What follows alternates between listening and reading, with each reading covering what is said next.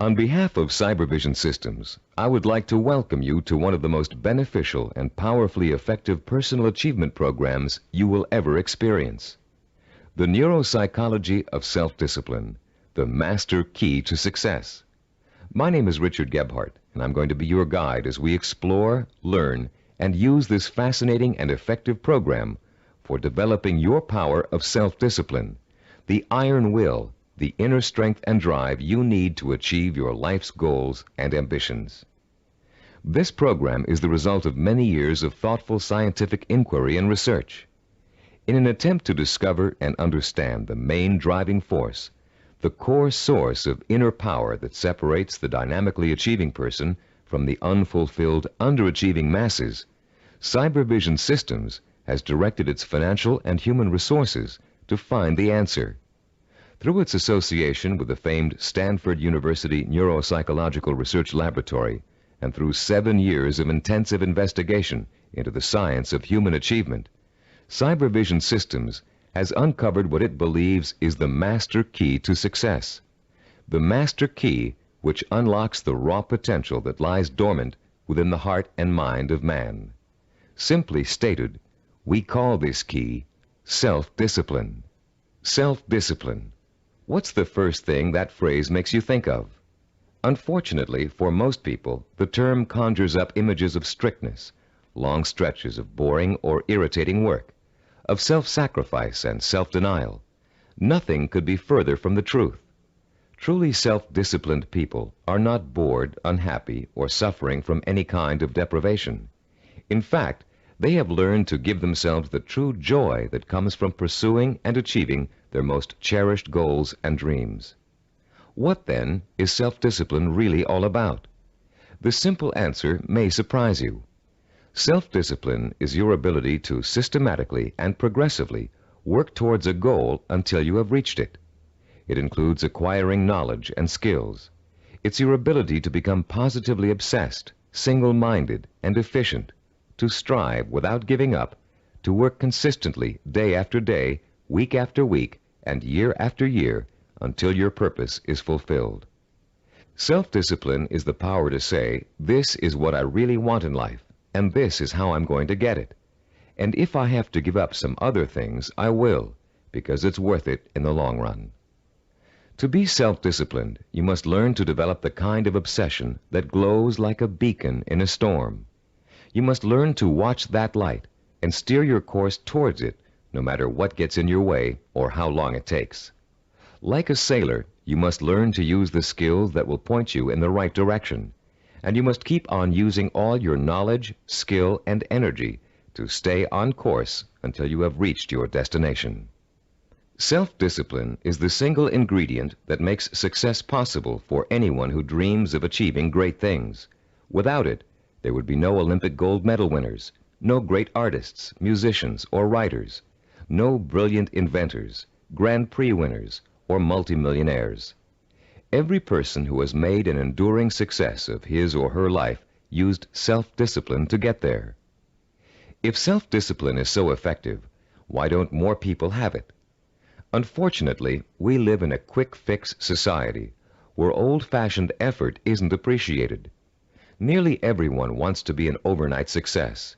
People spend their money as soon as they make it to get instant gratification through material things. And then the same people wonder why they're not getting anywhere. The truth is, without paying the price and without making an effort, most people will fail at what they set out to do. It takes years of hard work and discipline to master a skill or craft. Years of putting in 7-day work weeks to build a business from scratch into a multi-million-dollar operation. Years of schooling and internship to get a medical degree and start a doctor's practice. And years of tempering and seasoning to become a prima ballerina. We all greatly admire successful artists, business people, and doctors, among others. But how many of us are willing to put in the years of work it took for these people to get where they are?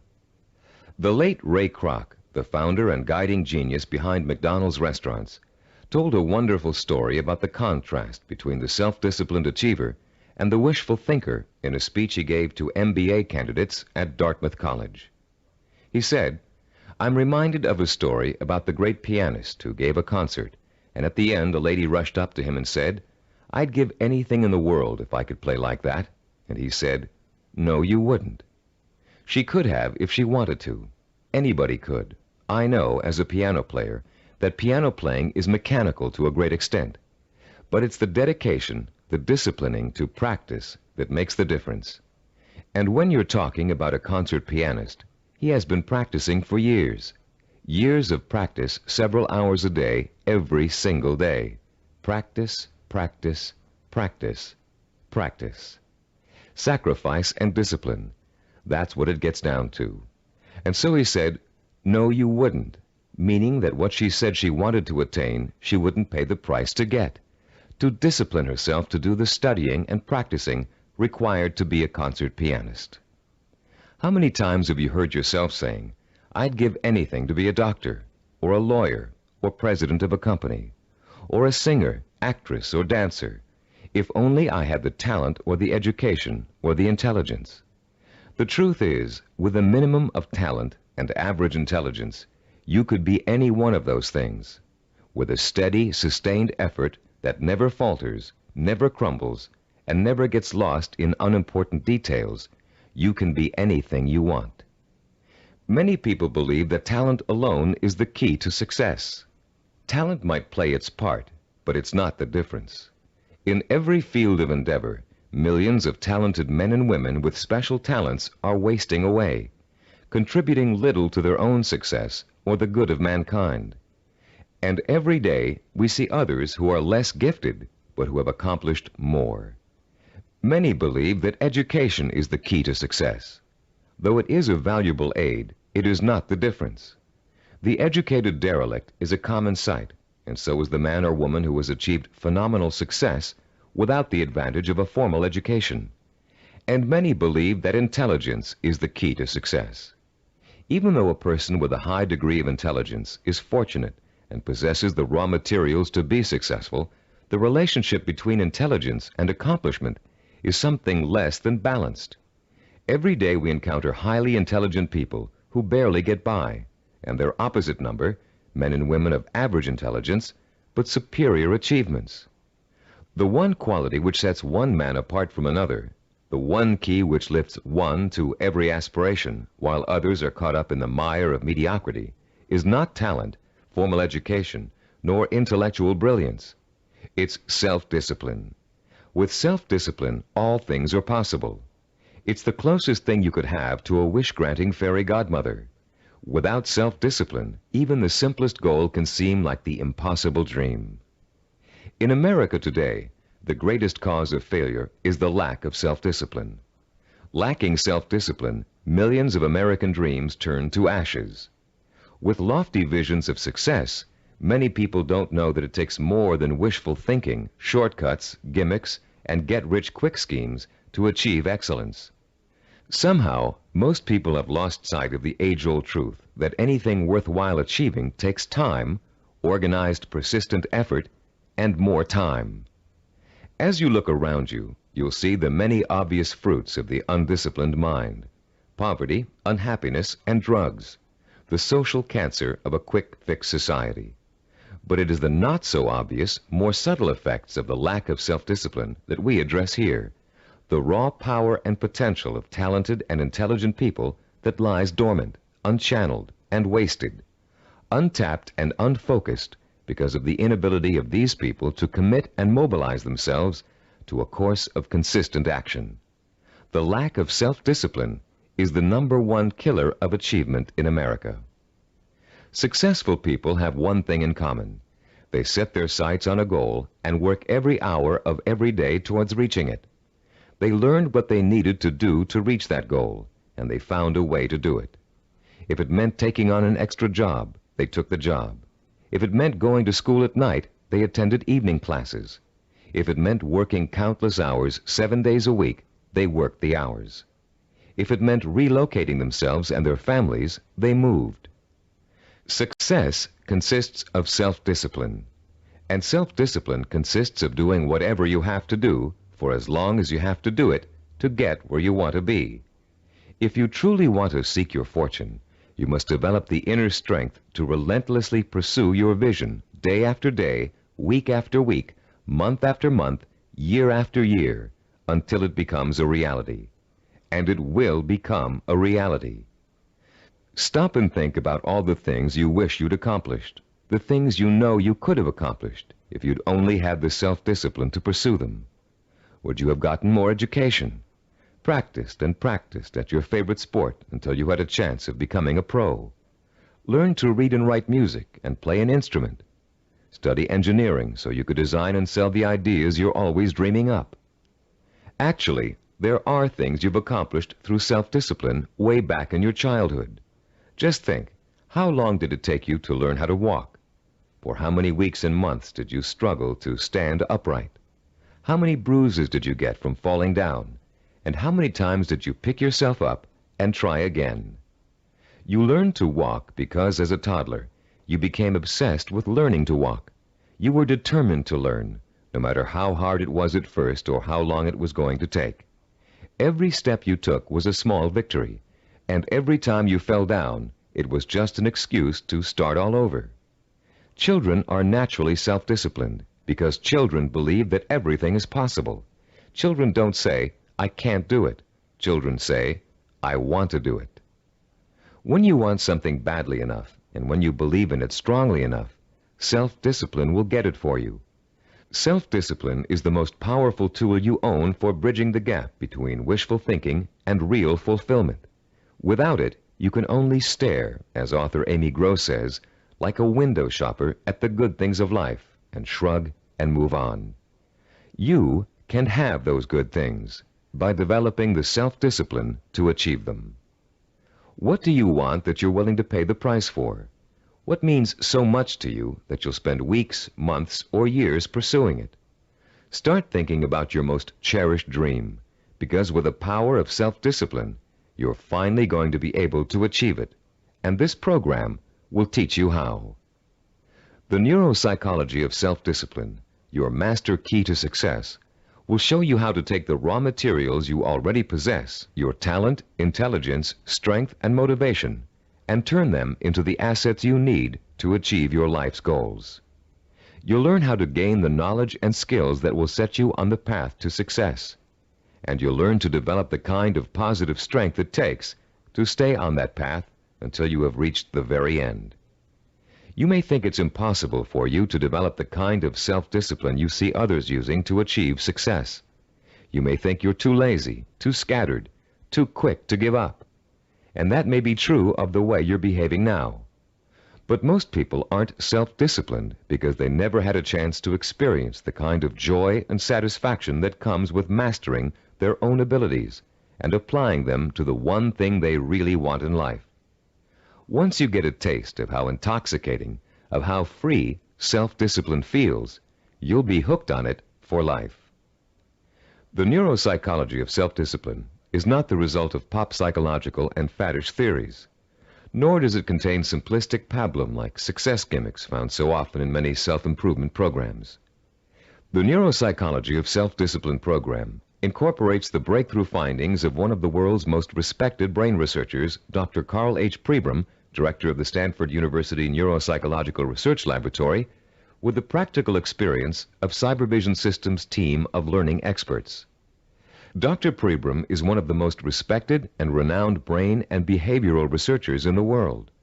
Trained as a neurosurgeon, Dr. Pribram has been conducting research into the brain and behavior for over 30 years. His pioneering work and discoveries have led to his being called the father of neuropsychology. Besides his responsibilities at Stanford, Dr. Pribram also serves as the Director of Advanced Research for Cybervision Systems. The Neuropsychology of Self-Discipline incorporates two of Dr. Pribram's revolutionary discoveries. The first is his finding that our behavior is governed by images of achievement, and that without these images, we cannot mobilize and motivate ourselves to achieve our goals. The second is Dr. Pribram's discovery of how the human brain forms visual and sensory images and how these images affect our emotions, our power to commit ourselves to a course of action and see it through to the end with excellence through perseverance and persistence. Dr. Prebram's cutting-edge work lets us understand, for the first time, the relationship between thinking, sensing, motivation, and behavior. And by collaborating with Dr. Prebram, Cybervision Systems has been able to develop a powerful technology that enables you to harness your own mental processes and motivate yourself to develop the kind of iron will that will carry you through thick and thin to achieve your goals, achieve them well and completely, and enjoy the journey every inch of the way. You don't have to be a scientist to understand, apply, and benefit from these principles. All of the complex research, development, and testing has already been done for you. We've turned Dr. Prebram's research results into a simple but powerful technology anyone can use to learn the beauty and joy of true self-discipline. Your Neuropsychology of Self-Discipline program centers around 3 points of organization. First, in Session 2, you'll be introduced to a description of 10 characteristics of goal-achieving, highly disciplined people. Countless hours of research and interviewing went into gathering this information, all to discover the tools these people used to develop and exercise their powers of self-discipline. These characteristics will become a model or benchmark that you will strive to incorporate into your life. By keeping these characteristics close in mind, you'll have an achievable ideal against which you can measure your own behavior and habits as you strive to acquire and make permanent the skill of self-discipline. The second crucial section of this program is what we call the Knowledge and Information section.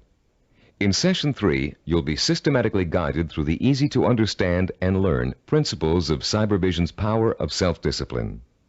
You'll learn once and for all that the power of self-discipline is the master key to your success. Not only will you learn why, but you'll thoroughly understand, in depth, the power principles of self-discipline. The third, and to you the most important section of the program, is what we call Action and Implementation. In Sessions 4 through 10, you'll begin the actual process of becoming self-disciplined, of developing the core skills that will enable you to achieve anything and everything you desire. You'll start by learning how to determine exactly what it is you want to achieve in your life. You'll then learn how to select role models who have already achieved what you desire to achieve, and learn patterns of success from them.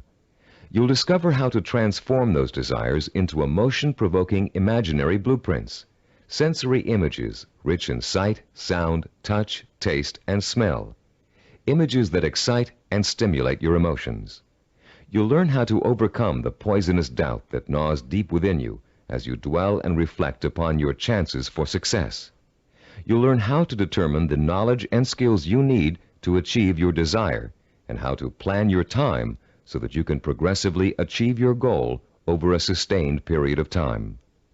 And you'll discover the principles of persistence, how to break through the barriers of time, how to keep going no matter how difficult, painful, or tiring it may be, until your dream is realized. Once you have mastered the principles of self-discipline, you'll discover that nothing, literally nothing, is impossible for you. You will feel like a lean, hungry lion who has just been set free from temporary captivity, proud, aggressive, and equipped with the instincts and tools of survival. Included with this program is a personal study guide. It was designed to assist you in mastering the materials and applying the techniques contained in the audio cassettes. Use it well, for it will help you every step of the way in developing the power of self-discipline. Before you go any further with the audio cassettes, please read the introduction in the study guide.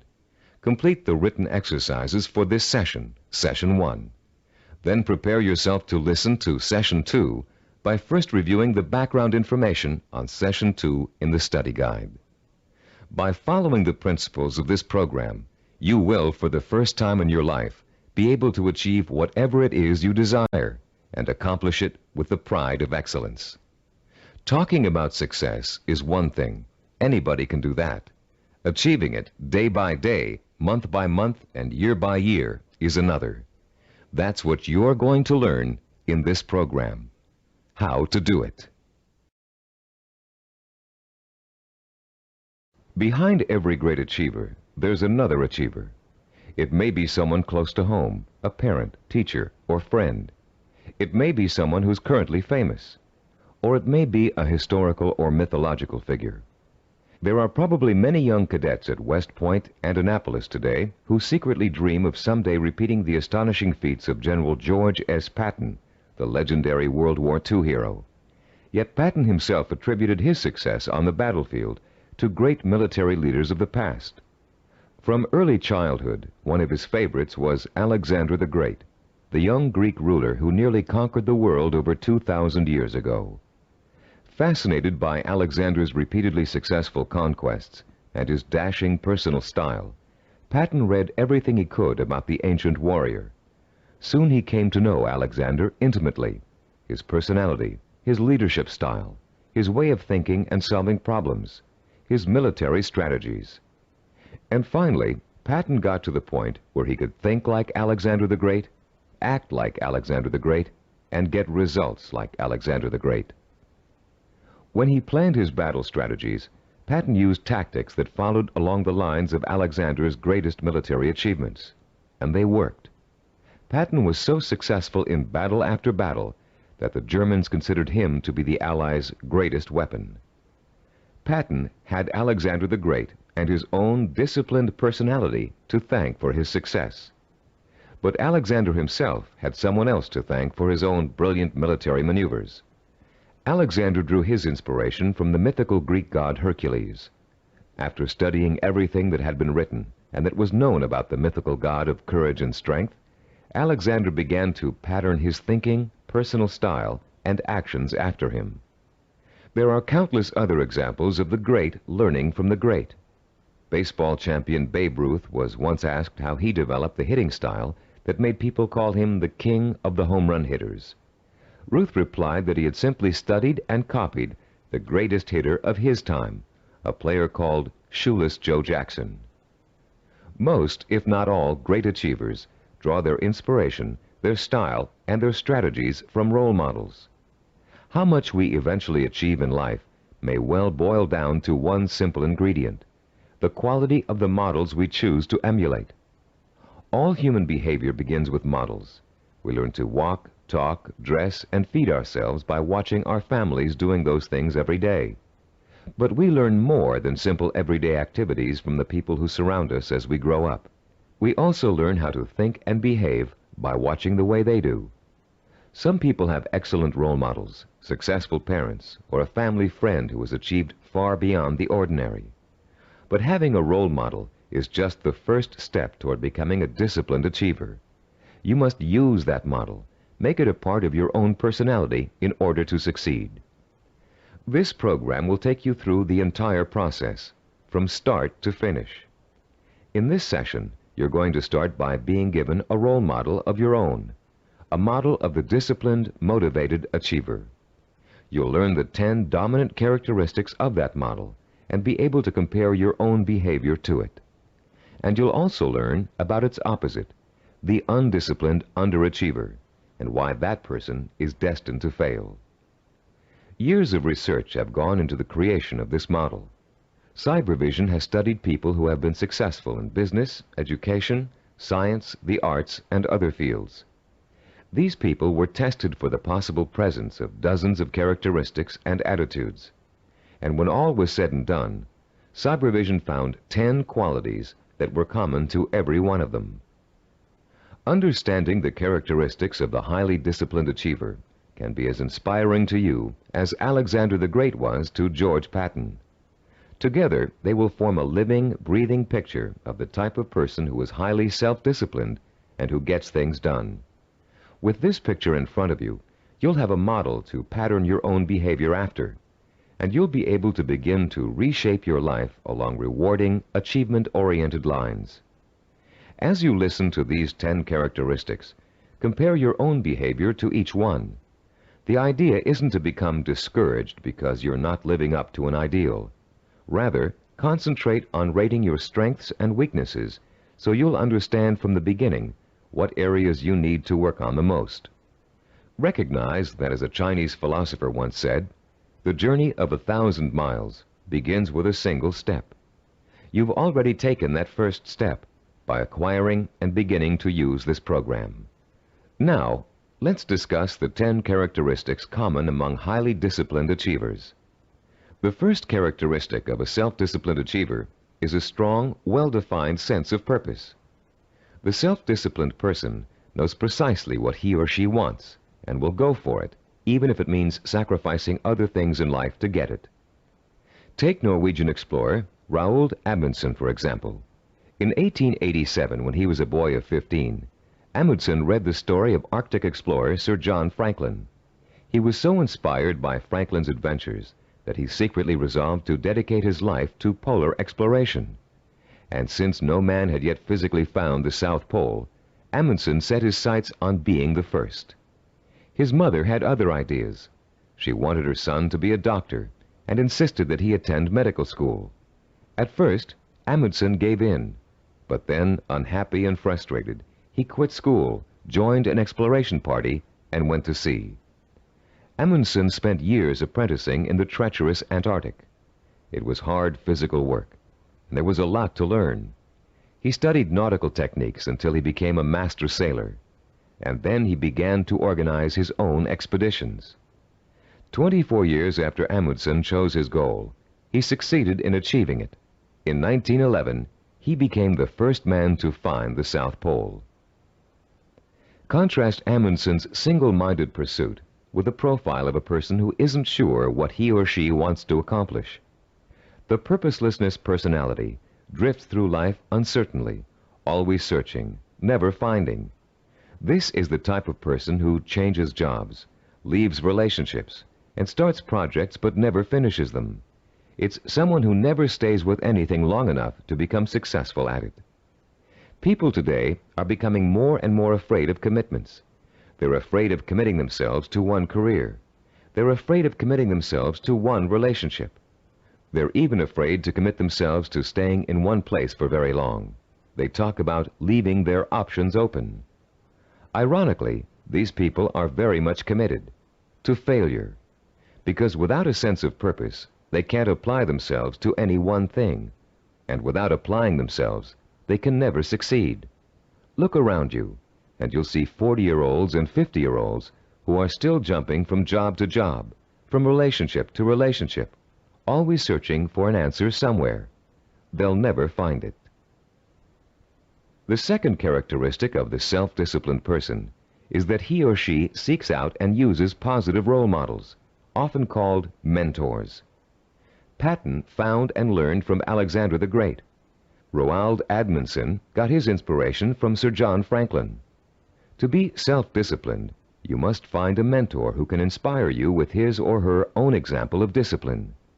This person will instill you with a sense of real possibility, the belief that if he can do it, so can I. The person who has no self-discipline tends to identify with and tries to emulate people whose values are quick fix. The undisciplined think success can be achieved through gimmicks, luck, or who you know. For this reason, they actually distrust and resent the truly successful. They cannot bring themselves to admit that it takes hard work and consistent effort to reach a lifelong goal. Rather than working to get their own lives in order, these people blame their lack of success on bad breaks. They will always have bad breaks until they give themselves a break. The third quality that distinguishes the self-disciplined person is the strength of his or her imagination. Self-disciplined people use a goal-setting technique called sensory vision. Robert Kennedy's immortal words explain it very well. Kennedy, himself a highly disciplined achiever, said, "Some men see things as they are and ask, why? I see things as they could be and ask, why not?" The key to developing this kind of vision is learning to use your imagination in a clear, creative way. Once you've decided on a goal, you must learn to visualize the outcome with strongly detailed, sensory-rich images. You must learn to clearly imagine the rewards of success through sight, sound, touch, taste, and smell. The French have an expression, déjà vu, which means already seen. The self-disciplined, when they reach their goal, have this sense of déjà vu, because they have already been there thousands of times in their imaginations. You can be sure General Patton knew what victory felt like long before he fought his first battle. And for Roald Amundsen, reaching the South Pole must have felt like a homecoming. The great film director Alfred Hitchcock said that the actual process of directing a film was almost anticlimactic for him. By the time production started on each of his films, he had already visualized every single frame and every single camera angle so clearly in his own imagination that making the movie consisted of just going through the motions. Hitchcock began each project with a template of what he wanted clearly and firmly set in mind. Those who lack self-discipline also lack vision. They have only the vaguest images of goals they might, maybe, someday want to achieve. These people are quite capable of creating sensory-rich visions, but unfortunately, they tend to apply those visions to scenarios of failure rather than success. The fourth quality exhibited by the self-disciplined individual is what we call a positive sensory orientation. Achievers dwell on their own past accomplishments as proof of their ability to succeed. They won't admit to failure. In fact, it can truly be said that they don't know the meaning of the word failure. If things don't first turn out as planned, they just chalk it up to experience and keep on working toward their goal. Self-disciplined people are so eager to learn that they feel every bit of life experience just brings them closer to achieving success. They're not afraid to try new approaches if old ones don't work anymore. They never lose sight of their goal, but they're open to more than one way of achieving it.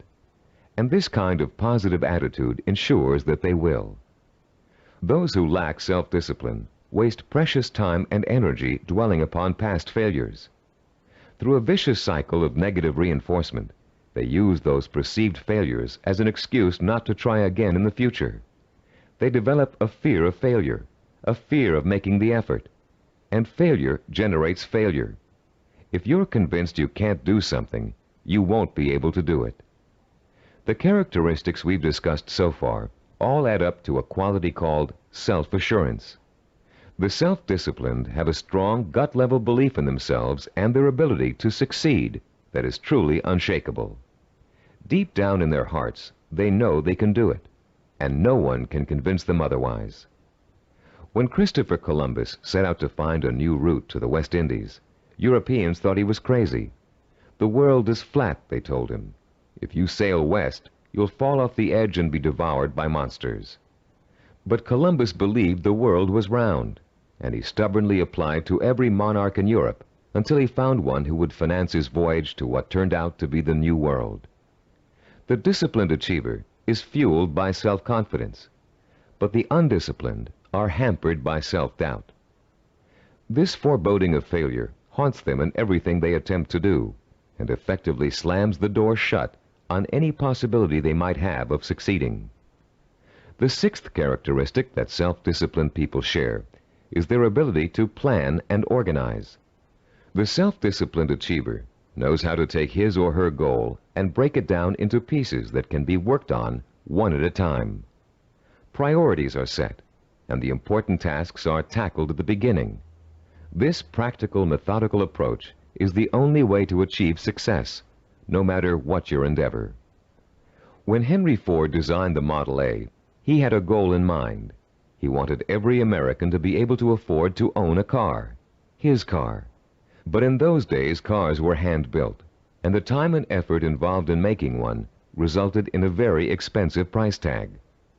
Ford knew he had to find a faster, cheaper way to build cars. So he patiently worked and planned out a radical new idea, the assembly line. Each person on the line would perform just one task, enabling them to perform it quickly. And an entire machine could be assembled in record time. People laughed and said it wouldn't work, but Ford had spent years planning it out in every detail, and it did work. The assembly line became such a success that other industries began to use it as well. One man's careful and patient planning launched a new industrial era. Contrast Henry Ford with the typical man on the street. His attention is scattered, and he's disorganized. He either has no idea what he's going to do next, or he has so many irons in the fire that he can't keep track of them all. Maybe he's trying to start a business, but he's busy hiring employees when he still doesn't have any clients or office space. Maybe he's decided to switch careers, but he's already planning how to spend all the money he's going to make, even though he's going to need 4 more years of schooling before he can begin to practice his new career. This type of person is wasting time and energy. Without a detailed game plan, and without following that plan as closely as possible until you reach your goal, you can spend your life floundering among half-started projects and missed opportunities for success. Many people think all you need to be successful is a great idea, but without planning, organization, and hard work, the most brilliant ideas aren't worth a dime. Which brings us to the 7th characteristic common to self-disciplined achievers: their ability to acquire the essential knowledge and skills they need to put their game plan to work.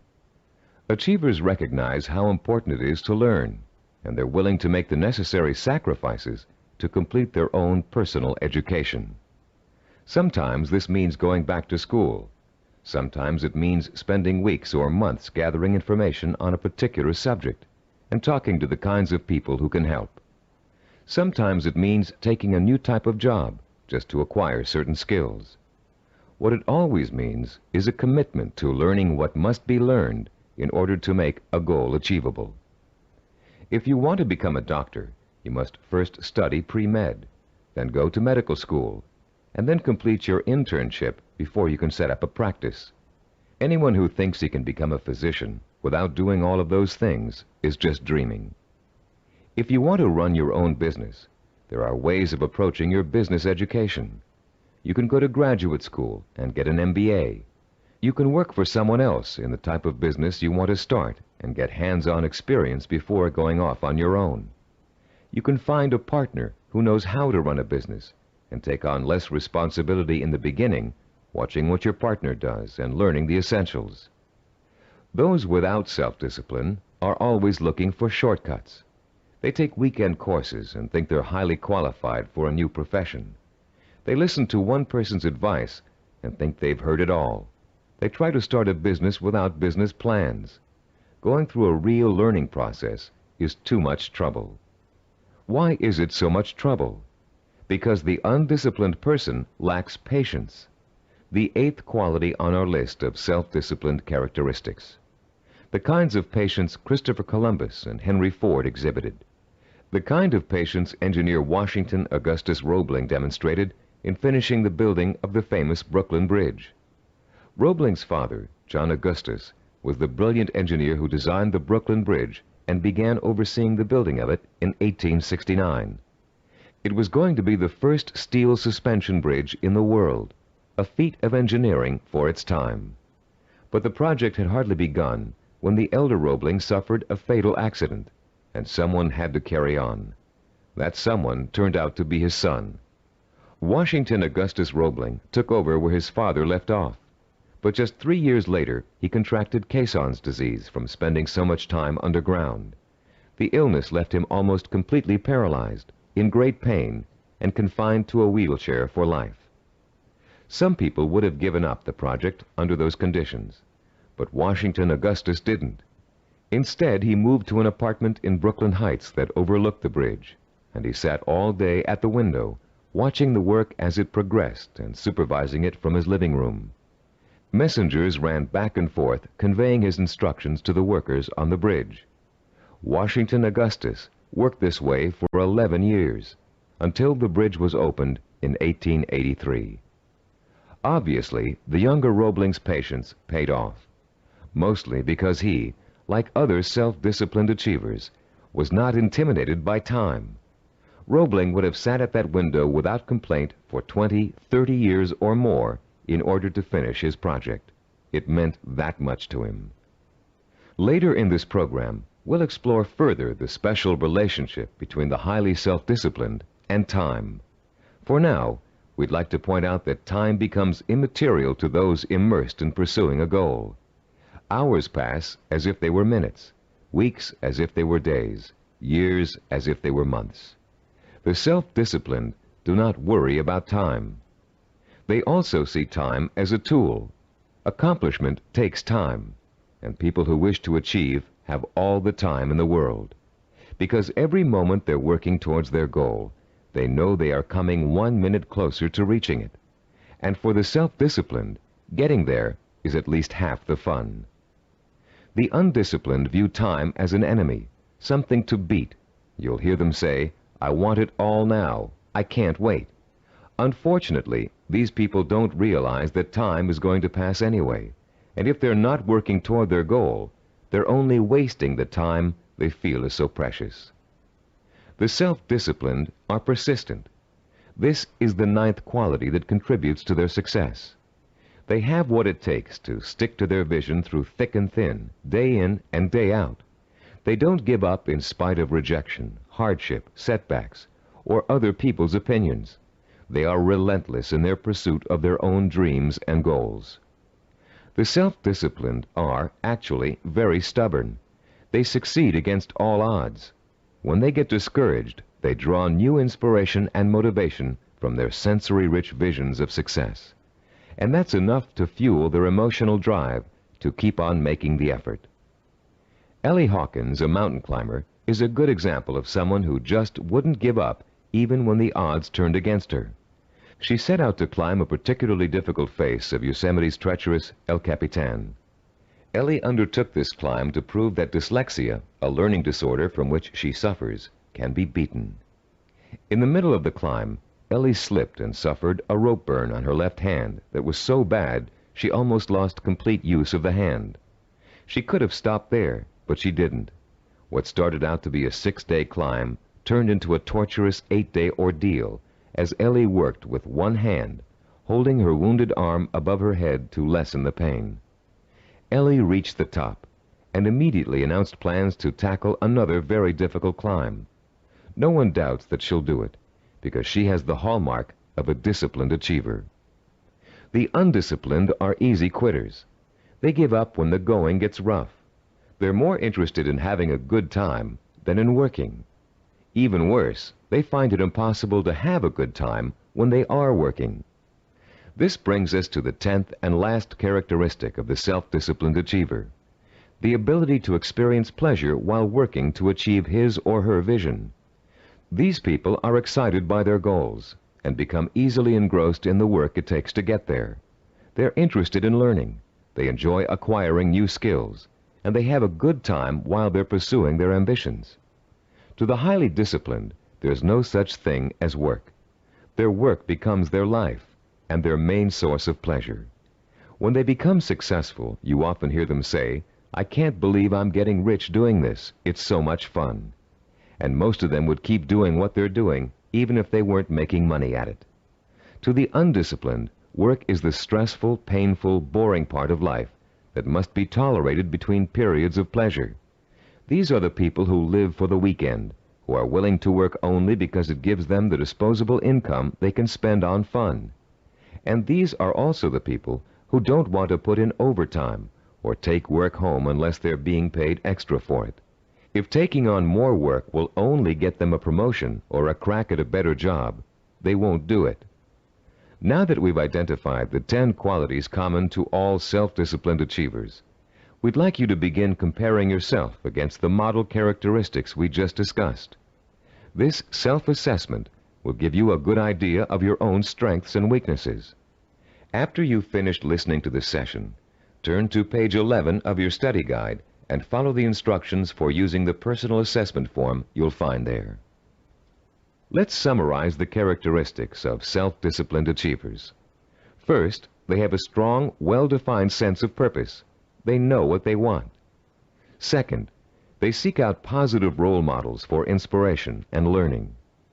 Third, they use sensory-rich visions and a vivid imagination to set the stage for their own achievement. Fourth, they have a positive sensory orientation. They expect to succeed rather than fail. Fifth, they have a deep-rooted belief in their ability to achieve. They are immeasurably self-assured. Sixth, they have the ability to plan and organize. They can break down what they want to achieve into manageable steps and set priorities that let them accomplish the most important things first. Seventh, They know how and when to acquire essential knowledge and skills. They're not intimidated by the thought of having to learn something new. Eighth, they have patience. The passing of time doesn't bother them. They'll keep working toward their goal for as long as it takes. Ninth, they persevere. They're stubborn, and they don't give up, even when the going gets rough. 10th, they view work as pleasure, because work is bringing them closer and closer to the realization of the goal that will be their final reward. Turn off the tape now and score yourself on the personal assessment form. When you're done, turn the tape back on.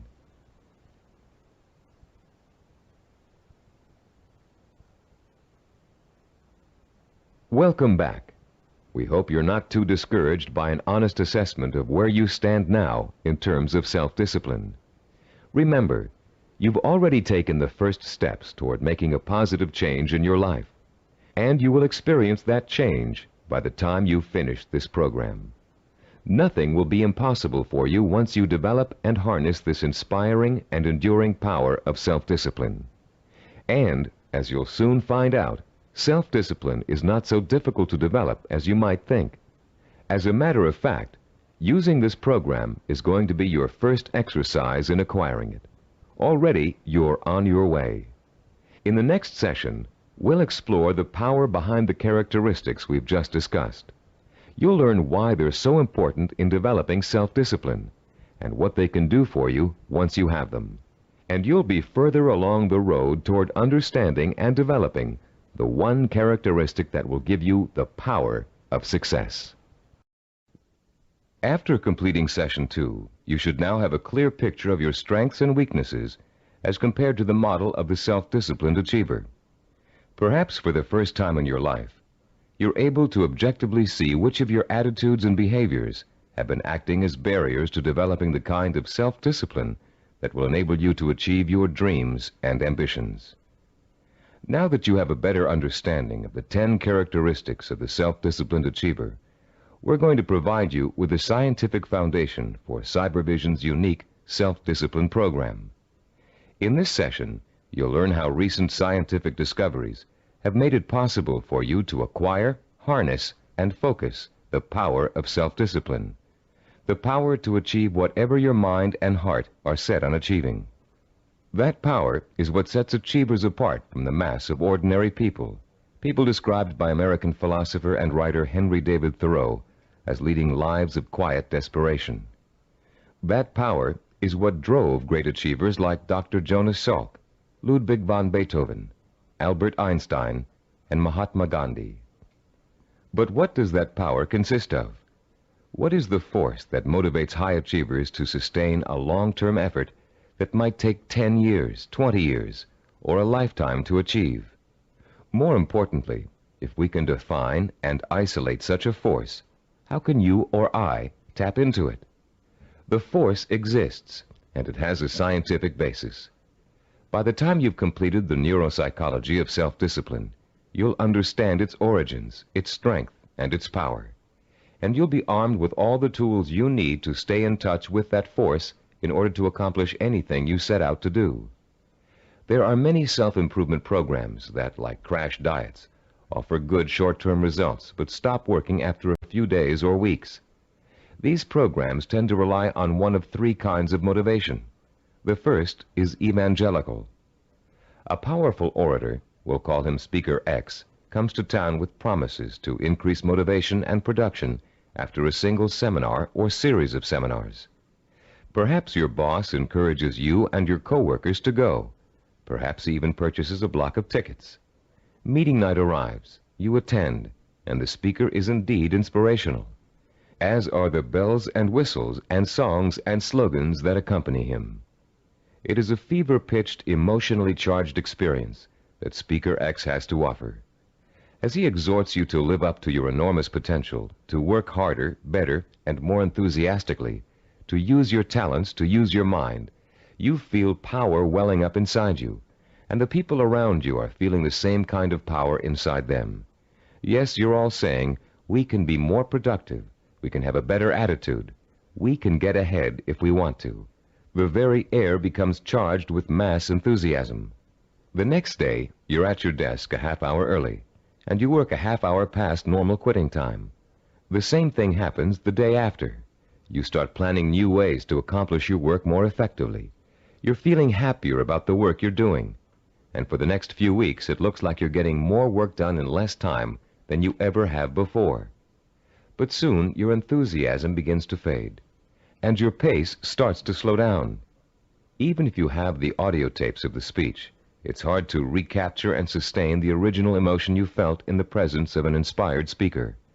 And of course, you no longer have the kind of group excitement and energy you experienced the first time around. You're getting tired and bored.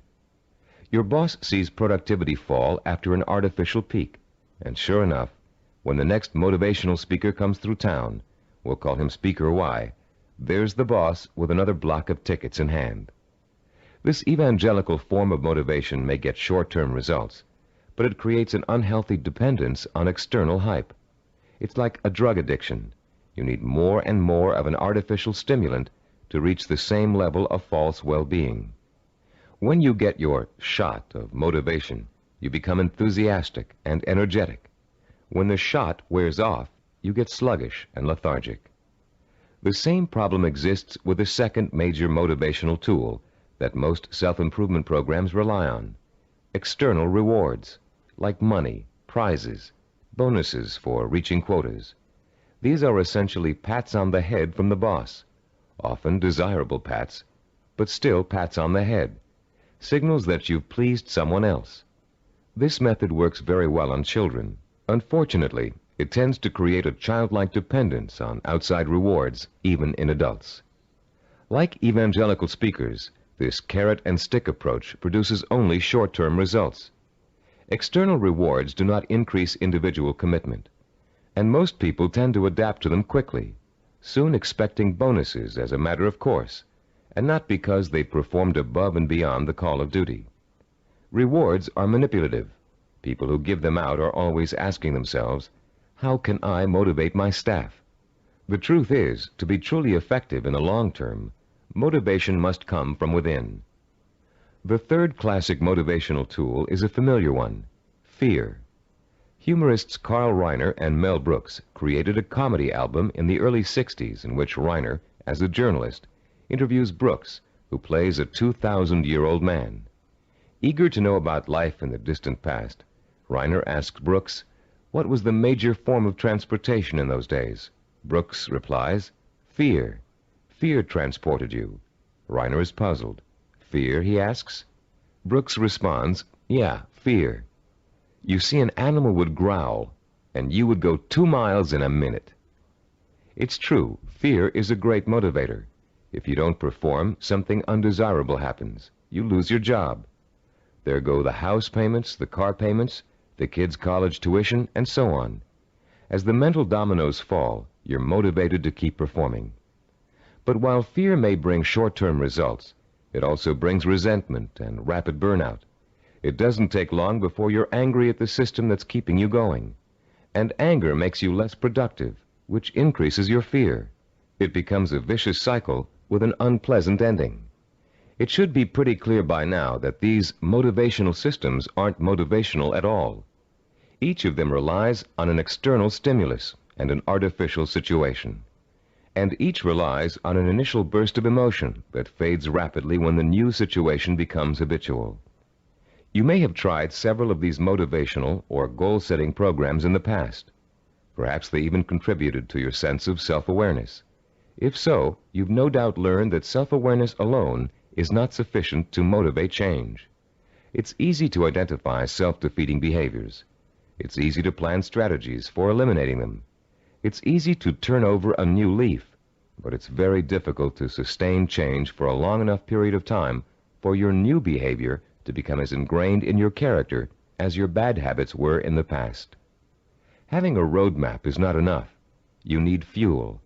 The key to developing self-discipline, the power to persistently pursue a long-term goal without giving up until the goal is achieved, is the fuel of internal motivation.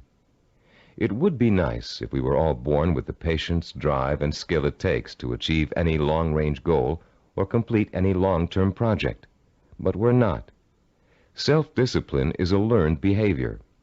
Years of research at major American universities, primarily California's Stanford University, have proved it. And Cybervision's own research into the latest learning theories of behavioral scientists have confirmed that self-discipline is an acquired characteristic with a basis in behavioral science.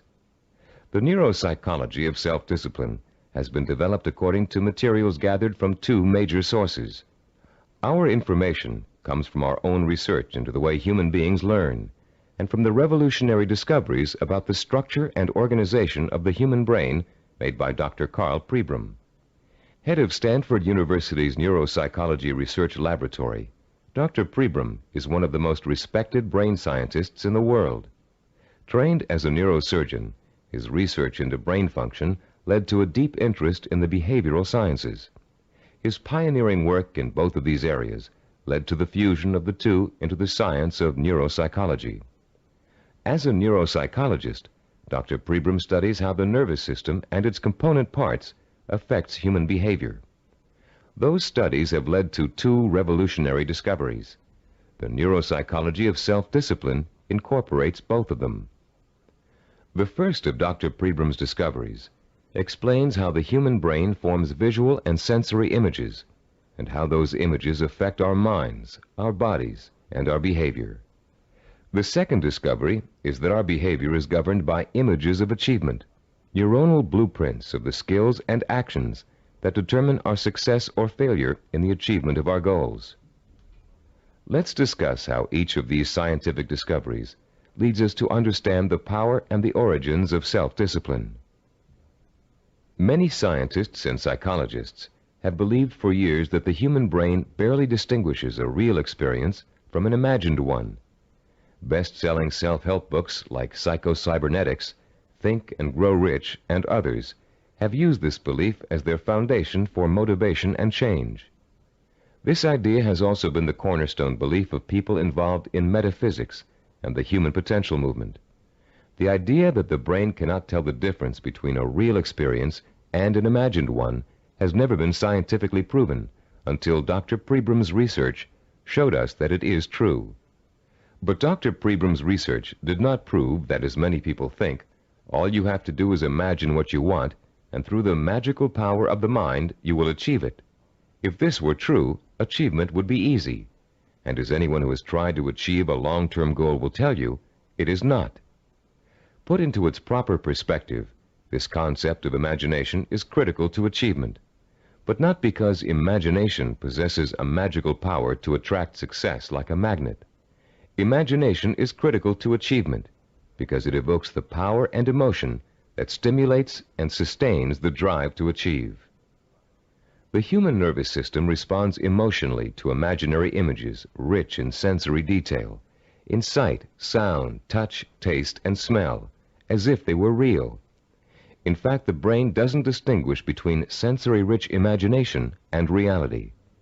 That's why the sight of a hand reaching for a murder victim on a movie screen can inspire the same terror, the same rapid heartbeat, and rush of adrenaline as a real threat does. You can perform a simple demonstration of how an imaginary image affects the body's responses right now. Close your eyes and imagine for a moment that you're holding a firm, ripe lemon in your hand. Now bring the lemon up to your mouth and slowly bite into it.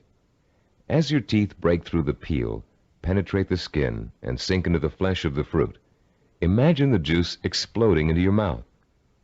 What did you experience during this exercise? Did you develop a feeling of bitterness and distaste? Did you pucker up in response? Did you begin to salivate, as you would if you really took a bite out of a lemon? The feeling of bitterness is an emotional response, provoked by the imaginary sensation of the lemon juice being absorbed by the mucous membranes in your mouth. The buildup of saliva was a physiological response. Saliva neutralizes the acid level in lemon juice. You can create a similar response by imagining yourself biting into an onion. Rather than experiencing a sense of sourness and a watering of the mouth, your eyes will begin to burn and tear. This power of imagination to create physiological and psychological responses is crucial to the survival of the human species.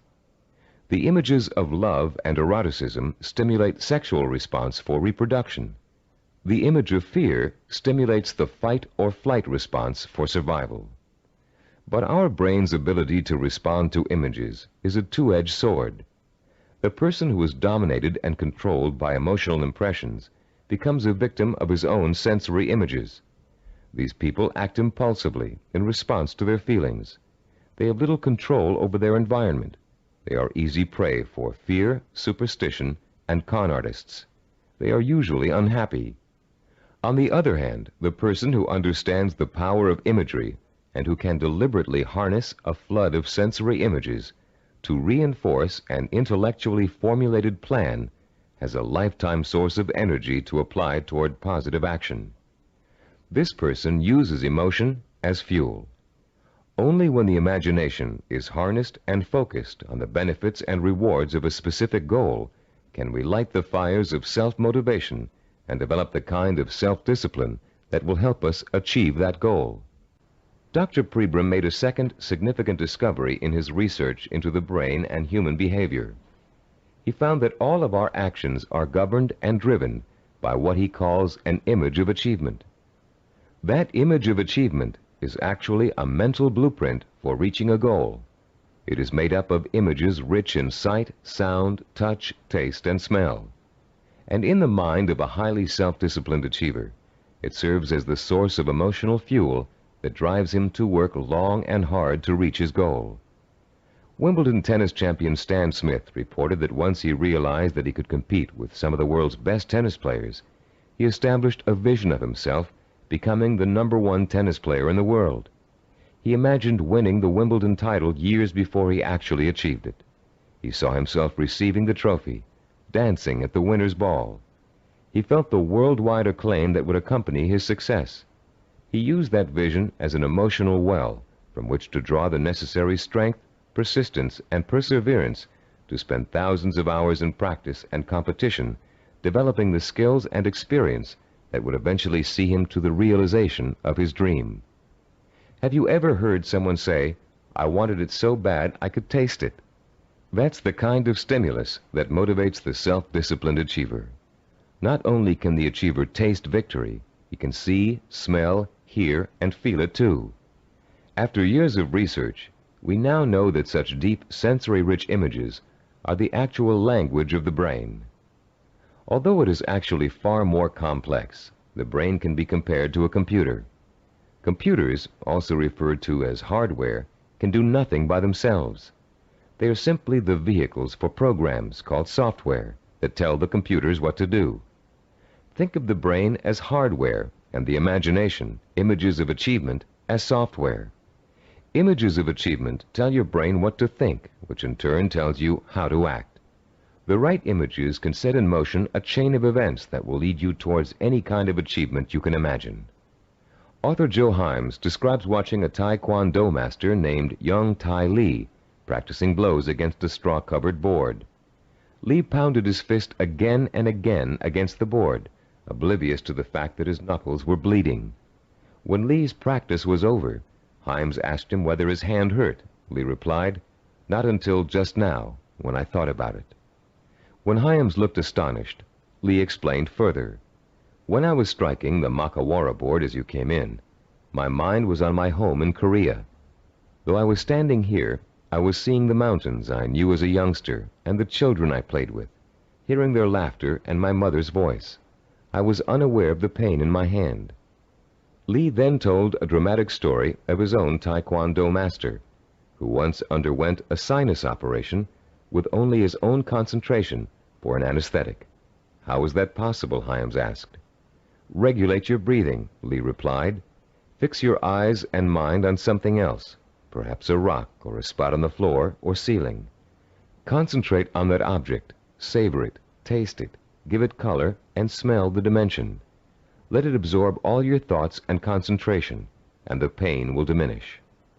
If we replace the word object in Lee's description with the word goal, we have the perfect description of a sensory blueprint.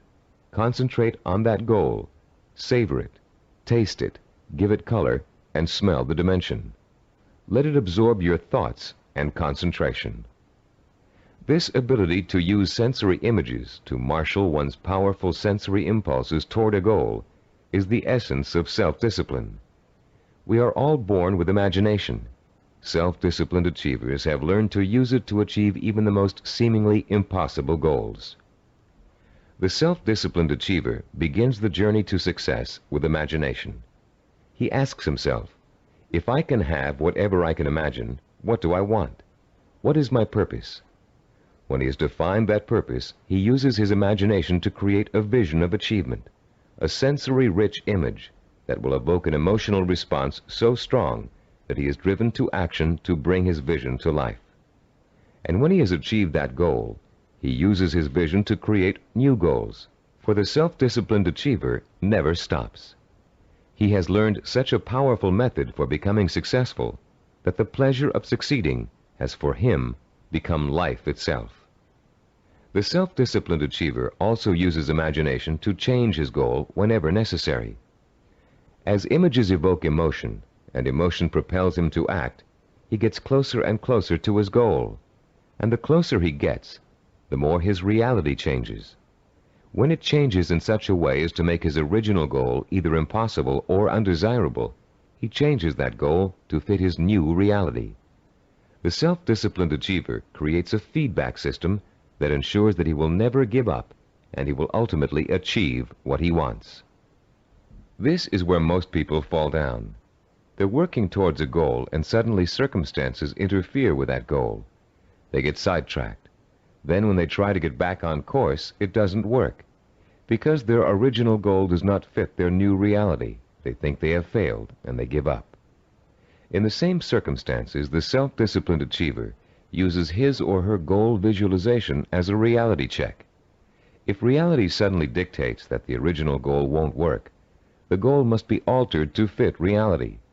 The achiever has not failed. He or she has set a new course that will lead to success. Take someone who sets out to become an obstetrician.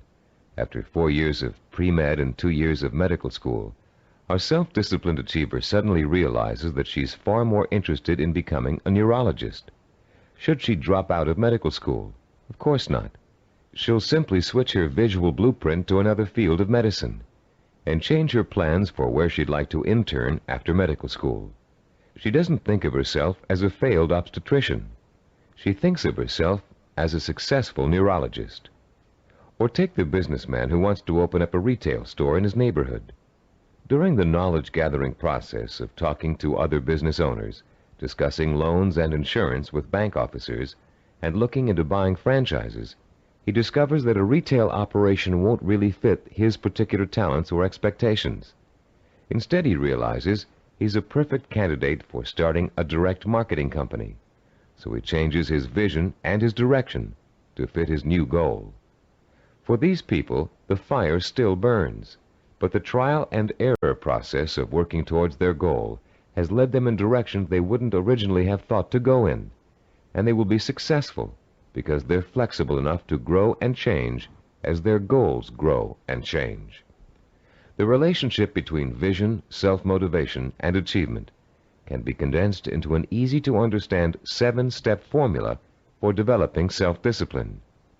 As we explain that formula, you can refer to your study guide and follow along as we talk about the 7 keys to self-discipline outlined in diagram 3.1.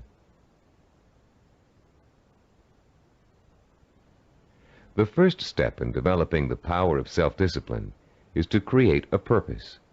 You must define a cause to which you can wholeheartedly commit your time, resources, and energy. This cause points you in a direction. It gives you a reason for making the effort. It lights a small spark inside you that will soon begin to burn with emotion and drive. The second step is to find role models who have already achieved what you want to achieve. Study their life patterns, their methods and techniques for reaching their goals. Let their example inspire you, and realize that they are normal people just like you, but they are self-disciplined people. With the power of self-discipline, you can achieve as much as they have. With a firm purpose in mind and an exciting sense of possibility sparked by your role models, you'll find yourself developing a strong-willed emotional belief in your ability to succeed. The first small spark of hope is turning into a glowing ember of possibility. In the third step, you'll translate your feeling of possibility into a sensory-rich vision of success. At this point, with a vision rich in touch, taste, sight, smell, and sound in front of you, you'll make the leap from the possible, "I think I can do it," to the heartfelt, "I know I can do it." Your vision and your belief will fan the embers of conviction until they burst into a flame of emotion that incites you to action. This all-encompassing flame of emotion is the fourth step of the formula.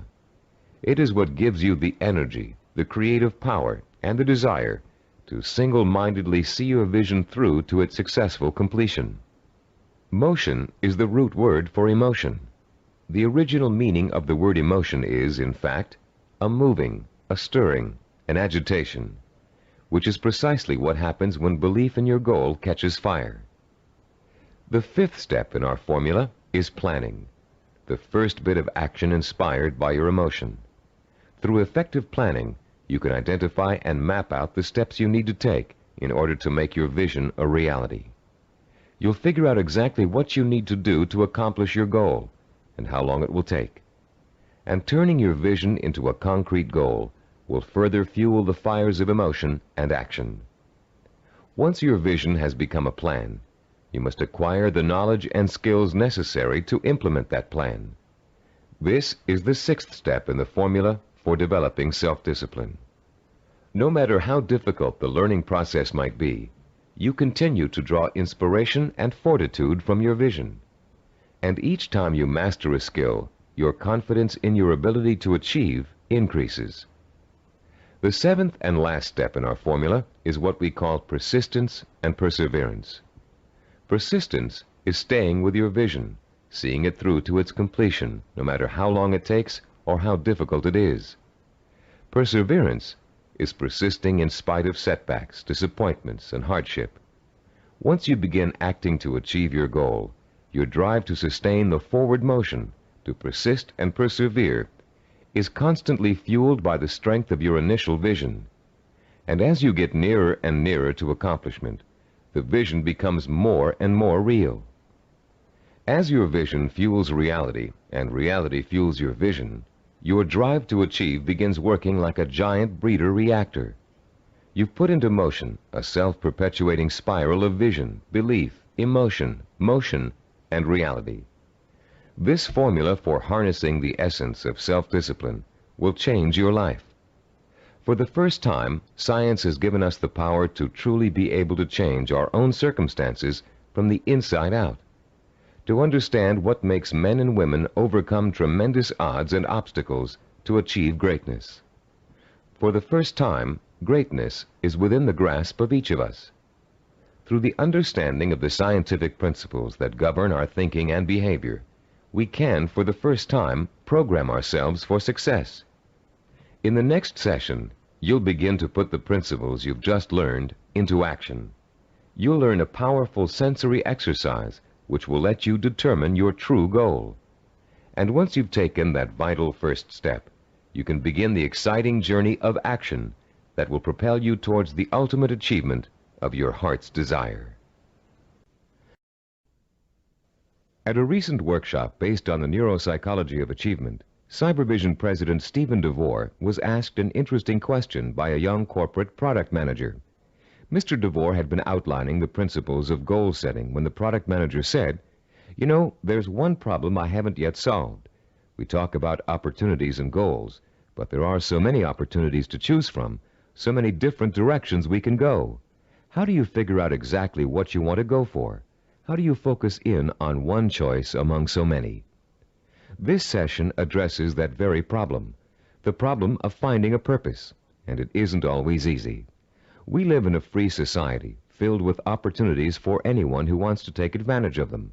It's wonderful to have so many choices, but sometimes it makes choosing what you really want to do, your purpose, even more confusing than ever. Still, there are ways to narrow your choices down, and this session will show you how to do it. Through an exciting and powerful 4-point exercise, you're going to learn to pinpoint what it is you want most in life, out of all the things you may think you want. It will take some effort, some soul-searching, some creative thinking, and the outcome may surprise you. By the end of this session, you'll have chosen and defined what we call a macro purpose. The term macro means large or inclusive.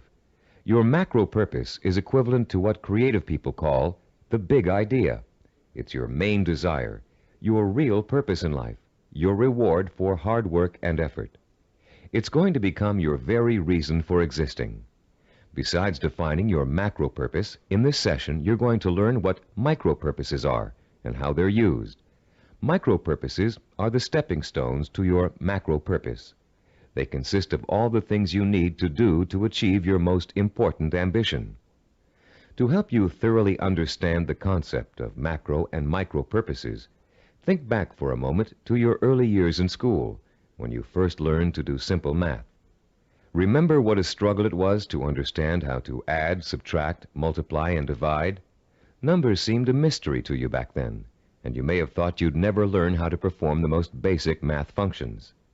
At the time, learning math for you was a macro purpose, and all the elements of learning it were micro purposes. You had to learn to count, for one thing. You had to learn the symbols for addition, multiplication, subtraction, and division. And you probably had to memorize the multiplication tables. As an adult, math seems to hardly be important, but you couldn't balance your checkbook or manage your money without it. And if you're a stockbroker, accountant, retail store manager, or bank teller, among other things, math is an important part of your job. So math was a micro purpose that helped you launch your present career, your macro purpose. If your desire is to earn a college degree, a macro purpose, you must take a certain number of courses and amass a certain number of credits. Each course you take that counts towards your degree is a micro purpose. But if you want to be a doctor, earning a bachelor's degree by itself is only a micro purpose. You still have to attend and graduate from medical school and complete an internship, more micro purposes, before you can be licensed to practice medicine. As you can see, macro and micro purposes change according to your stage in life and what you want to accomplish at the moment. A teenager may enter college with no clear idea of what he or she wants to do except finish school, the macro purpose of the moment. But by the third year of school, that student may decide on a career that requires additional schooling and a period of apprenticeship. So finishing school becomes a micro purpose, a stepping stone to a rewarding career. But macro and micro purposes don't just apply to careers or lifelong goals. Setting a macro purpose and determining what micro purposes are necessary to achieve it is an excellent way to help you accomplish any goal, no matter how large or small. It's a logical and creative process that lets you organize your thoughts and actions to make your goal clearer, more rational, and easier to achieve. Just imagine for a moment that you're stranded alone in the wilderness on a freezing winter day. It's late afternoon, and there's no hope of rescue before the next morning. Somehow, you have to figure out a way to survive the bitter cold night, your macro purpose. Your micro purpose is keeping warm, and right off the bat you can think of 3 ways to do this. The first is to put on some more warm clothes, but you don't have any, so that choice is out. The second is to find shelter, but there's none in sight, and you don't have the time or the tools to build anything before nightfall. The third is to light a fire and keep it going through the night.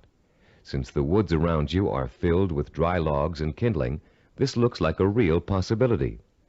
But you don't have any matches, and as for rubbing 2 sticks together to start a fire, it never worked when you were a child, and you doubt that it will work now. There has to be another way. Looking around you for another solution to accomplishing your macro purpose, you notice a sliver of broken glass on the ground, and there's still enough sun left for you to be able to feel its warmth. Picking up the glass, you hold it so the sun's rays can penetrate its surface and focus on a dry stick of wood underneath. In 10 minutes, the stick is burning. But your ordeal isn't over.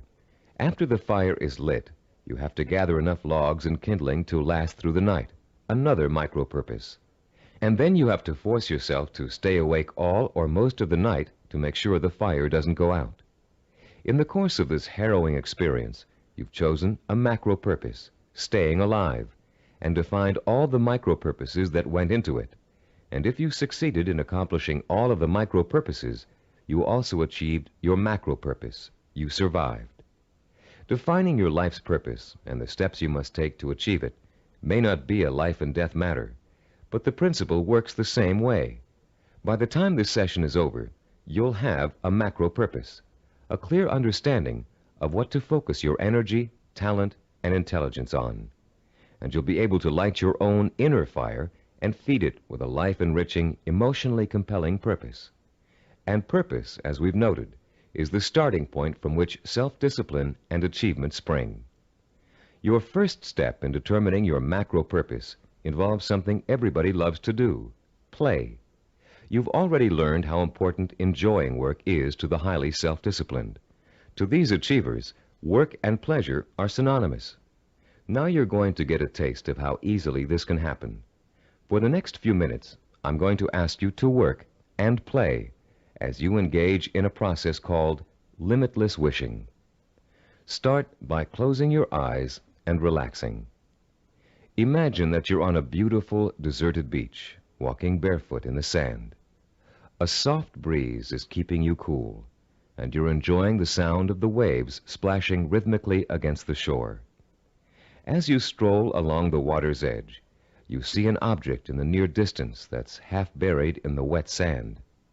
The waves splash over its surface, then recede, leaving it exposed to your curious eyes. You wonder what it is, and you start to walk a little faster so you can reach it before it's engulfed by the next wave. In a couple of minutes, you're standing over it, still not sure what it is. It's metal, somewhat round, and looks like an old lamp. You dig your fingers into the wet sand and pull it out. There's an inscription on the side of the object, but you can't read it clearly.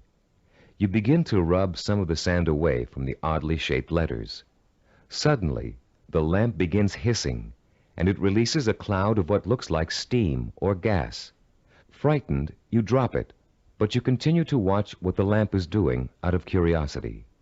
Slowly, before your very eyes, the cloud begins to assume human shape, and soon you're looking up at the largest person you've ever seen. When it speaks, its voice is rich and kind, and its message is amazing. The genie thanks you for releasing him from hundreds of years of captivity inside the lamp, and according to the hospitality of his people, he offers you a reward for helping him.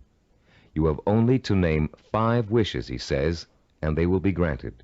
You can ask for anything, he tells you, as long as it is specific and humanly possible to achieve.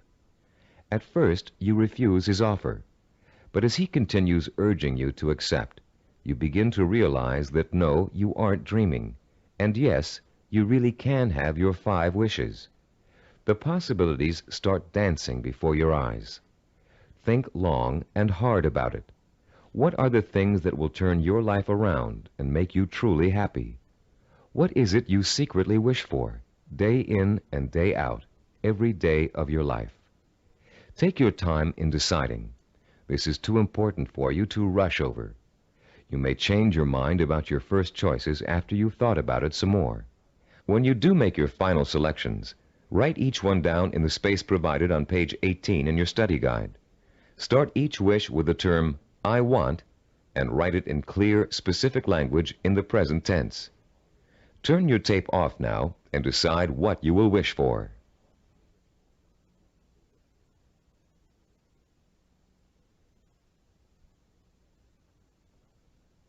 Welcome back. You now have in front of you a list of 5 wishes that your mind and heart told you are the most important things in life to you. Now, with a little imagination, you're going to create a scenario in which each of these wishes is fulfilled. This second step of our 4-part process is called wishful imagining. Close your eyes again and picture, in as much detail as possible, that your first wish has come true. If you wished for a great deal of money, imagine how your life has changed now that you've gotten it. Imagine the kind of house you're living in, the kind of car you're driving, the kind of clothes you're wearing, and what you're eating for breakfast and dinner. Maybe you've got a private plane or a swimming pool, a new career, new friends, or the same friends you have now, but with a new attitude toward you. Try to imagine that you're having dinner or drinks with your best friend, and you're explaining to that friend how your new life feels. This is a friend you trust completely, so you can say anything, positive or negative. Really imagine you're there, in the restaurant or bar, being served food or drinks, with people talking around you and soft music in the background. Imagine what you look like. Are you younger, thinner, better dressed? Is your friend looking envious? Picture every single detail, down to the season, the location, the restaurant, the plates and glasses on the table. Repeat this process for every one of the 5 wishes you wrote down. And as you imagine each one coming true, pay attention to your emotional response. Are some wishes easier to imagine than others? Did 1 or 2 really make your pulse quicken with excitement? Are there any that felt particularly comfortable, as if you could just walk right into the scenario and feel at home? Which one seemed to draw you in like a magnet? There will be one wish that unmistakably evokes the greatest emotional response in you. That wish will be your final choice, and you'll be ready to proceed to the 3rd step in defining your purpose, the step we call creative biography. When truly accomplished people pass away, they've generally left behind a legacy of achievement in art, finance, politics, or the social sciences. Biographers and historians then catalog those achievements so others can read about them for inspiration. For example, here's the entry on a man named Thomas Arnold from the Britannica Junior Encyclopedia. The text of this biography also appears in your study guide on page 18. The biography reads as follows: Thomas Arnold, 1795 to 1842.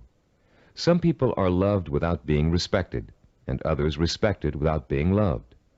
Arnold of Rugby was loved by many, respected and admired by everyone who knew him. Born at Cowes, Isle of Wight, this great headmaster and scholar was educated at Winchester and at Oxford in England, where he distinguished himself in classics and history. He left Oxford in 1819, and after 9 years of study and writing, was elected headmaster of Rugby School. His powerful personality set its mark on the school from the first, and made it great in a new sense. He was very religious, and he inspired his boys with new and more serious ideals of scholarship and life. He found time, too, during the 14 years of his headmastership, to publish sermons, an edition of the Greek historian Thucydides, and a history of Rome. In 1841, he was appointed professor of modern history at Oxford, but died the following year. He was buried in Rugby Chapel, and his son Matthew wrote a beautiful elegy about him on that occasion. Arnold was too forthright to be tactful in his dealings with boys or indeed with grown-ups, but he always won their respect, and often their love, by his high-minded attitude toward life and its responsibilities. This entry can only summarize the lifelong accomplishments of a beloved teacher and respected scholar. But listening to it, you can get a good idea of the purpose which must have guided Thomas Arnold. Here was a man who valued learning, scholarship, teaching, and personal integrity above all else. What do you value above all else? What would you like to be remembered for? Relax and close your eyes again. Now imagine that you hold in your hands an encyclopedia published in the year 2100. It's a heavy book with a solid feel to it. You can smell the leather binding and feel the crisp new paper as you open it.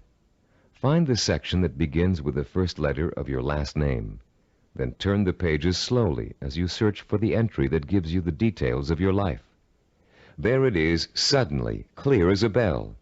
Your heart beats just a little bit faster as you see your name in bold-faced type. Now you're burning with curiosity. Did they include the most important things about you? Are your most cherished accomplishments in there? Did they understand the purpose behind the things you did?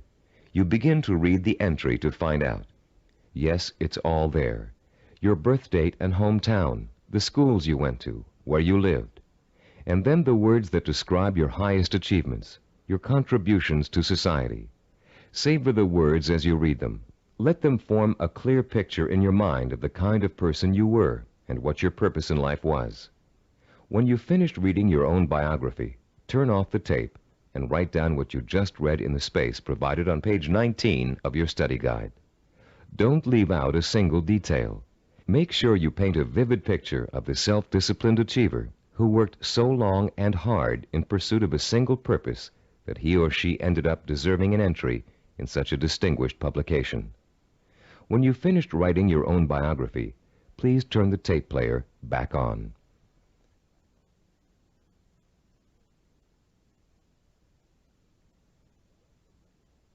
Welcome back.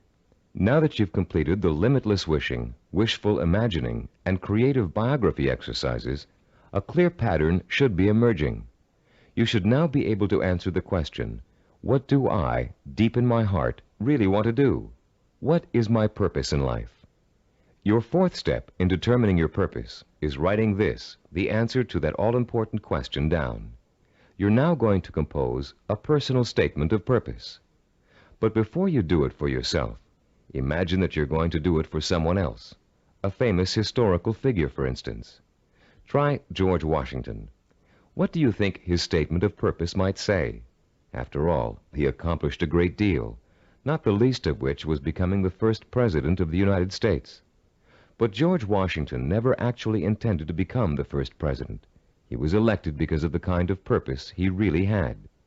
A purpose statement for George Washington might read, I would like to use all my strength, courage, knowledge, and resources to secure liberty and freedom for all my fellow colonists. George Washington was a great statesman and public servant, but there are other kinds of achievers. Amelia Earhart, for example. Even in childhood, she had a definite purpose in mind. It was not to be a famous woman aviator. That came later, as a natural outcome of what she really wanted to do. Amelia Earhart's purpose statement, composed when she was still a child, said, When I grow up, I'm going to have adventures and show the world that women can be as heroic as well as men. A purpose statement can be as general as you want it to be. It can speak of heroism, freedom, social changes, adventure. It's meant to act as a focusing tool, not an actual blueprint for achieving it. You'll learn how to do that later in this program. Turn to page 20 in your study guide and compose your personal statement of purpose. Turn off the tape now while you do it.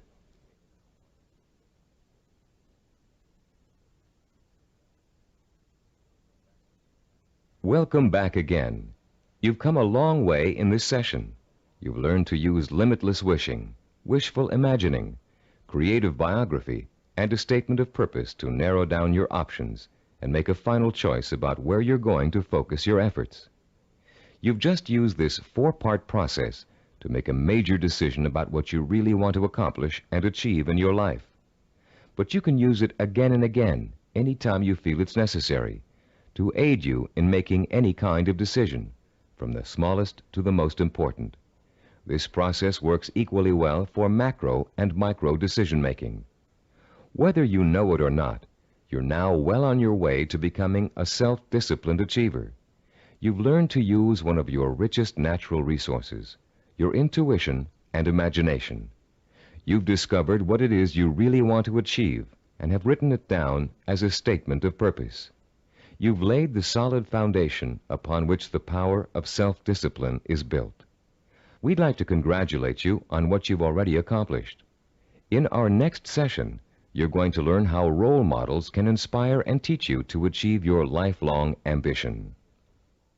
In Homer's The Odyssey, one of the oldest surviving epic poems in the world, there is a character named Mentor. A wise and practical man, Mentor kept everything running smoothly at home, while Odysseus, the hero of the tale, went off for 10 years to have adventures. Mentor played his role so well and gave such wise and true advice that his name has become part of the English language as a representation of what he stood for. The American Heritage Dictionary defines a mentor as a wise and trusted counselor or teacher. This session is about mentors. Few achievers can ever reach their goals without them. Mentors provide you with the kind of inspiration, motivation, and example that can make the difference between achievement and failure. Mentors help you to develop the belief that anything is possible. And mentors allow you to learn through modeling, that is, emulating the person you'd like to be. In ancient civilizations, mentors were revered. In the 18th century BC, there lived a wise Babylonian king named Hammurabi. One of his greatest achievements was developing and drafting mankind's first set of civilized laws, known today as the Code of Hammurabi. This king was so wise that one of his laws required all men of learning and craftsmanship to pass on their knowledge and skills to the young through examples their students could follow. Hammurabi realized that without modeling, no civilization would last very long. There have been many changes in the past 3,800 years, but one thing has remained the same. Without modeling, learning and achievement are not possible. It is a rare person who can forge a new path in society without consciously or unconsciously imitating someone that came before him. It is a rare artist who develops a new style without first having worked in the style of a master he or she has always admired. But actual skills aren't the only thing you learn through modeling.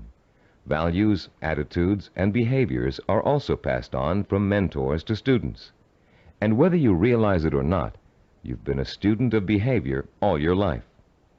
As an infant, your eager mind quickly grasped everything that was going on around you.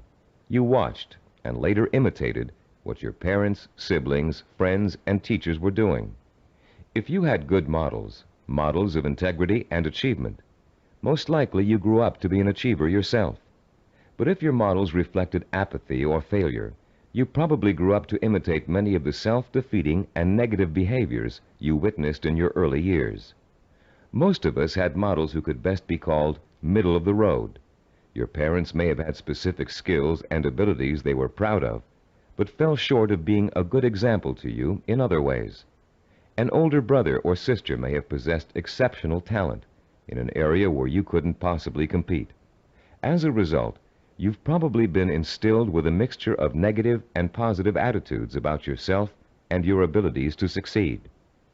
It's time for you to develop the kind of positive outlook that is critical to developing self-discipline.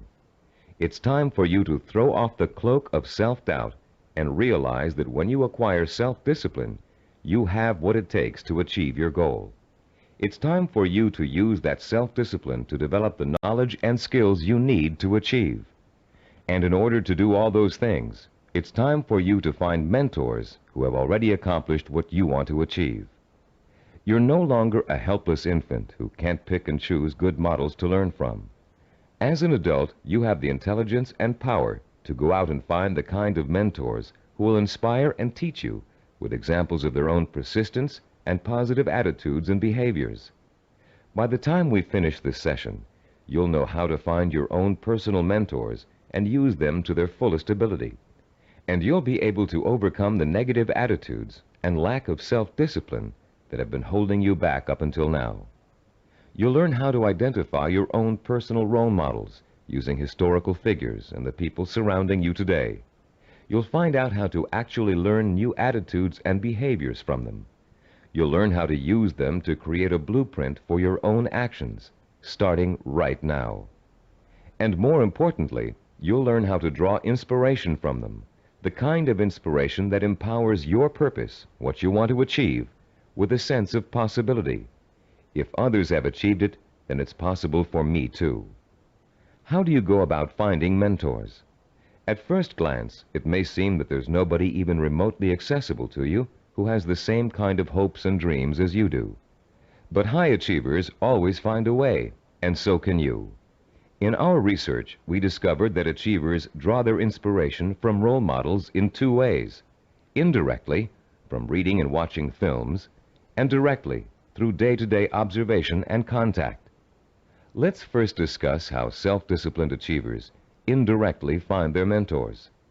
Indirectly, they learn through media portrayals, mostly through the reading of biography and autobiography, reading profiles of achievers in magazines and other periodicals, and watching inspirational films and television programs. You may not be able to meet and talk to George Washington, Charles Lindbergh, Margaret Mead, or Agatha Christie, but each one of them has left behind a legacy of accomplishments that have been covered extensively in print and film. Stop now and think of all the people you've read about, heard about, or seen portrayed in films. Whom did you admire most?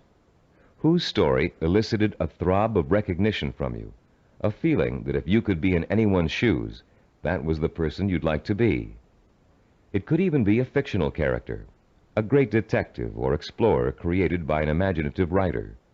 But there had to be, and still has to be, someone you've always greatly admired and wished you could be like. After he made the film Rocky, Sylvester Stallone talked in an interview about the power of mentors and how his movie worked to inspire millions of people around the world. "I think there's a definite formula in reaching audiences," he said. "Provide them with heroes and heroines who have to pull themselves up from the depths of despair. And as they struggle and claw and finally attain their goal, the audience says, 'That's the kind of person I want to be.'"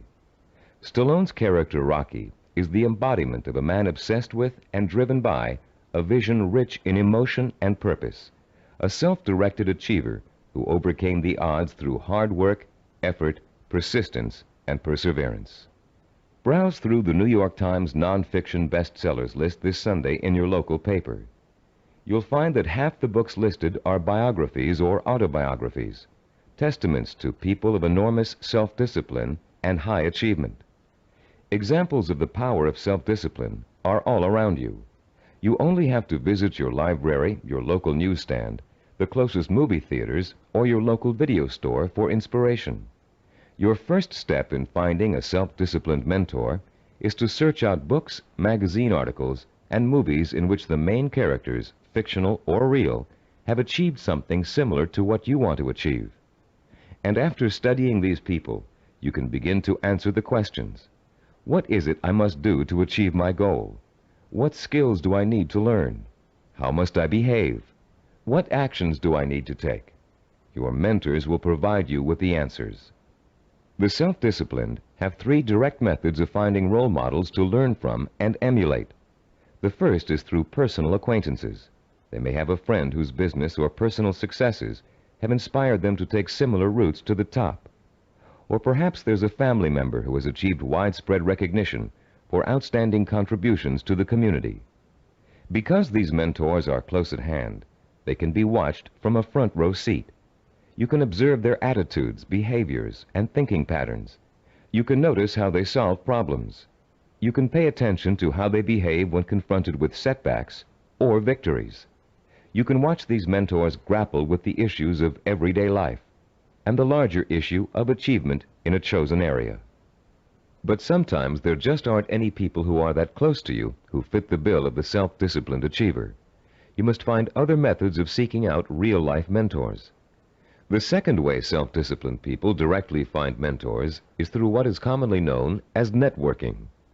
Networking consists of building relationships with the people who can introduce and expose you to positive role models. Networking is not to be confused with social climbing. The primary motivation of the networker is to learn as much as he can from as many successful people as he possibly can.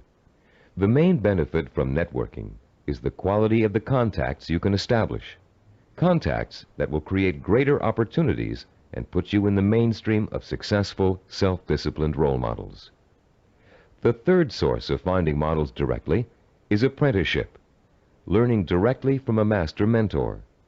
The concept of apprenticeship may seem old-fashioned in a world of computer-assisted learning and mass public education, but most of the high achievers we studied apprenticed themselves in some fashion to a mentor who could pass on his or her skills through intentional, personalized learning. Apprenticeship is extraordinarily common in the arts, trade crafts, business, medicine, law, politics, teaching, and sports. Leaf through any encyclopedia and notice how many of the achievers profiled learned their skills under the tutelage of a master mentor. Some people are obvious masters of their craft and easy to pick as mentors, but sometimes it isn't so obvious, especially when it comes to business or professional achievers. How can you choose among several possible candidates? How can you pick the person who is most likely to provide you with the inspiration and example you need? In Session 2, you used an assessment form to compare your own behaviors, habits, and thought patterns against the 10 positive characteristics of the self-disciplined achiever. On page 25 of your study guide, you'll find a similar form that you can use to identify the strengths and weaknesses of prospective mentors, with instructions on how to use it.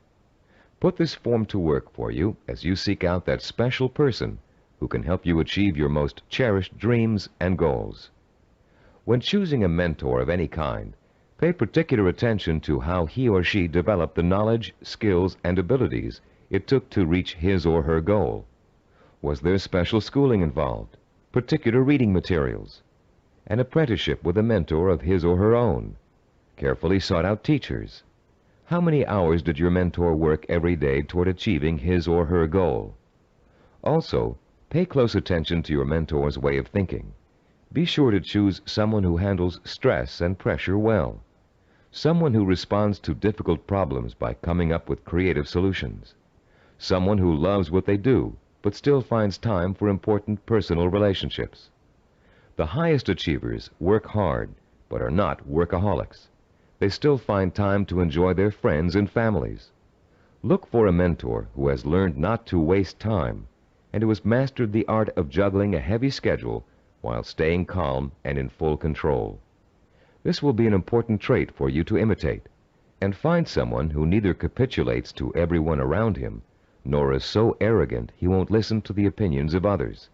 You'll want to learn how to listen well, and then make your own decisions. In looking for all these traits, remember that your mentor is still going to be human and have faults. This is one of the most important things you can learn about your role model. In spite of great success, wealth, and the admiration of friends, family, and the community, he or she makes mistakes just like you. Rather than being disappointed in your mentor, you should rejoice over his or her human failings, because those failings mean that anyone can succeed just as they did. If it was possible for an imperfect person with one all-important goal in life to make that goal come true, you can do it as well. At Cybervision Systems, we've developed a number of sports training video cassettes that use a new and revolutionary learning technique. These video cassettes feature some of the world's greatest athletes, highly self-disciplined achievers who have won world championships and Olympic gold medals. And in the casual conversations we've had while working with these athletic stars, each one has revealed that he or she had a mentor whose skills, attitudes, and behavior served as an example of how to achieve. One of the things that struck us during these conversations was the fact that most top athletes were just as intimidated as you and I might be the first time they met their role model heroes, for lack of a better word. The idea that a major league ball player of undisputed talent might be quivering like a school kid in the face of their lifelong hero made us feel pretty normal, actually. I think we all feel a sort of psychological barrier when it comes to measuring ourselves against our role models. But as the athletes we talked to discovered, that barrier can be overcome quickly and easily. Each of them described the eventual realization that came from playing on a team with a personal hero or from riding the same pro circuit. The realization? As Olympic gold medal skier Jean-Claude Killy put it, everybody puts his pants on, one leg at a time. What each of them realized was that they too could easily perform like the role model they idolized. The idols, viewed close up, turned out to be as ordinary as the worshippers. They realized how great an opportunity they had to learn from their hero. Discovering that their idols were human and fallible, they began to believe deep within their hearts that they could equal or even surpass their idols' accomplishments. Though the role models you choose have developed tremendous strengths that have made them successful, they also have many weaknesses. Renowned fiction writer Ray Bradbury, for example, who was first published when he was in his teens, will never win the Monaco Grand Prix, or even a race to the local supermarket. Why? Because he never learned to drive a car, a skill most of us acquired long ago without thinking about it twice. A friend of ours who was independently wealthy, a local politician, a publisher of fine art books, and a world traveler, wears finely crafted boots with all his clothes, even his business suits. Is it part of his personal style? Yes, but his close friends know his secret. He never mastered the bow knot. This much-admired man literally cannot tie his shoes. Recognizing how human and fallible your mentor really is, demystifying your role model, plays an important role in boosting your confidence in your own ability to succeed. If a man who cannot tie his shoes can become a politician, a publisher, and a self-made millionaire, what couldn't you accomplish with the same ambition and drive that got him where he is? This is a man who never let minor shortcomings hold him back. He and 1,000 other mentors will prove to you that you don't have to be perfect to succeed. In fact, you may be amazed to find out that there are a lot of similarities between you and your mentor. People with similar goals often think alike. The only substantial difference, then, between you and your mentor is the kind of self-disciplined effort he or she has applied to achieving a goal. If you apply the same kind of effort, you can be just as successful in achieving your goal. As a matter of fact, you can try on success for size by emulating your mentor's achievements while you're working toward a similar goal. Remember childhood dress-up games, playing pirate with a tinfoil sword and your mother's scarf wrapped around your forehead. Role-playing doesn't work only for children. It can give anyone who's striving to reach a particular goal a template to follow for achieving that goal. Hunter Thompson, who broke new ground in journalism in the 1970s with his gonzo style, picked up much of his technique by imitating one of the greatest writers in the English language, Charles Dickens. Thompson literally sat down and physically copied Dickens by hand, letting his mind and his muscles get used to Dickens' rhythm and style. Hour after hour, he copied Dickens' prose, word for word. And Thompson went on to become a successful and popular contemporary writer. The great 19th century psychologist and philosopher William James contended that if you want to acquire a positive habit or behavior, simply act as if you already have it, and you will. James was aware that the human nervous system is incapable of distinguishing between a physically real experience and a vividly imagined one, which means that once you select your mentor, all you need to do is act just like that person in order to be just like him or her. Remember General Patton? He acted just like Alexander the Great, and he won battle after battle against the Axis. What about Babe Ruth? He imitated Shoeless Joe Jackson and went on to achieve much greater fame than his role model. Or perhaps you've heard of a fictional character named Bunker Bean. Bunker Bean was a timid, weak boy, raised by his parents to think he would always be a failure, and he was. He failed in school, he failed with his friends, he failed in everything he attempted, until one day Bunker Bean ran into a fortune teller who told him he was the reincarnation of Napoleon and was destined to achieve great things. Bunker Bean was shocked out of his usual apathy by this revelation. Going to the library, he took out every book he could find on the legendary Napoleon Bonaparte. He bought posters of Napoleon and hung them up all over his room.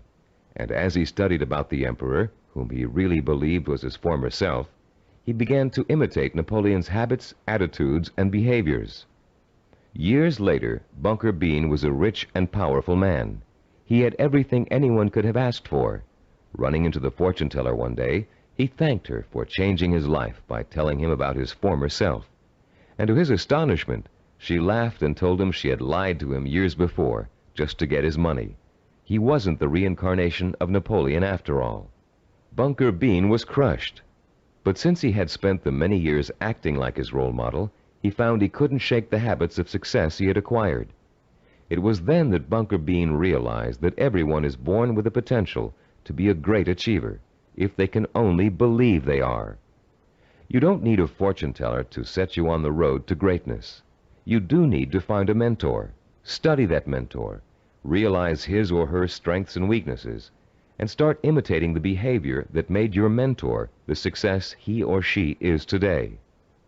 If you were an actor preparing for a starring role, you'd spend months studying the script, learning your lines and rehearsing your part over and over again until you knew it inside out. Only then would you have the knowledge, skills, and confidence to make a glorious debut.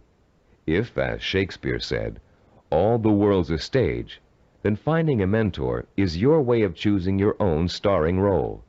For a while, as you closely observe your mentor and learn the script, you'll be just an understudy.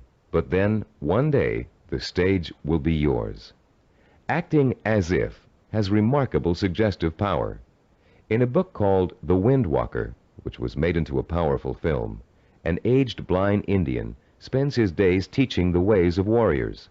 Sitting late at night, reflecting on the day's lesson and the children's reactions to it, he recites a poem to the heavens, part of which goes, "And did you not see the glow of their faces when he called them men, when he called them warriors?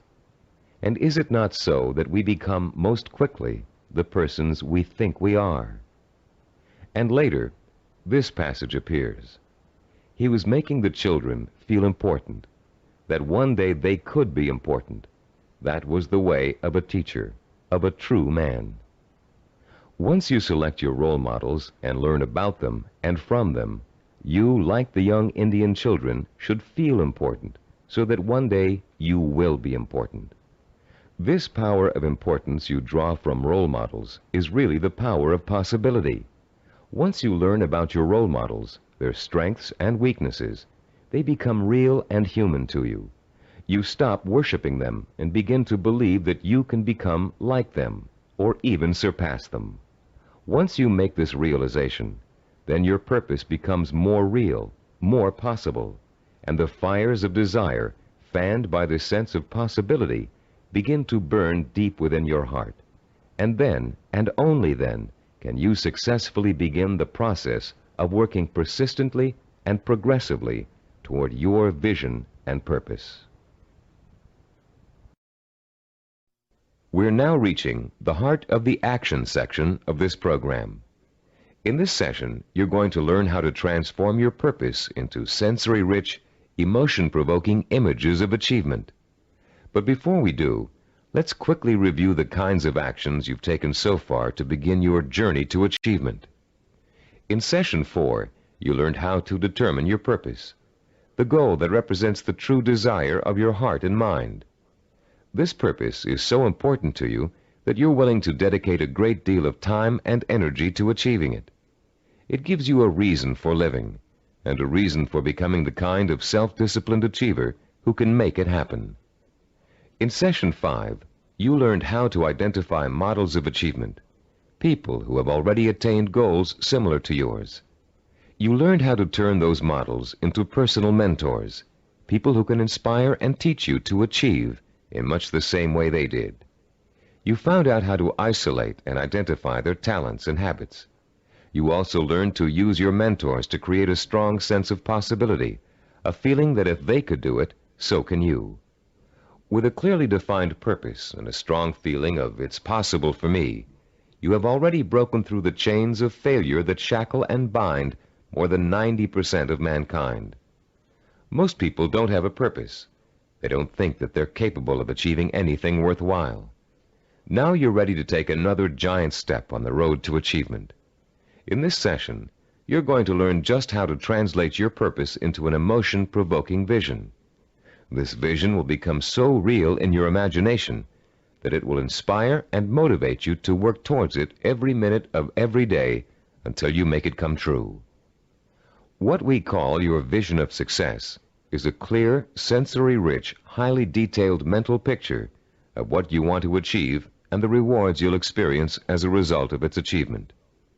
When this vision of success is linked to your purpose and a strong sense of possibility, it will, like a hot branding iron, burn itself deep into every fiber of your being.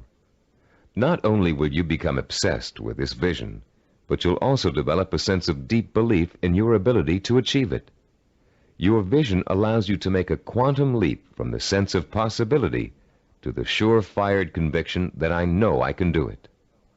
You're about to learn a simple but powerful 4-step process for transforming your purpose into a sensory-rich goal. Once you have done that, we're going to give you 5 easy-to-use guidelines that will help implant the goal deep into your mind and nervous system. It will then become a permanent part of you, and serve as the fuel that fires your emotion and incites you to purposeful action. Let's now begin to learn about the process of sensory goal setting and how you can use sensory goals to develop what we call a magnificent obsession, a burning desire to achieve your purpose. The first step you must take is to translate the statement of purpose you developed in Session 4 into what we call a sensory goal statement. As you recall, your statement of purpose was a general statement of what you would like to achieve. Your sensory goal statement is going to be much more specific. There are three main elements to the statement you are now going to write. First, it must be result-oriented. It must focus primarily on what you want to get out of your achievement. Second, your sensory goal statement must be time-specific. You must determine a point in time when your goal will be achieved. And third, it must be measurable. You must specify a criterion that lets you know when your accomplishment is complete. If you want to become a doctor, for example, your criterion might be finishing your internship and setting up your own practice. If you want to start your own business, your criterion of success might be the day you move into your own offices or hire your first employee. Having a measurable goal gives you the motivation to work towards a specific end. It also lets you measure your progress along the way and take corrective action if you're moving off target. This sense of having a concrete reality to work for, combined with an actual time frame and a result to look forward to, fuels your drive and compels you to work persistently and systematically toward the ultimate success of your endeavors. Let's quickly look at a few examples of how a statement of purpose can be translated into a sensory goal statement. Let's say your statement of purpose reads, I want to help cure disease. Your sensory goal statement might read like this. In June of 1989, I will receive a medical degree. If your purpose is to become your own boss, then your sensory goal statement might read, in January of 1987, I will open up a retail store of my own. If your purpose is to run a marathon, your sensory goal statement might read, in June of 1986, I will enter the Boston Marathon and complete the 26-mile run in under 5 hours. Now turn to page 29 of your study guide and look at Form 6.1. There's a space there for you to write your goal statement down. Take a moment now to compose and write your sensory goal statement in the space provided. I'll pause for a minute while you do this.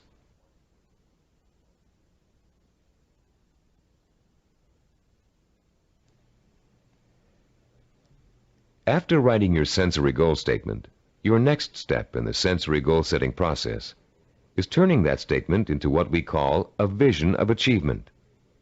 The first way in which you're going to do this is by finding photographs in books, magazines, and newspapers that show people living, experiencing, and achieving your vision. If your vision is to become a doctor, look for photographs of a medical school graduation ceremony. Find pictures of doctors involved in research. Look at Scientific American, the New England Journal of Medicine, and similar publications aimed at doctors and scientists. If your vision is to be your own boss, find photos of people who own successful businesses. Business Week, Industry Week, and specific retail trade publications are good sources to try. If your vision is to run the Boston Marathon, make photocopies of newspaper stories about marathon winners that you can find in the library. And check Runner's World and similar publications aimed at serious runners. The purpose of this exercise is to give you some concrete images to inspire your own personal images of achievement. You'll learn how to create those personal images in a few moments. Creating a vision achievement scrapbook of pictures that personally speak to you about your own desire for achievement can have a powerful effect on your motivation and drive. Devote some time today or this evening to locating these pictures, and in the future, continually be on the lookout for more. The third step in the process of developing a sensory goal requires that you make a listing of all the advantages and rewards you will experience as the result of achieving your goal. For a few minutes, close your eyes and imagine that you have already successfully realized your ambition. How is your life different because of it? What recognition have you achieved? Has it made a difference with your family and friends? Has it made an impact on other areas of your life? Are you getting up at the same time in the morning, driving the same car to work? Are you going out more in the evenings, wearing different clothes? Turn to page 31 in your study guide, and in the space provided on Form 6.3, write down every single reward you can imagine resulting from the achievement of your goal. Don't just write down the general rewards, get as specific as possible. For instance, running the Boston Marathon may greatly boost your self-confidence and increase the respect you get from family and friends. But training for it will also get you into superb physical shape, meaning you'll have more energy, more stamina, more drive. You'll look better, feel better, sleep better, and do a better job at work. Use the photographs from your scrapbook to help you identify all the rewards you can think of that are associated with your goal. And when you're finished writing them down, you'll be ready to translate them into a vision that will stimulate your emotions, provoke your desire, and incite you to positive action. Close your eyes for a few moments and imagine that you have just achieved your goal. Where are you? What do you see around you? Are you indoors, outdoors, in your own home, at the office? Who are you with? Notice every tiny detail of your surroundings, including the texture of wallpaper, the color of the sky, the faces of the people you're with, the clothes they're wearing. Pretend you're going to have to draw a picture of this scene in a moment, so you really need to focus in on every little item so as not to forget it. Now, holding that visual image before you, switch your focus to sounds. What are you hearing? Are people talking to you? Are they congratulating you? If so, what are they saying? Are you hearing the voices of your parents, your spouse, your children, your friends? Are you all watching TV, where a famous newscaster's voice is reciting the story of your achievement? Maybe there's a party being held in your honor, and you can hear music in the background. Concentrate on every single sound you can hear and differentiate. Now, let's add the sense of touch. Are people shaking your hand? Do their hands feel smooth, rough, warm, cold? Are the grips firm or slack? Are you being patted on the back, hugged by your family and friends? Is someone pulling at your sleeve to get your attention? Next, imagine the prevalent smells that are surrounding you. If you're in the middle of a celebration, can you smell the food on the buffet table? Is the fragrance of champagne wafting up from the glass you're holding? Can you smell people's perfume or cologne? Now concentrate on taste. Are you sipping that champagne you were holding a moment ago, eating hors d'oeuvres? Or is the taste of success so sweet that you don't need or want any food? Finally, what are you feeling emotionally? Pride? Satisfaction? Maybe you're feeling relief that the hardest work is behind you. Maybe you're feeling the power of your new position. Perhaps you're feeling the exhilaration that comes with knowing that having achieved what you did, you can now achieve anything. You might even be feeling humble, having come face to face with weaknesses you never knew you had during the long, hard effort to reach success.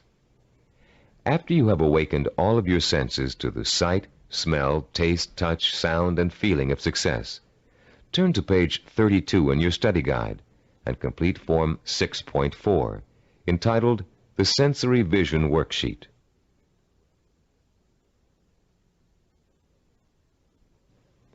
The four-step process we have just outlined takes you on another emotional journey that gets progressively richer, clearer, and more potent. You start with a specific statement of what you want to achieve and when you want to achieve it. Then you gather inspirational photographs of others who have achieved what you want to achieve. You imagine and list the rewards and benefits you'll experience as a result of achieving your goal. And finally, you bring these three steps together into an imaginary scenario rich in sight, sound, touch, taste, smell, and emotion. This scenario is your vision. It is the driving force behind all of your thinking and activity. The more intense and more detailed your vision is, the more emotional power it will pack. The more often you conjure up your vision, the more drive and sustaining power you'll have behind you. This drive and power will in turn enable you to develop working plans, working habits, knowledge, and skills you need to achieve your goal. and it will help you to persist and persevere until it is accomplished.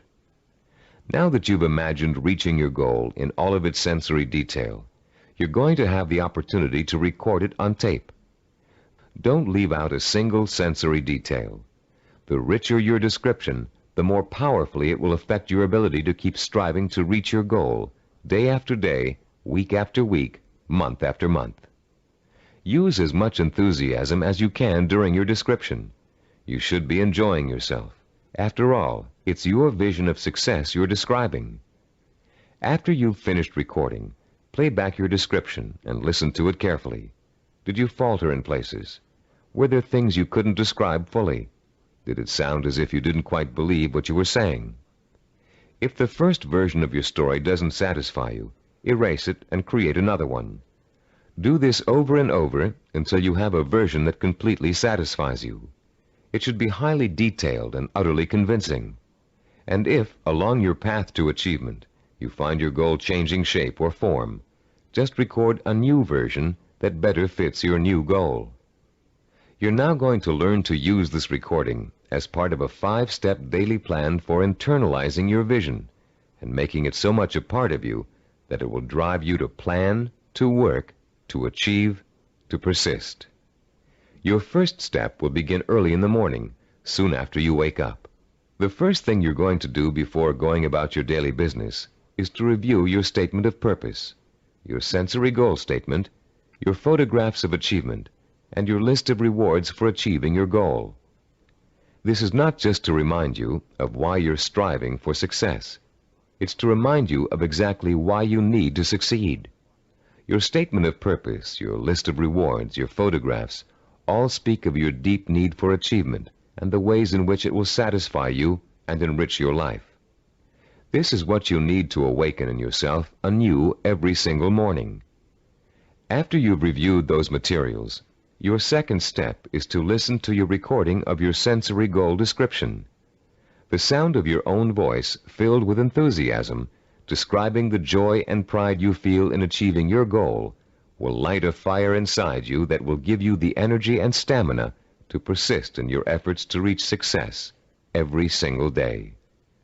And during the day, as part of step 3, you must take a few moments out from whatever you're doing, close your eyes, and imagine your sensory goal in all its richness and brilliance. Recall the touch, taste, smell, sight, and feel of success. Relive your emotional reactions to it. Keep the obsession to achieve burning in you all the time by remembering this vision as often during the day as possible. For step 4, at night you must mentally review all the events that occurred during the day. Did you have new experiences that could help you fuel your vision and make it richer and clearer? Make another recording that reflects your new thoughts and feelings.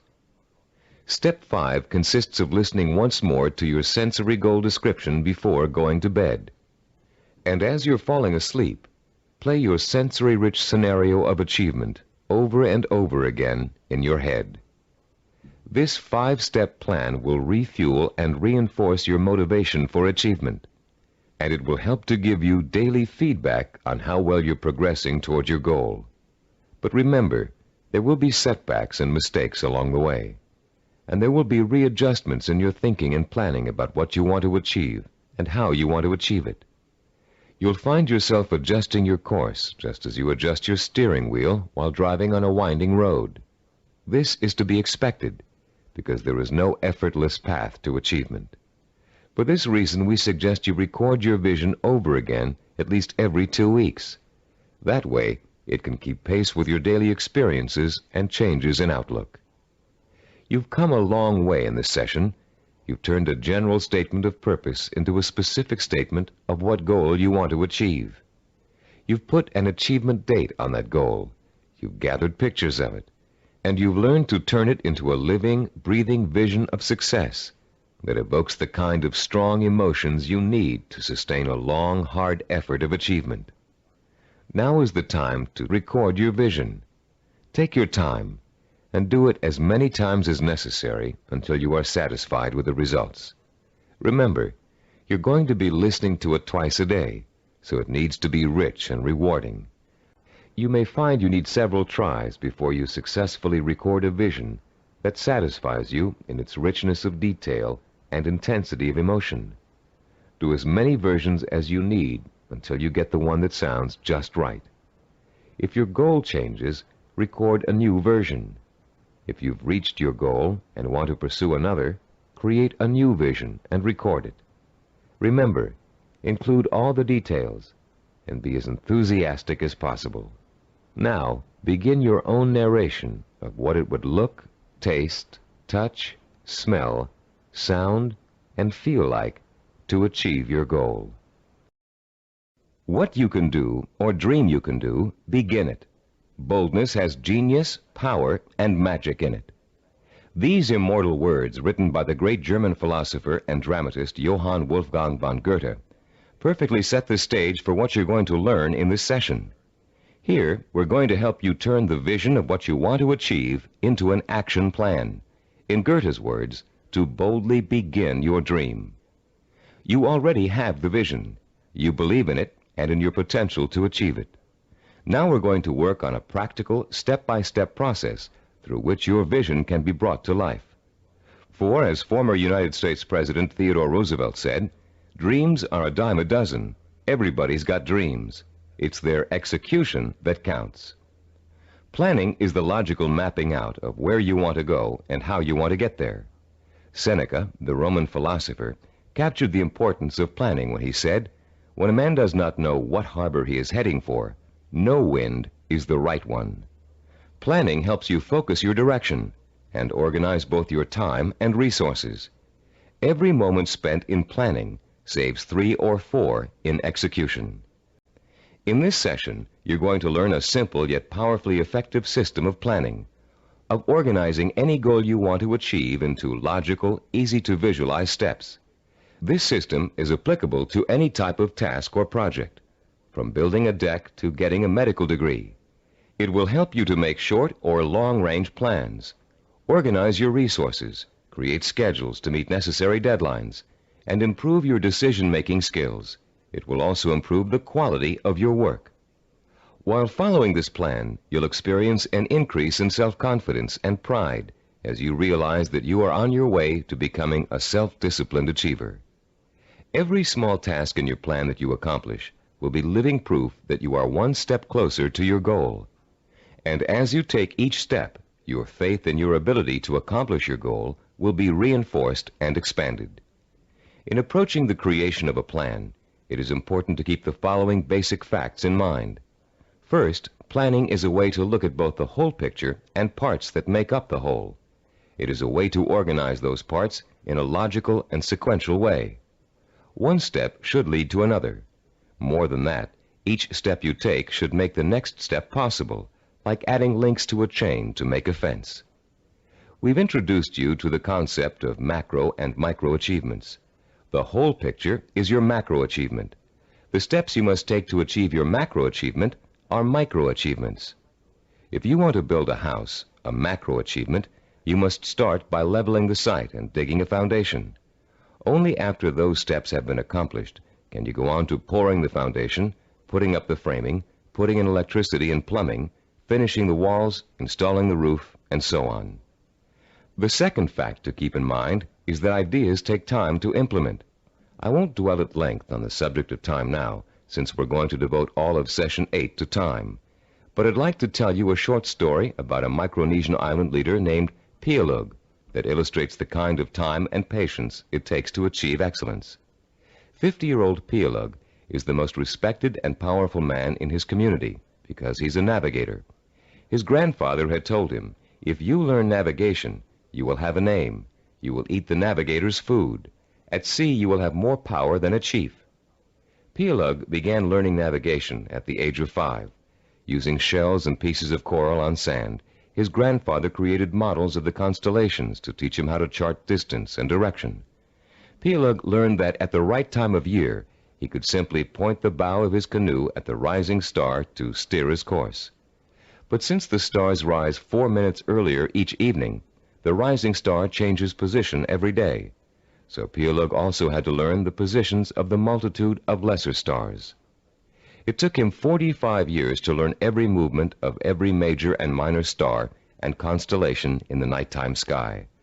But having taken the time to learn, Pielug now enjoys the respect, admiration, and status in his community that comes with being a navigator.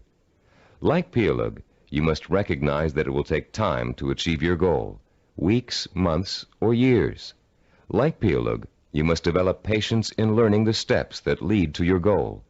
With time and patience on your side, you'll be assured of realizing your ambition. And like Pielug, you'll achieve the respect that comes with final accomplishment. A third fact to remember in creating a plan of action is that ideas take concentrated work to come to fruition. Too many people like to think that managing a project means that others do the detail work. They can simply spin out ideas like sparks from a child's pinwheel toy, leaving others to tend the fire. If you leave others to tend the fire, don't blame them if the house burns down. Admiral Hyman Rickover spent over 40 years building America's nuclear submarine fleet. Rickover himself supervised the research, design, construction, and operation of the mighty underwater craft. His reputation as an excellent manager who always got results was only equaled by his talent for engineering. Upon Rickover's retirement, he explained his philosophy of management to an interviewer. "The man in charge," Rickover said, "must concern himself with details. If he does not consider them important, neither will his subordinates. Yet the devil is in the details. It is hard and monotonous to pay attention to seemingly minor matters. In my work, I probably spend 99% of my time on what others may call petty details. Most managers would rather focus on lofty policy matters, but when details are ignored, the project fails. No infusion of policy or lofty ideals can correct the situation." 3 basic elements to keep in mind, then, when creating an action plan. They include looking at the whole picture, taking time to complete each step before you go on to the next, and paying attention to details. A 4th point to remember is planning, and the implementation of a plan is a trial and error process. You will make mistakes. Most of them will be unavoidable and will serve as springboards of learning and refinement. When you make a mistake, learn from it. Take corrective action to avoid making it again, and get right back on course. Remember, supposed experts have made greater mistakes than you're going to make, and have managed to turn them into creative successes. Take the Coca-Cola Company's introduction of the new Coke, for example. After spending millions of dollars on market research and more millions of dollars marketing their reformulated soft drink, they were forced by public pressure to bring back the old formula. They made a mistake in trying to change the taste of Coke, and their marketing executives admitted it. But because of that mistake, Coke is now in a stronger marketing position than ever. The Coca-Cola Company has brought back their old formula, now sold under the name Classic Coke, and they still have their new formula on the market, which was formulated to appeal to Pepsi drinkers. Was Coke's surprise move really a mistake? Nobody thinks so now. By correcting its mistake, Coke has the potential to win over an even larger share of the market than it had before. This process of self-correcting behavior is what scientists call cybernetics. The term may sound very space age, but there's a reason for that. The organizational method you're about to learn is the same one NASA engineers used to put men on the moon. In the early 1960s, when former President John F. Kennedy ordered NASA to put a man on the moon within a decade, NASA's engineers and systems designers rose to the challenge, accomplishing the task by July of 1969. How did they do it? They took their macro objective, putting a man on the moon, and broke it down into a series of micro objectives that would lead to the final great accomplishment. When the project started, NASA scientists and organizers immediately began preparing flowcharts, identifying each step they would have to take in order to put a man on the moon. First, they had to build a new type of rocket. Then, that rocket had to successfully orbit the Earth for longer and longer periods of time. They had to design spacesuits that would be able to protect the astronauts from the moon's atmosphere. Each step got them closer and closer to achieving their objective, until that historic day when they got the job done. You can duplicate the same process of planning simply and easily. You can apply it to any job you might be called upon to handle. We call the system of planning you're going to learn in this session visual network planning. Visual because it helps you to look at, identify, and visualize each of the steps necessary to complete an objective. Network because each of the steps are connected together to show how they lead to your goal. The instructions and examples that follow will show you how you can quickly and easily put the visual network planning system into immediate operation. There will be 7 steps involved. First, you'll write your objective. Second, you'll break it down into major steps we call activities. Third, you'll organize the activities in logical order. Fourth, you'll design a visual network. Fifth, you'll estimate how long each activity will take to complete. Sixth, you'll determine what we call critical path and float. And seventh and last, you'll assign actual calendar dates to each activity. Don't worry about remembering all of these steps now. We'll go over them one by one, with examples to help you understand them. For now, as we begin our discussion of this powerful planning system, you'll need to refer to your study guide and follow along as I explain each concept.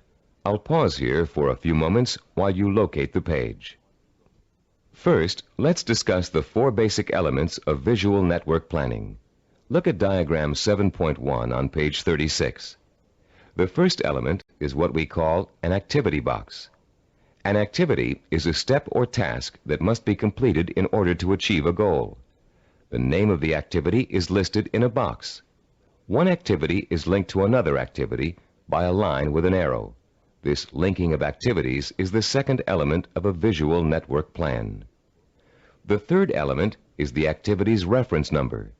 Each activity is assigned a number for the purpose of identification. The number is circled and located in the upper left-hand corner of the activity box. Any number can be assigned to an activity box, and the numbers you do assign don't necessarily have to follow in numerical order. Activity number 23 can follow activity number 15. The fourth basic element of a visual network plan is what we call duration. Each activity takes a certain amount of time to complete. That amount of time is called its duration. Duration is listed at the bottom right-hand corner of the activity box. It can be represented in minutes, hours, days, weeks, months, or years. Now let's use these elements to build a simple network, a group of linked activities that lead to a goal. Refer to diagram 7.2 on page 36. This diagram assumes that you have some hard winter wheat and a wheat grinder, and you want to make some fresh, hot, whole wheat cereal. How would you develop a simple visual network plan to illustrate all of the steps you must take to end up with a bowl of piping hot cereal? Your first step would be to get a piece of paper and pencil and list your objective on the top. In this case, it would read something like, cook whole wheat cereal from scratch. Your second step would then be to break your objective down into its major steps or activities. In this case, there are 2 major activities involved. The first is grinding the wheat. The second is cooking the wheat. Third, you would then put the activities into their logical order. In our example, the wheat must be ground before it can be cooked. And fourth, you would construct a visual network plan in which the 2 steps are placed in activity boxes with reference numbers, durations, and linked arrows. We have already developed the visual network plan for this objective in diagram 7.2. As you can see, activity number 2 is grinding the wheat. Activity number 4 is cooking the wheat. When activity number 2 has been completed, having taken 2 minutes, activity number 4 is ready to begin. Activity number 4 takes 7 minutes. Reaching your goal of making a bowl of fresh, hot, whole wheat cereal takes a total of 9 minutes. This simple visual network plan shows you how many activities you need to complete before your goal can be accomplished. In this case, 2. And how long each activity will take. In this case, 2 minutes and 7 minutes. The example is very elementary. If you look at diagram 7.3 on page 37, you'll see a slightly more complex visual network plan. In this case, our goal has two activities that are dependent upon the completion of one activity. Here our goal is to get both a car and a motorcycle out of a garage. Neither can be accomplished without opening up the garage door. Notice also that Activity 5, labeled Getting the Car Out of the Garage, is independent of Activity 7, labeled Getting the Motorcycle Out of the Garage. Both Activities 5 and 7 can be accomplished at the same time, providing you have someone to drive each vehicle and providing the door is opened first. In this example, note that 5 of the 7 steps of visual network planning have been completed. 1, the objective has been written. 2, the major steps of the project have been identified. 3, the steps have been put into a logical order. 4, they have been organized into a visual network. 5, each activity has been assigned a time estimate for completion. Now let's examine Step 6, the concepts of critical path and float. To help you follow along in our explanation, turn to page 38 of your study guide and look at diagram 7.4, titled Critical Path and Float. As you can see, we have expanded our visual network plan for cooking cereal to one for cooking and eating cereal. The new objective is to prepare and eat freshly ground whole wheat cereal in 15 minutes. Look at the visual network plan. You now have 3 separate paths that come out of Activity 3, grinding wheat. Going from the top down, the first path is made up of Activities 3, 5, and 11. The middle path is composed of Activities 3, 9, and 11. The bottom path includes Activities 3, 7, and 11. Look at the 3 paths individually and total up the amount of time each will take. The middle path will take a total of 14 minutes to complete. The top path takes only 8 minutes. The bottom path takes 9 minutes. Look at your objective again. Your goal is to cook and eat the cereal within 15 minutes. If you are to complete your objective on time, the activities on the longest path must all be completed on schedule. The longest path on a visual network plan is known as the critical path. The activities on the critical path are called critical activities and are vital to the success of the project. The non-critical activities, those not on the critical path, can be delayed without affecting the result. These activities have what is called float. Float is the amount of time an activity can be delayed without affecting the completion of the project. In diagram 7.1, grinding the wheat, cooking the wheat, and eating the cereal take the longest amount of time and are thus on the critical path. Getting the bowls and milk can be delayed without affecting the schedule. Therefore, they both have float. Diagram 7.5 on page 39 is the visual network plan we use here at Cybervision Systems to develop our programs. Study the plan and try to determine the critical path. Which activities take the longest amount of time to complete? As you can see, activities 11, 13, and 15 are on the critical path. Activities 17 and 19, and 21 and 23, which take a total of 10 weeks to complete, have 6 weeks of float. Because of the amount of time it takes to complete the critical path, these activities can be delayed for 6 weeks without affecting the schedule. On the other hand, if any of the activities on the critical path are delayed, the whole project will be late. Identifying the critical path of your project enables you to gain control by knowing what your priorities are. You can then concentrate your efforts on getting those priority items done, letting the others float until you have time to take care of them too. The 7th step in developing a visual network plan is to assign calendar dates to each of the activity boxes. Once you're ready to commit your project to firm starting times, you must insert completion dates for all activities along the critical path. For example, if we were to begin our audio program development on January 5th, and the first activity on the critical path, developing a program idea, has a duration of 1 week, then the activity box showing the completion of this task would have a target date of January 12th. That date, and all others on the critical path, must be met in order for the project to be completed on time. A delay in finishing a critical path activity will result in the delay of the project. But critical path dates have another function besides keeping your project moving on time. These target dates also serve as guides for the float events that lead to your goal. You can position your float activities to coincide with your critical target dates in such a way as to complete them when it's best or easiest for you to work on them. These activities can be worked into your schedule because they can be delayed until it's most convenient for you to do them. Visual network planning works for macro goals and for micro goals. You can create one visual network plan for a macro goal, such as becoming a doctor, and create another visual network plan for getting through medical school.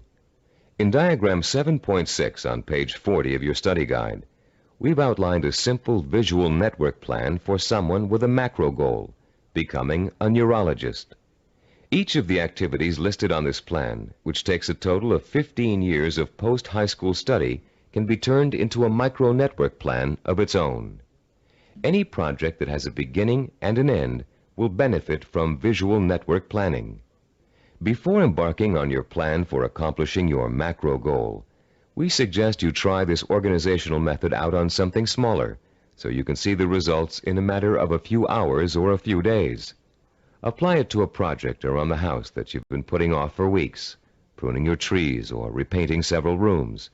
This will give you a chance to get used to organizing your activities in a logical and systematic way.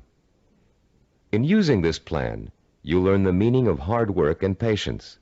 You'll find yourself tempted to skip certain steps and leap ahead to something you feel like doing right away. But when you do go off your schedule, your project won't be completed in time, and you'll begin to see how important it is to stick to dates and schedules if you want to realize any goal. Using this plan will also reward you with a sense of self-disciplined accomplishment. As you complete each task on your path to success, you can mark it off on your chart and be proud that you've done it. You'll also be able to look at your chart at various times during your project and see how far you've come.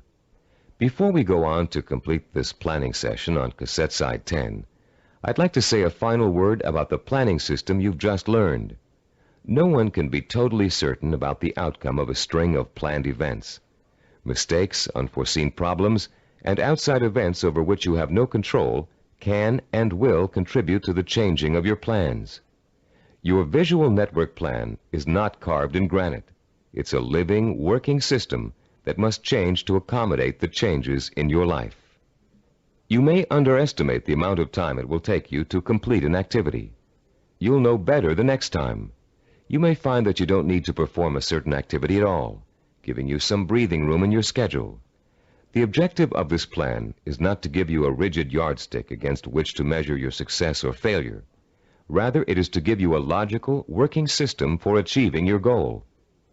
In creating your visual network plan, do your best to be as accurate as possible about dates and durations of activities. But remember that things may go wrong, and you may have to change those dates. This is not an excuse to quit. It is a good reason to keep sticking to your plan, for without it, you have little chance of achieving your goal at all. Remember, to successfully realize your purpose, you must have the courage to take risks, the courage to fail, and the courage to learn from your failures. Visual network planning is a roadmap that points out your destination and suggests a way to get there, but it doesn't tell you how to take the trip. It's up to you. On the next side of this tape, you'll take the exciting step of developing your own visual network plan, and you'll write your own story of achievement in a way that brings home the power and reward of final success. Now that you've been introduced to the guidelines of effective planning, you're ready to turn your own purpose and vision into macro and micro plans. As you do, keep in mind the following suggestions. First, the instructions on how to develop a visual network plan are guidelines only, and not a rigid set of rules. Use the principles we've discussed as a guide to meet your own specific needs. Second, take the time to work at converting your goal into a visual network plan. You'll probably need to come up with a number of rough versions before you arrive at your finalized plan. Don't get frustrated. The very act of planning will force you to think logically and use your creativity. More importantly, your vision will go from the abstract to the concrete, a step most people aren't able to take or don't know how to take. In developing your personalized visual network plan, you'll find that this system will become one of the most valuable tools you'll ever use. So study it thoroughly, familiarize yourself with the steps, get to work, and be patient. After you have developed your first visual network plan, there's an exercise I want you to complete. Take your plan and put it in front of you. Study what you've written for a few minutes. You have a stated objective, a list of activities, and a time frame. That's all it takes to tell a story. So I'm going to ask you to tell the story of the achievement of your own goal. Only you're going to tell the story in the past tense, as if your goal has already been achieved. In your story, pay attention to details. How long did it take to reach your goal? What did each step along the way feel like? Did you have to reevaluate your goal in the process of achieving it? What did you discover about yourself along the way that led to the successful achievement of your ambition? Keep your story simple. Pretend you're talking to a friend. Be enthusiastic. Be proud. Give your friend a step-by-step description of just how you did it. First I did this, then I did that, and this happened along the way, so here's how I took care of it, and so on. Now you're going to tell your story on tape to describe your success in sensory-rich detail, with all the enthusiasm you can muster, as if it finally really happened. When you're done, you'll have a record of your success that you can refer to again and again for inspiration. When you play your story back for the first time, listen very carefully to your descriptions. Did you falter in places? Was there a lack of conviction in your voice in certain areas? Did you hesitate, as though to tell yourself you really didn't believe that success was yours? Or were you self-assured and utterly convincing? If the first version of your story doesn't satisfy you, erase it and create another one. Do this over and over until you have a version that completely satisfies you with its richness of vision and inner strength. When you achieve your goal, you can use this same method of storytelling in pursuing another one. Always make sure that your story rings true and offers real inspiration to you when you hear it. Remember, don't be afraid to brag and relive the success you've already accomplished in your imagination. You've already taken an important step in mastering the science of self-discipline by learning how to turn your most important goals into step-by-step plans for achievement. Now comes the time to roll up your sleeves and learn how to put these plans into action. This is an exciting moment for you and a turning point in your quest for success.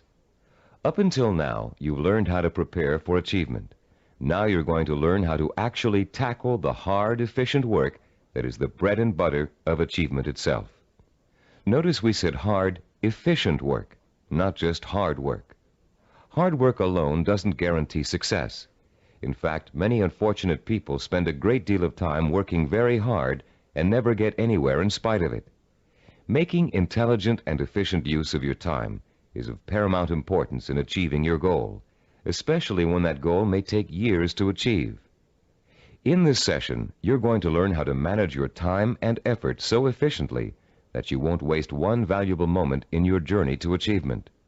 You'll learn how to find time in an already busy schedule to work on the micro tasks that make up the stepping stones to your macro purpose. You'll find out why what we call seasoning, a special way of looking at time, is so critically vital to your success. You'll learn how to actually quicken time, make hours seem like minutes, weeks seem like days, and years seem like months. And you'll learn once and for all how to develop the do-it-now habit, allowing you to permanently overcome the world's #1 cause of failure, procrastination.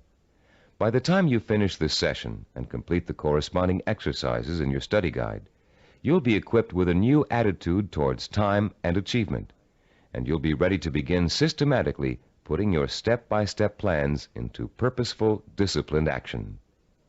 Let's now begin exploring the fascinating principles of using and managing time that can make the difference between success and failure. To begin at the beginning, Let's talk a little bit about the relationship between time itself and achievement. We all know that it takes time to accomplish something. Depending on what you'd like to accomplish, it may take a little bit of time or a great deal of time. The same goal can also sometimes be achieved in less time or more time, depending on how good a job you want to do in achieving it. Think about any small task you might be confronted with around the house. Let's say one of your doors is stuck and needs planing in order for it to open and close easily. There are lots of ways you could accomplish that task, and lots of shortcuts you could take. But in order to do a really good job, you know you should measure the door and doorway opening, figure out how much wood you need to remove, take the door off the hinges, and mount it on a sawhorse and plane it down until it reaches the right size. This approach may take longer than some others you can think of, but it's the best way to achieve your goal. And when the job is done properly, you know that door will never get stuck again. The person who takes the time to do the job right is the epitome of the self-disciplined achiever. Someone who has learned not to worry about time, but use it to its full potential to achieve a goal in the best way possible. None of your goals are going to be as simple as this one to accomplish, but the principle remains the same. To achieve with excellence, you're going to need a long period of time in which to allow your knowledge and skills to mature and grow. This is the concept of time that we call seasoning. Seasoning is a law of nature. All things take time to come to fruition.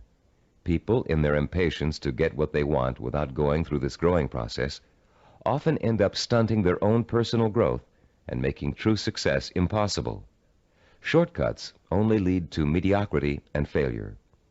Scientists, philosophers, artists, and statesmen have always recognized the importance of seasoning in accomplishing any goal. When asked by an impatient student how long it would take to become a master teacher, the Roman philosopher Epictetus replied, "Nothing comes into being all at once, not even the grape or the fig. If you say to me now, 'I want a fig,' I shall answer, 'That requires time.' Let the tree first bring forth tender blossoms. Let the blossoms endure the weathering of the sun, wind, and rain. Let the tree then put forth its fruit, and finally, let the fruit ripen." Cybervision founder Steve DeVore recalls learning about seasoning the hard way. "When I was 5 years old," he said, "I planted a garden in my backyard. Because I didn't understand how seeds grew, I would go out and dig them up every day to see if they'd sprouted yet.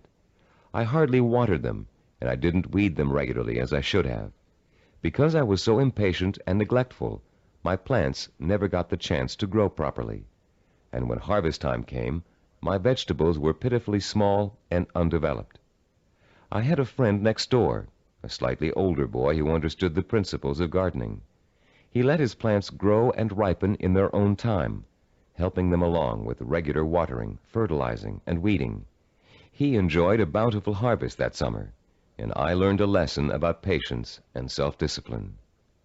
All great achievers not only understand the concept of seasoning, but they value it greatly. They know that success cannot be hurried. They know that to try to hurry it is to ruin it. They understand that every step along the road to achievement is a necessary one and a small achievement in itself. And they also know that getting there can and should be half the fun. Self-disciplined achievers are willing to pay the price of time to realize their ambitions. They are not intimidated by the thought of having to work and study for 5, 10, even 15 years. Their commitment to a goal is absolute, and their vision of success is unwavering. The self-disciplined achiever knows that if what he wants will take 5 years to achieve, the 5-year effort will be worth it. He knows that those 5 years are going to pass anyway, and he has a choice about whether to spend them preparing for success or wasting the time thinking and dreaming about what he'd really like to do. For the self-disciplined achiever, there is no choice. He'll gladly spend those 5 years working and studying to achieve his goal. Does several years seem like a long time to you? Think how fast the last 5 years of your life have gone by. What did you do during that time to make achievement possible? If you had been working steadily towards your goal all that time, you could have achieved it by now. Let's say you're 34 years old, and your dream is to become an architect. you know it will take you 6 years of schooling and apprenticeship before you can get a good job with a respected architectural firm. But that means you'll be 40 years old by the time you reach your goal, and you feel you just can't wait that long. Stop and think. You're going to be 40 years old in 6 years whether you study architecture or not. And if you choose not to study it now, in 6 years, you'll be in the exact same position, wanting to be an architect and knowing it will take you 6 years to get there. Only by then, you'll have to work until you're 46 to achieve your goal. You can get there in 6 years by starting now, or you can choose to give up hope of ever getting there at all. If you really want to achieve your goal, 6 years won't seem like such a long time. As you'll find out later in this session, to the self-disciplined achiever, the 6 years will go by very fast. Impatient people want things to happen overnight. In the words of French philosopher Blaise Pascal, they anticipate the future as too slow in coming. And in being unwilling to devote hours of time to the kind of seasoning it takes to become accomplished at anything, they waste their lives by doing nothing at all, and they wonder why they always feel so unfulfilled. How many youngsters have you known who came home from a rock concert determined to learn to play the guitar? It looked easy when the group on stage was playing, so the youngster goes out and buys a guitar and takes his first few lessons. And all of a sudden, it becomes apparent that it's not easy. It's going to take years of hard work and effort to learn to play really well. So the youngster loses interest and gives up, bored with the tedium of practicing scales for hours. Yet the professional musicians he's watched have put in years of practice to get where they are, and where the youngster would like to be. The great artist Pablo Picasso was once approached by an admiring woman in a restaurant. Having recognized him, she asked him to draw something, anything, on a napkin for her. She told him she'd pay him whatever he thought was fair, if only he would provide her with this impromptu work of art. Picasso agreed and spent 5 minutes drawing a picture on the napkin. When he was finished, the woman picked the napkin up in delight. How much did he want for the picture, she asked. Calmly, Picasso replied, $10,000.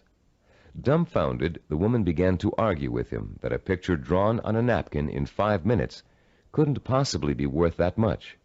But Picasso just smiled and said, Madame, it may have only taken me 5 minutes to draw the picture, but it took me 40 years to learn how to draw it. 40 years. Does that seem like an interminable amount of time? To a master artist seeking the ultimate expression of his talent, a great scientist seeking a cure for disease, or an ambitious businessman trying to turn a small company into a Fortune 500 corporation, 40 years can seem to fly by overnight. To the dedicated self-disciplined achiever, time is nourishment for what he wants to accomplish. And that time is well spent, taking step after step in a continuous effort to achieve a specific goal. The achiever does not get sidetracked. Every day he concentrates on the micro tasks that make up his macro purpose. And each completed micro task becomes a source of pleasure and a reward in itself. Top newscaster Eric Sevareid achieved his macro purpose by actually ignoring it. Instead, he concentrated on the micro purposes that would help him accomplish his goal. Sevareid tells the story in his own words. Once when I relinquished my job and income to undertake a book of 250,000 words, I could not bear to let my mind dwell on the whole scope of the project. I would have surely abandoned what has become my deepest source of professional pride.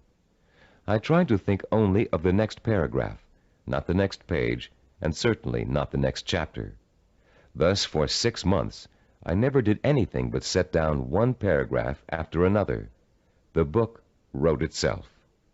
Years ago, I took on a daily writing and broadcasting chore that has totaled now more than 2,000 scripts. Had I been asked at the time to sign a contract to write 2,000 scripts, I would have refused in despair at the enormousness of such an undertaking. But I was only asked to write one, the next one, and that is all I have ever done.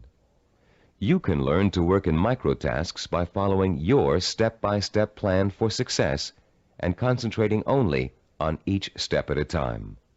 But you cannot learn seasoning as if it were a skill. Seasoning is an attitude that must be adopted and made part of your mental framework if you are able to achieve your lifelong purpose. It is crucial to self-discipline. More than that, it is actually at the heart of self-discipline. Besides seasoning, the self-disciplined achiever experiences something we call time quickening. Time quickening does not mean taking shortcuts, as you might first guess. Rather, it represents what happens to your perception of time as you become involved in the pursuit of your goal. Time quickening is an almost magical experience where time seems to disappear and you know you're in complete control of what you're doing. When it happens, you feel energetic, concentrated, and completely absorbed in your task. We've all experienced time quickening when we're doing something we particularly enjoy. For you, it may have happened while you were reading an exciting murder mystery, watching an action-filled movie, playing a game of tennis, or even weeding a garden. Time quickening takes place whenever you find yourself completely engrossed in something to the point where nothing can distract you. The moments fly by so quickly, you're just not aware of them. Past and future seem to disappear, leaving only you and the task you're engaged in. And after what only seems like minutes, you look up and notice in shock that a great deal of time has passed. Dreams are a reverse example of this phenomenon. Although you may often wake up feeling as if you've been dreaming a particular dream for hours, the whole thing has actually taken place in just a minute or two. The human mind has the amazing ability to alter our own perception of time. Once you learn to use this ability to your advantage, you will no longer be discouraged at the thought of having to spend so much time pursuing your goal. Scientific research has shown us how to trigger the experience of time quickening. You can actually learn to consciously create the sensation that time has stopped. You can do it by becoming single-mindedly and uninterruptedly involved in an activity for a significant period of time. Time quickening occurs when you surrender your attention and your senses to something outside of yourself. There are 6 steps you can and must take to experience the benefits of time quickening. Listen to them carefully, and then try to recreate them, first with lesser tasks that may or may not be related to your goal, then with your actual micro-purposes. First, create or find a working environment that is free of distractions and potential diversions. Second, focus on doing one task at a time and stick with it until it is completed. Third, surrender yourself to the task at hand. Work hard and work well, and don't stop working until you have finished as much or more of the task as you started out to do. Fourth, plan to work uninterruptedly for a significant span of time, several hours if possible. Fifth, don't watch the clock as you work, and don't continually compare how much you've accomplished against how much you still have to do. Sixth and last, stop working when your thinking becomes muddled due to fatigue. The first few times you try using these 6 steps, you may have a hard time following them all. But the more you practice, the easier it will get. And soon you'll notice that time seems to be flying by quicker and quicker every time you sit down to work. Time quickening makes work enjoyable and helps prevent the normal wear and tear of work on your mind and your nerves. It is the antidote to burnout and the key to maintaining a healthy emotional balance during long hours of effort. Time quickening will enable you to successfully complete the string of micro-tasks that over an extended period of time will take you closer and closer to the completion of your macro goal. And if your goal is years away, time quickening will make it seem to all happen so quickly that the illusion of overnight success will almost seem as if it's coming true. Using time quickening to follow a step-by-step plan for reaching a goal is one way to make that goal appear closer than it really is. But time quickening won't do you any good if you find you can't even get started on your micro-tasks. For most people, the biggest enemy of success is procrastination, postponing doing the work you know you must do in order to accomplish your ambitions. Like most people, you may think procrastination is relatively harmless, a trivial problem that you don't really need to worry about. But there's nothing trivial about a habit that is the cancer of self-discipline.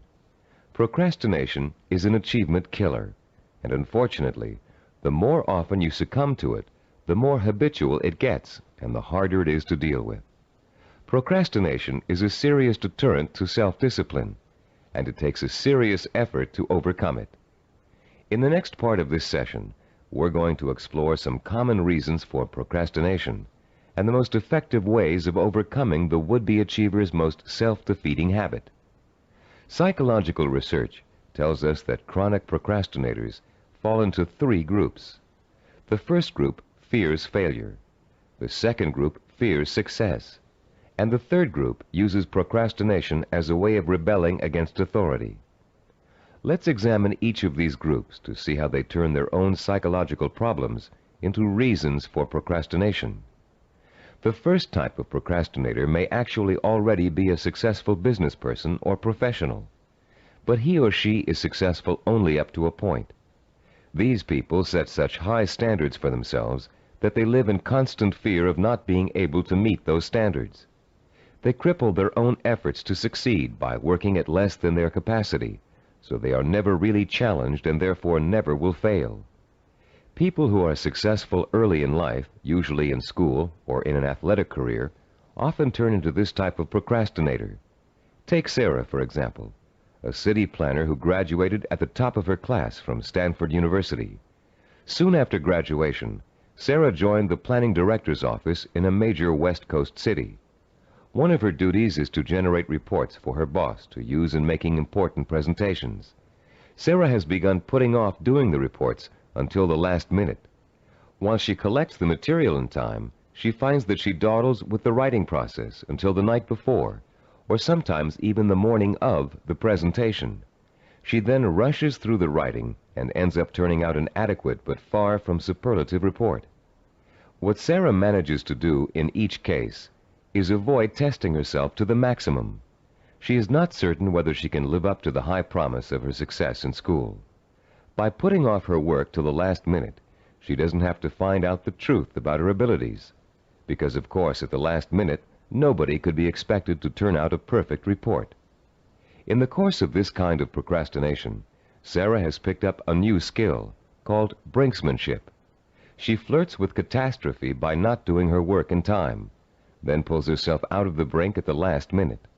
If her performance doesn't measure up, she can always blame lack of time for failure. When her performance is good, she can applaud her ability to come through in the clutch.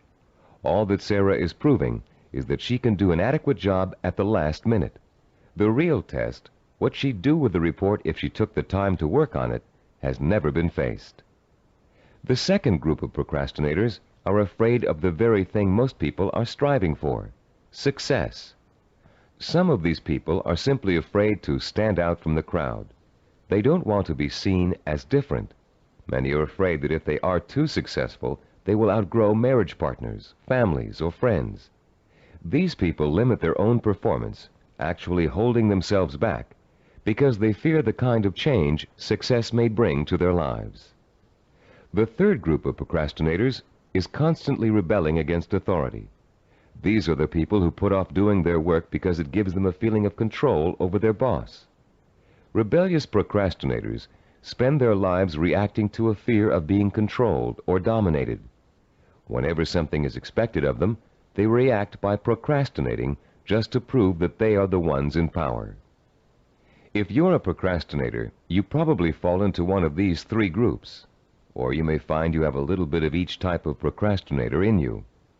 Understanding the reason for your procrastination is your first step towards overcoming it. It's especially important for you to realize how self-destructive and self-defeating procrastination is. Whether you're rebelling against someone or responding to an inner fear, procrastination will eventually hurt you in everything you try to do. There are a number of techniques you can use to help overcome the habit of procrastination and replace it with energetic, efficient, inspired action. William James, the great Harvard University psychologist and philosopher, who already taught us in Session 5 the value of acting as if we are what we want to be, has a very practical solution to procrastination.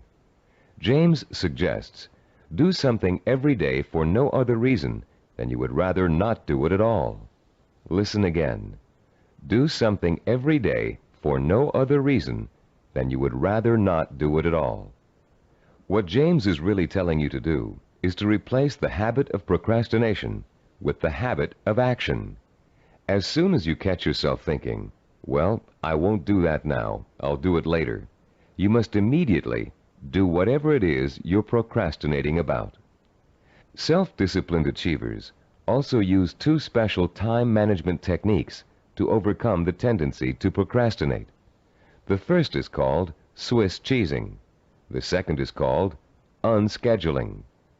Swiss cheesing is another term for dividing a macro purpose into a series of micro tasks. The management consultant who invented the term conceived of it as a way of poking holes in a large task to make many smaller tasks. If you have a task that will take 2 hours, Swiss cheesing it creates 8 15-minute segments, or 4 30-minute segments, or however many smaller segments you need to get the task done. Breaking a macro purpose down into micro tasks makes it seem much less formidable. In fact, this one-step-at-a-time approach is the only way to achieve a major goal. Without losing sight of what you want to achieve, you should never go around thinking about the enormity of your major purpose. You must concentrate only on achieving one small step at a time.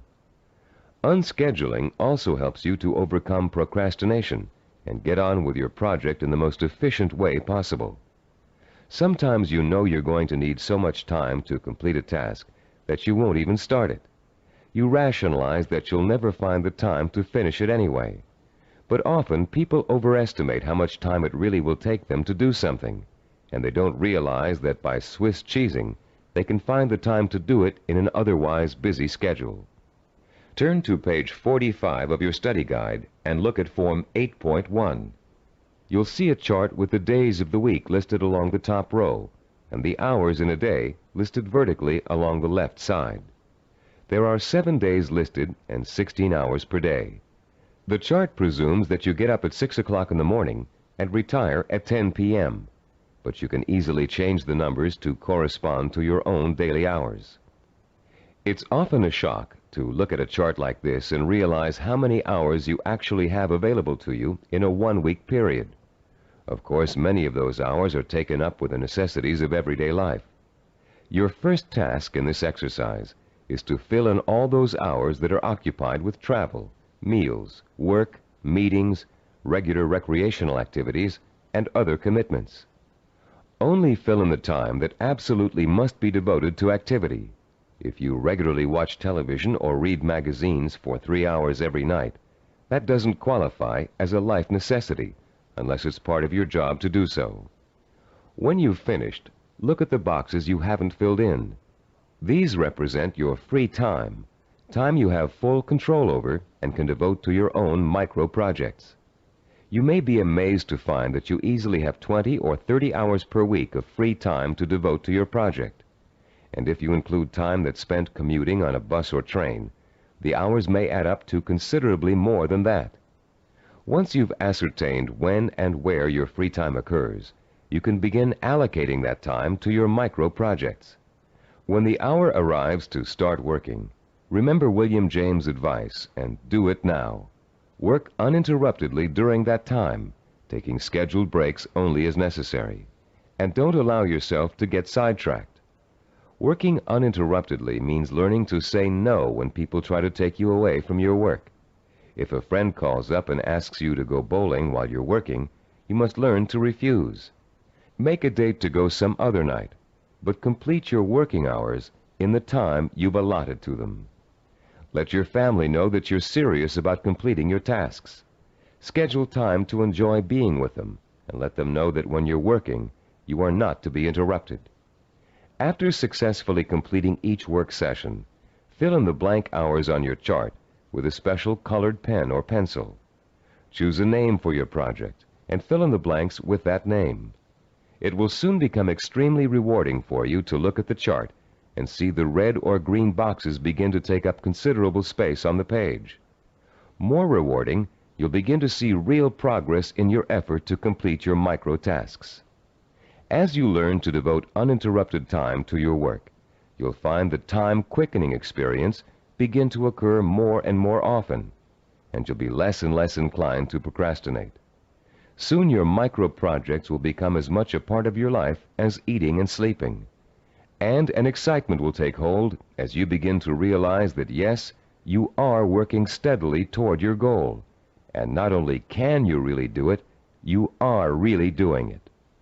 Be careful not to overcommit yourself in terms of time spent on your project. Your goal is not to exhaust yourself.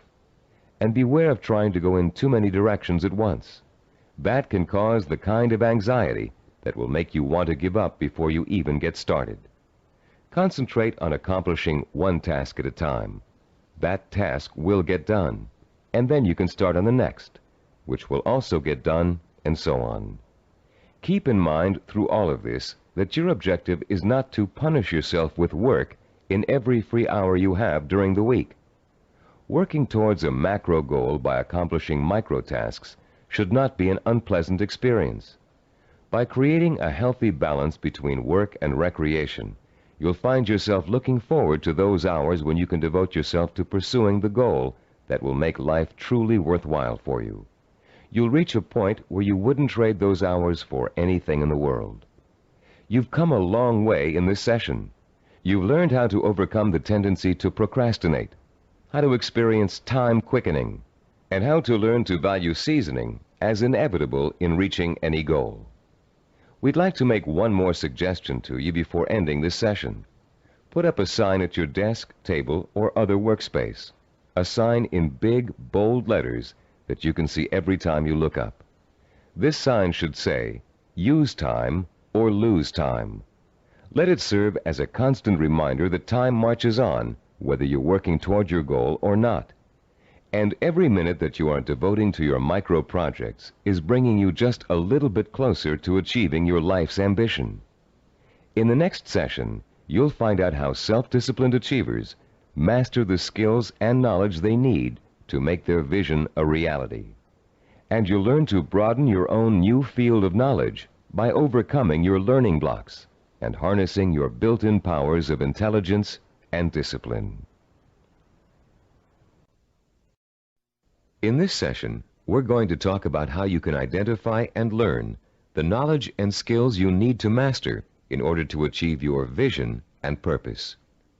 As we've repeated throughout this Neuropsychology of Self-Discipline program, any goal worth achieving takes preparation and careful, patient work. As easy as running is, as natural as it seems, you wouldn't go out today and run a marathon without months of preparation, slowly working up to 3 miles a day, then 7, then 10, then 15, gradually working toward the 26-mile goal. You would start marathon conditioning with a careful program of nutrition, stretching exercises, reading, talking to other runners, and even a doctor's checkup. You'd determine what knowledge and skills you'd need to accomplish your goal of 26 miles, and you'd accumulate the knowledge and skills step by step until your goal was achieved. The goal of this session is to help you learn how to learn. Many of us were programmed years ago with the belief that there are certain things we just cannot learn.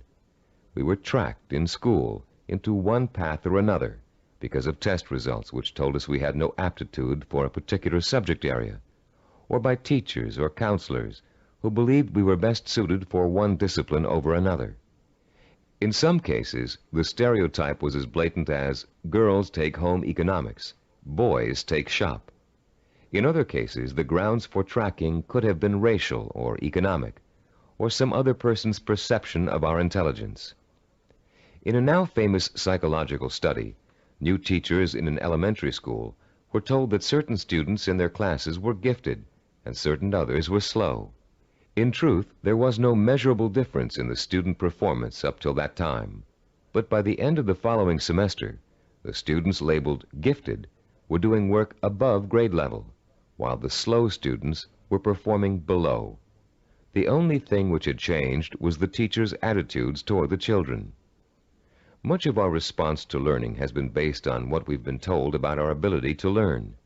In this session, you'll learn how to break through the learning barrier and clear away the mental blocks that have you falsely entrapped in the belief that you can't learn certain difficult subject matter and skills.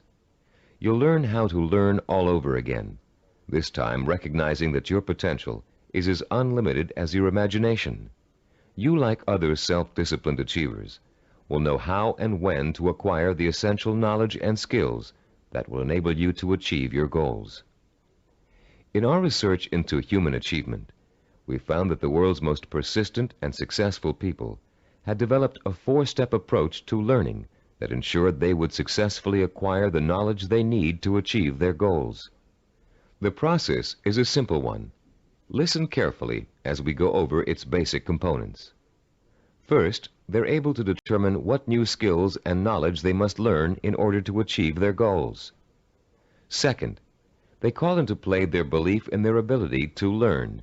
They believe they can learn any subject or skill, no matter how difficult it might be. Third, they're patient. They understand that acquiring new knowledge and skills is often a slow, step-by-step process that requires systematic trial and effort. No matter how young or how old, the learner must go through the same progression of acquiring knowledge and skills. And fourth, they develop their own effective, personalized system for learning, a simple learning formula they can apply to any subject matter to efficiently and thoroughly master goal-relevant knowledge and skills. Let's delve into each of these steps in turn to see how they can be applied to your own learning efforts. The first step of a learning program to acquire a new skill can be approached much like the planning work we dealt with in Session 7. You can design a similar flow chart with an activity box labeled Start and a box labeled Finish. The intermediate steps are, of course, other activity boxes. Activities which must take place at the same time must appear one above the other. The activities that follow each other in chronological order are listed from left to right. The activity that comes first is to the left of the activity on the right. Any research you have to do, consultations you have to make, background materials you have to accumulate, all are entered on your flowchart in the proper activity boxes. Let's assume for a moment you're just about to begin your first year of college. Your ambition is to become a neurologist. You know that to get into medical school, you have to excel in college pre-medicine. The thought of taking 4 years of math, chemistry, and biology seems pretty intimidating, and becomes even more intimidating when you realize that you have to have almost a straight A average in those subjects to be even considered for medical school admission. The intimidation would quickly go away if you could develop a 4-year visual network plan that outlines specifically what you had to learn and in what order you would have to learn it, year by year. Then, upon viewing the completed network plan, look at it and develop the deep inner belief that you have it in yourself to master each of the subject matter areas. Let's work through a visual network plan for successfully completing college pre-med. Granted, most of you listening to this program won't want to become medical doctors, but this example is applicable to any situation in which new knowledge and skills must be learned. Turn to Diagram 9.1 on pages 48 and 49 of your study guide. I'll pause a few moments while you find Diagram 9.1.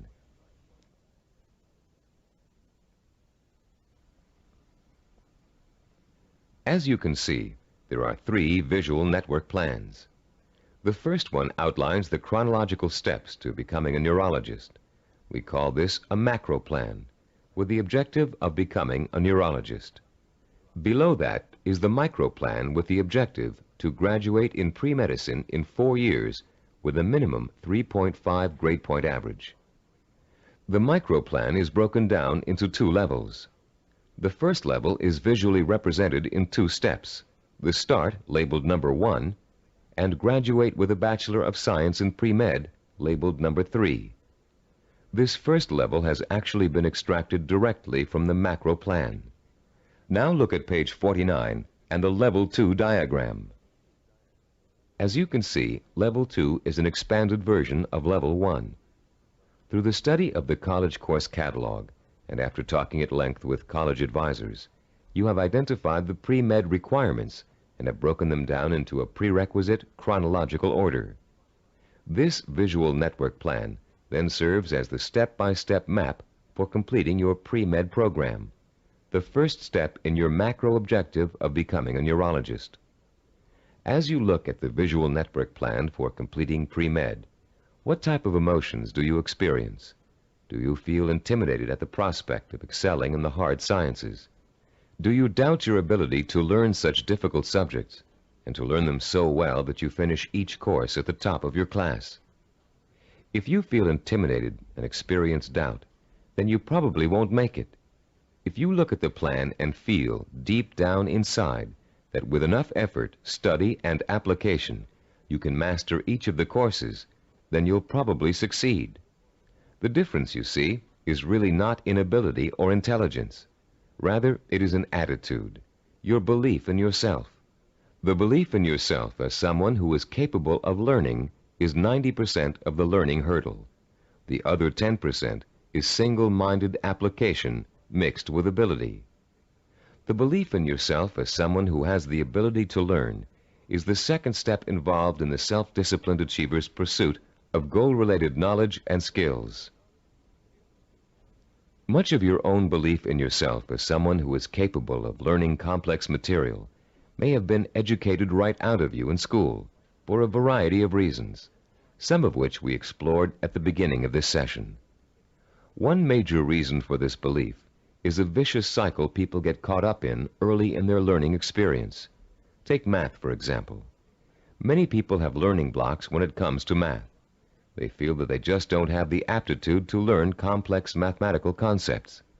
And they can prove this lack of ability to you from their grades and success in math classes. What most of these people lack is not the aptitude for math, but the application of self-discipline. Math requires progressive learning. You have to master one concept before you can go on to the next. If you miss a few steps in between, then it's really easy to get lost. And once you get lost, it's nearly impossible to catch up. To stay on top in math requires a daily effort of study. Most people who enter math because of their lack of self-discipline think that they can get by with a minimum of effort. Most of these people are intelligent. They can get by in most other courses by just coasting. They think they can do the same thing in math, but soon they get behind and can't catch up, and usually do poorly in the course. Then, after such an experience, they label themselves as poor in math. They carry this label with them throughout their lives. This label shades most of their decision-making when it comes to choosing courses of study and careers. Such people will avoid careers that require mathematical understanding because they think they don't have the aptitude. Actually, they probably had and have the aptitude, but not the attitude. Their life's potential was stunted by a false assumption. All they needed was someone to teach them the value and skill of self-disciplined application. Most of the people we studied in the creation of the Neuropsychology of Self-Discipline program were not extra intelligent, but they did have a firm belief in their ability to learn anything and everything. To them, 90% of their ability to learn was their belief in their ability to learn.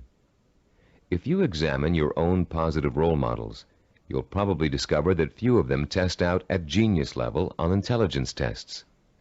Most people think that Albert Einstein, for example, was a mathematical genius, when in actuality he flunked his college entrance exams and was a poor student in mathematics.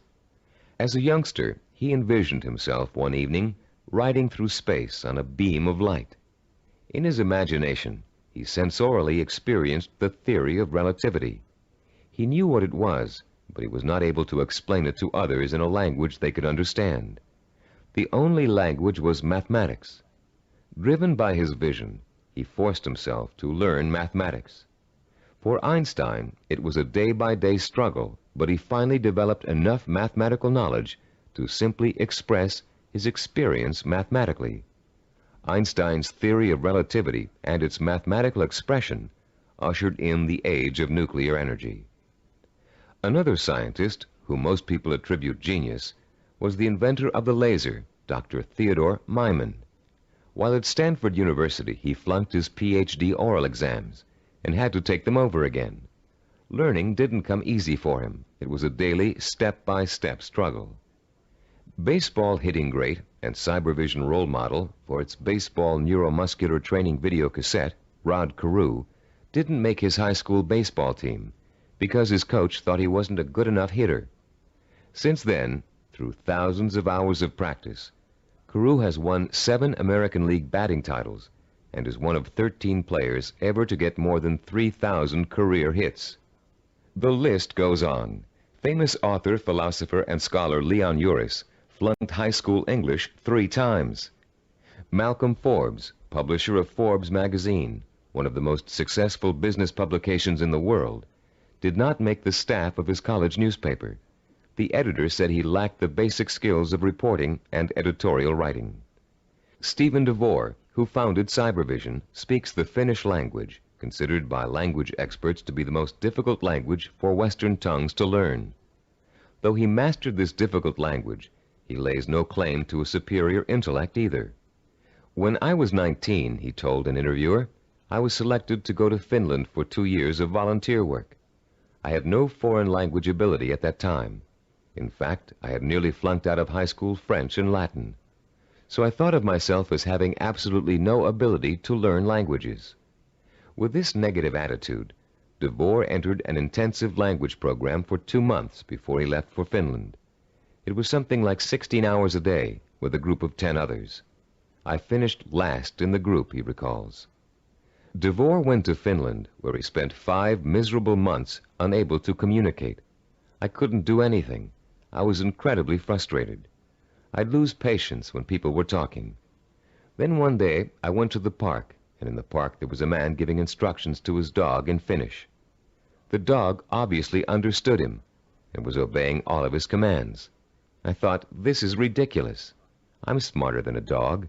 If a dog can understand Finnish, so can I. In the 2 months following this experience, DeVore became fluent in the Finnish language. He learned to speak Finnish so well that he served as a translator for American businessmen and their families traveling to Finland. Buoyed by the accomplishment of learning Finnish, DeVore returned home after 2 years and went back to college. Where before he had been a lackluster C student because he was convinced he couldn't learn, he received straight A's and academic scholarships for the rest of his college and graduate school years. Which proves another point about learning, success, and attitude. Once you have successfully learned a subject or skill, it bolsters your confidence in your ability to learn other skills. Once you've proven to yourself that a negative concept you had was wrong, you begin to realize that all of your negative concepts may be wrong. What you couldn't do in the past, you can now do. You can do it because finally you believe you can do it. Breaking the cycle of a negative attitude may not be easy, but once you do, you'll be far less inclined to get back into the cycle. That's why small steps and small accomplishments are so important in pursuing a macro goal. You may look at a map for becoming a neurologist and say, I'll never get through all those math courses. But if you get 1 A in algebra, you'll realize that you can. Another way of expressing this is that success in learning begets more success. Once you have successfully learned a subject or skill, it bolsters your confidence in your ability to learn other skills. Your past, in which you may have been labeled or labeled yourself as a non-learner, is precisely that, your past. It is not your present. It has little relation to what you are capable of accomplishing now.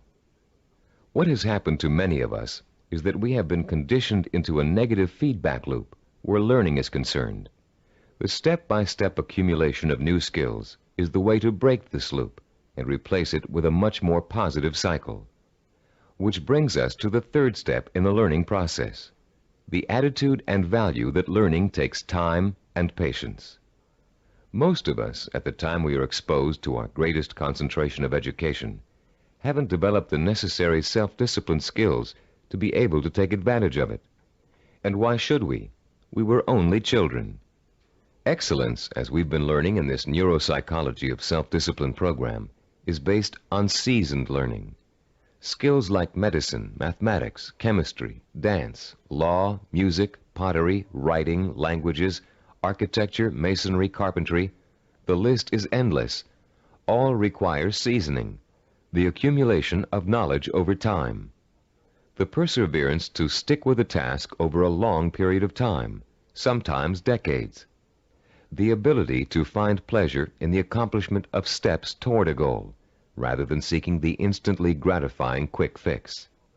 All these are the hallmarks of the self-disciplined. A wise philosopher, in speaking of the seasoning of a learner, once said, "There are very few human beings who receive knowledge complete and staggering by instant illumination. Most of us acquire it fragment by fragment, on a small scale, by successive developments, cellularly, like a laborious mosaic." One other myth about the acquisition of knowledge has it that you can get too old to learn. This bit of fallacious thinking has been handed down in the aphorism that you can't teach old dogs new tricks. It's worth laying to rest. A classic incident from the life of the great poet Longfellow illustrates the relationship between age and learning.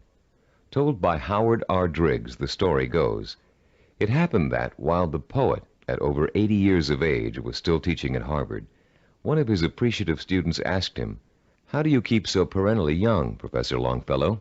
We never get tired of your classes. You always have something new and interesting to give." "I've never had that question put to me before," returned the poet. Then, looking out of the window, he said, "You see those 2 apple trees in the yard? Do you observe any difference between the blossoms on the older tree and those on the younger one?" "No," replied the student. "They look just alike to me." "How do you account for the fact that the old apple tree flowers out as beautifully as does the young one?" persisted the teacher. "Let me tell you the secret. That old tree managed last year to grow enough wood to put forth its new blossoms. Blossoms, you know, always come on the new wood." "Oh, I see," said the young man. "To keep young, one must keep growing." "Yes," came the quiet response. Einstein, in his later years, was asked the secret of his ability to learn. His reply also illustrates the point and importance of lifelong learning. Einstein said, "The more I learn, the more I realize I don't know. The more I realize I don't know, the more I want to learn." Age should be no barrier to the acquisition of new knowledge and skills. If you have the self-discipline to see your efforts through, you can learn anything at any age. Let's now discuss the 4th step in the learning process, a set of tried and proven principles that work together as a system to make learning easy. If you'll turn this cassette over now, we'll introduce you to a very simple yet powerful system to learn effectively at any age, whatever the subject area. A recent movie called Educating Rita beautifully illustrates the points we're going to discuss in the remainder of this session. This film is about a working-class Englishwoman who has a dream about becoming educated.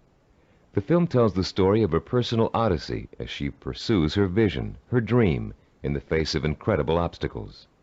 She faces at one point or another during the story conflicts with work, with transportation, with her parents, with schedules, with her mentor's desire and ability to teach, with the disdain of other more educated students, and with a husband who wants her to stay home and make babies, not thesis.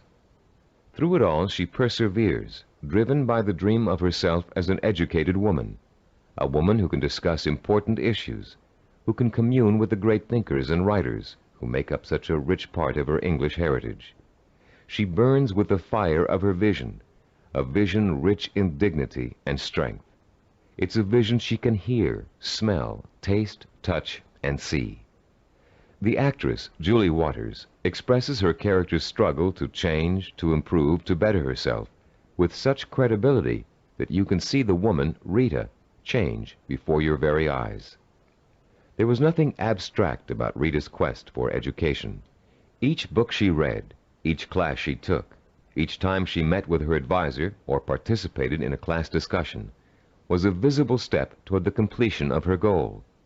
It was extraordinarily obvious how closely her vision and her process of learning were interconnected.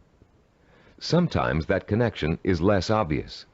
So that's what the remainder of this session will speak to: how to recognize the connection between learning and the successful achievement of your goals.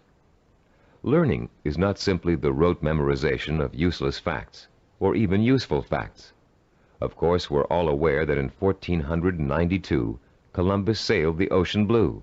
But what does that have to do with our vision? The same lack of relationship to vision is often true with our attempts to understand abstract principles, as in mathematics, chemistry, or physics. They are very difficult to learn and use if we cannot see the direct applications to our everyday lives, to the pursuit of our purpose and vision.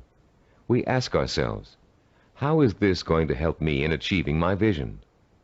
Cybervision founder Steve DeVore recalls signing up for a course in statistics when he was attending graduate school. He hadn't taken the prerequisite higher math courses, but had gotten permission from the instructor to take the course anyway.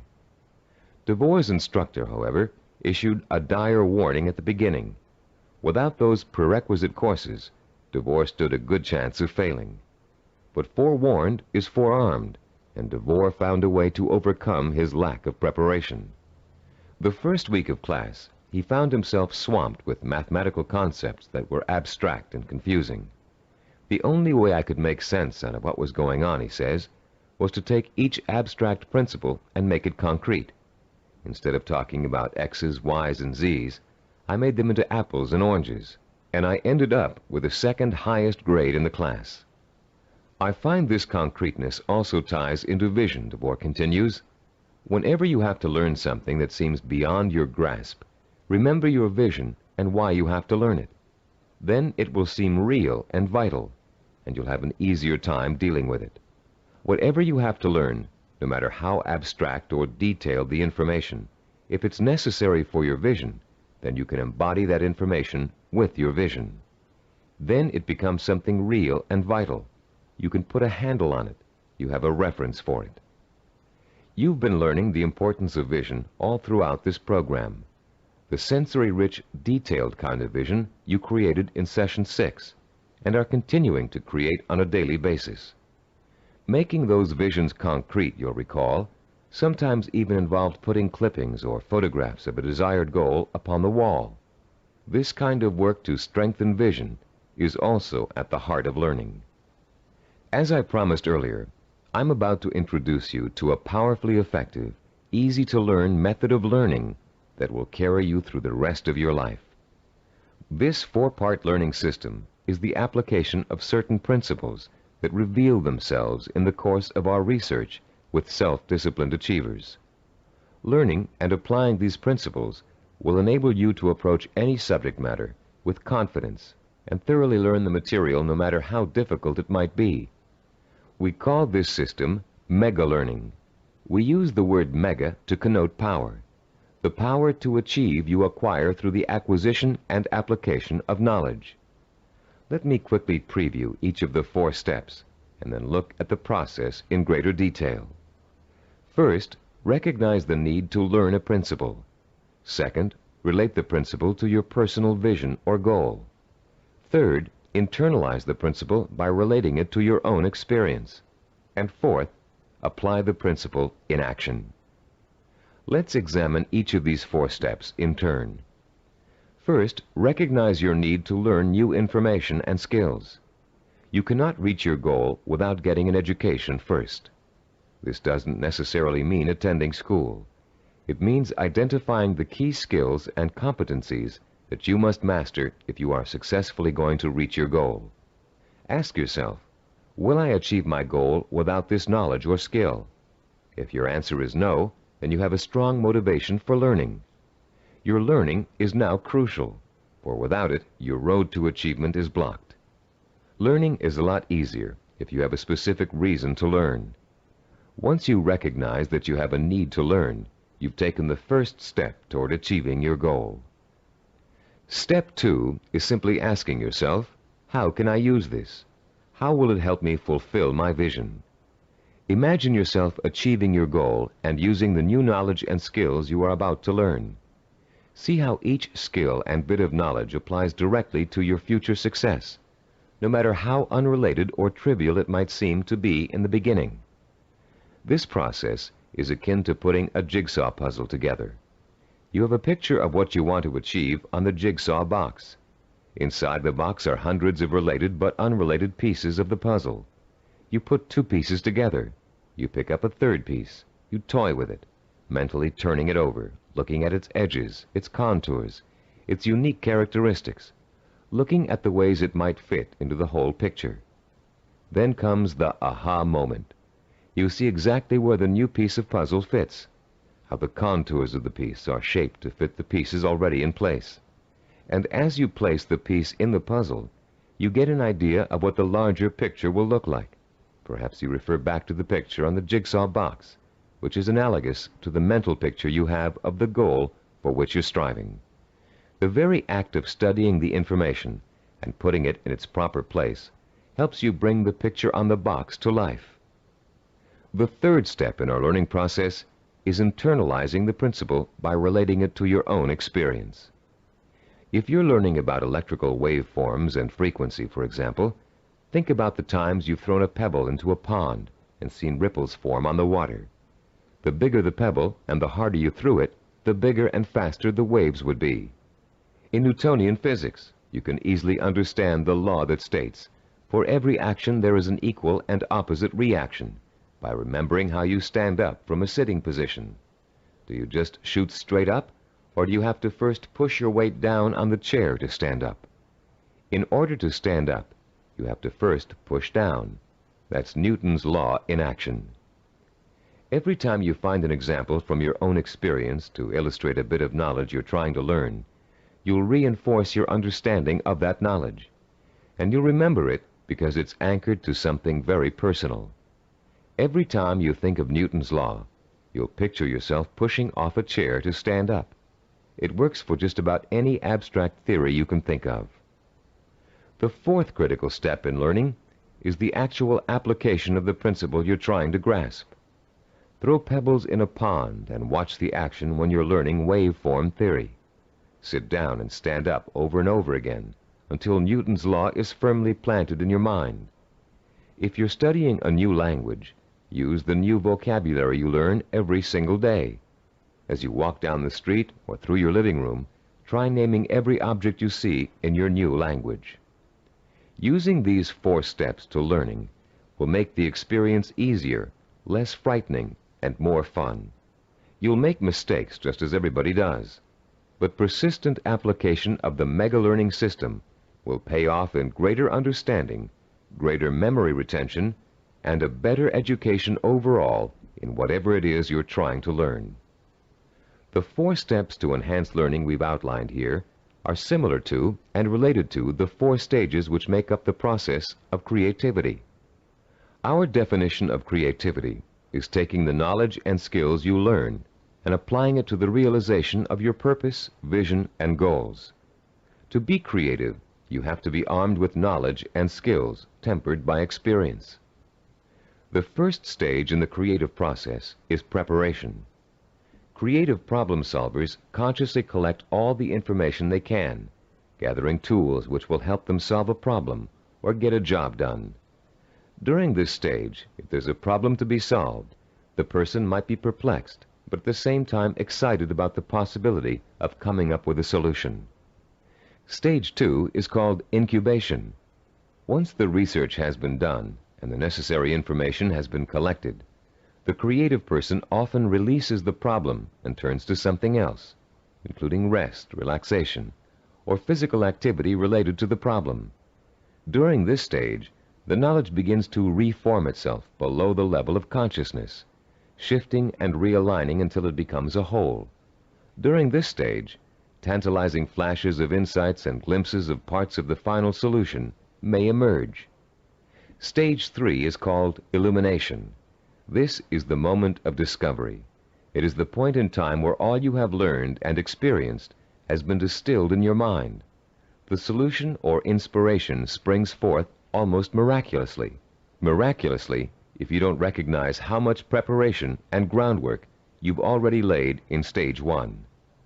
Often this stage is accompanied by an overwhelming feeling of certainty that says, yes, this is the piece of art I want to create. Or yes, this is the product idea I want to explore.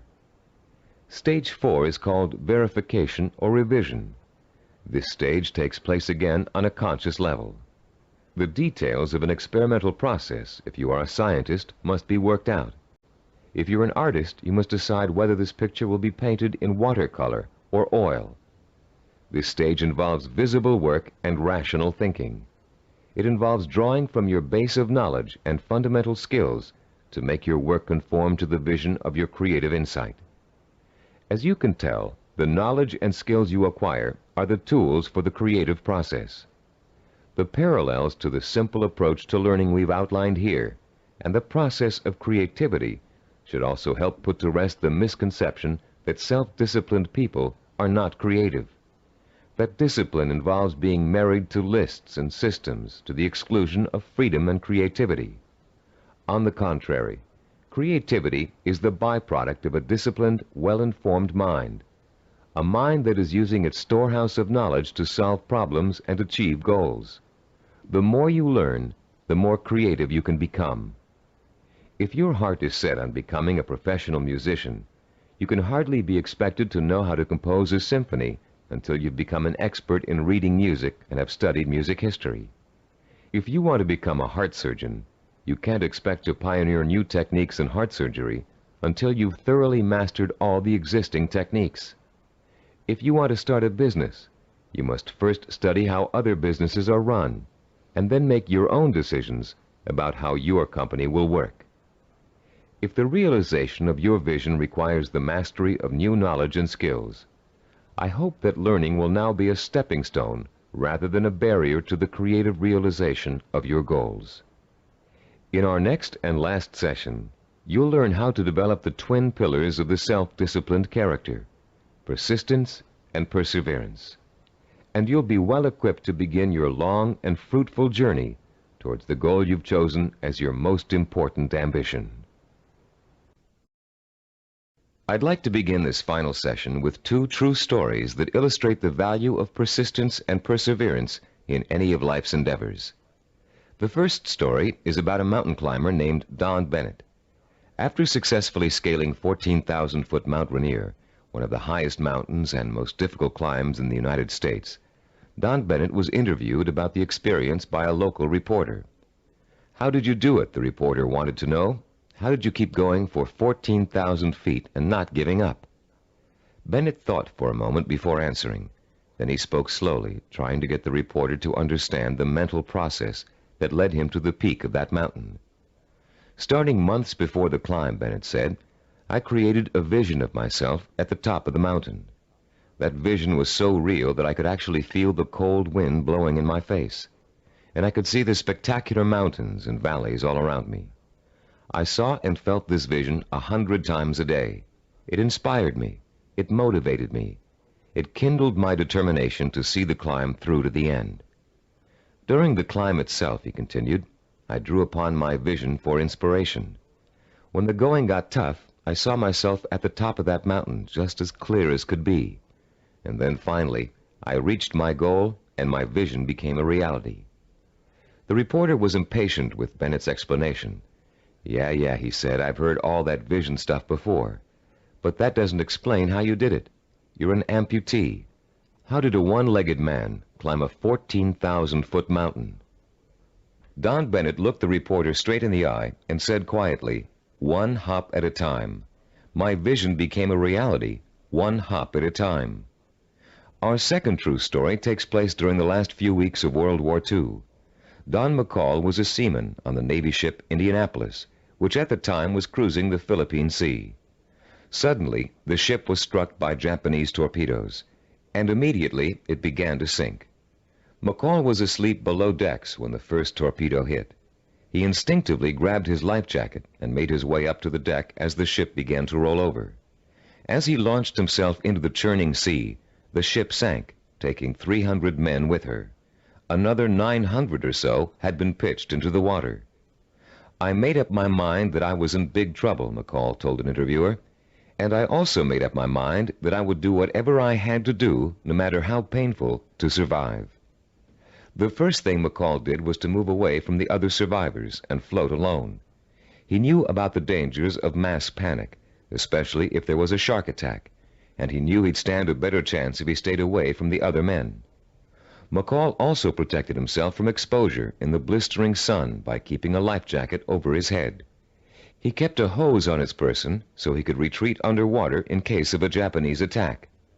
And most important, he kept in mind the lesson he had learned about the danger of drinking seawater, no matter how thirsty he got. For days, McCall watched men succumbing to mass panic and hallucination. He watched them being torn apart by sharks, while he escaped attack by remaining perfectly still. He watched them drinking seawater and dying of dehydration, while he swallowed his own desire to drink. He watched them dying all around him, while he remained alive. 4 days later, a Navy patrol boat plucked an exhausted 90-pound McCall out of the sea. He had survived 4 days without food or drink in the blistering sun, in shark-infested waters.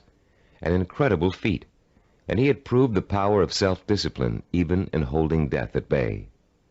Like mountain climber Don Bennett, McCall never lost sight of his vision, staying alive. He used all his knowledge and skill to make that vision come true. He resisted drinking seawater to get immediate gratification of his thirst, which would have killed him. And he found creative solutions to the problems of exposure to the sun and Japanese attack. Both Bennett and McCall used self-discipline to endure terrible physical hardship and achieve seemingly unachievable goals. Your own goal may not seem as urgent as theirs, but the principle of achieving it remains the same. Through vision, commitment, patience, and creative application of knowledge and skill, you can see your goal through to the end. But the ultimate key to your success is what this session is all about: persistence and perseverance. In this session, you're going to learn what persistence and perseverance are really all about. You'll be taught how to develop both of these critical qualities through the application of 5 simple principles. You'll find out how to turn problems and setbacks, even agonizing situations, into positive learning experiences that will actually bring you closer to the realization of your goal. And you'll understand the value of never giving up, no matter how tough the journey gets or how endless it seems. First, let's define the words persistence and perseverance. Is there a difference between the two? Yes, a subtle one. Persistence means never giving up. Perseverance means persisting in spite of hardships, opposition, and setbacks. Mountain climber Bennett and Navy seaman McCall displayed both persistence and perseverance in their heroic efforts to reach their goals. Bennett had to use his one leg to hop at least 30,000 times to get up to the top of Mount Rainier. McCall had to stay calm and follow a life-saving plan while spending 4 days in shark-infested waters without any food or drink. These men reached their goals because they had already developed the qualities of persistence and perseverance. Now you are going to learn how to develop these qualities too.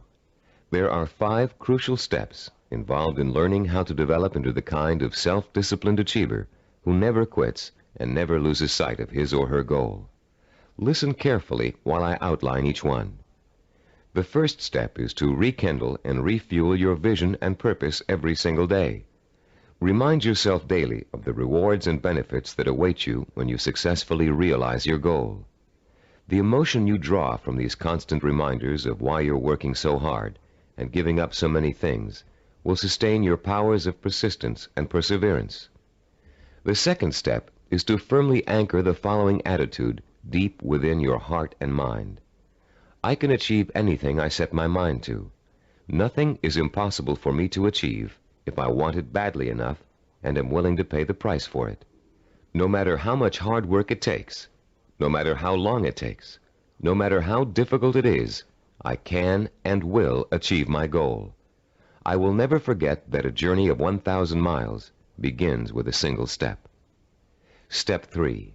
Realize that obstacles are going to arise and setbacks are going to occur.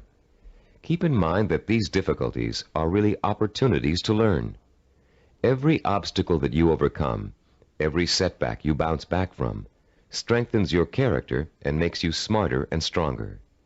Whatever you do, don't try to hide from or ignore problems. They never go away by themselves.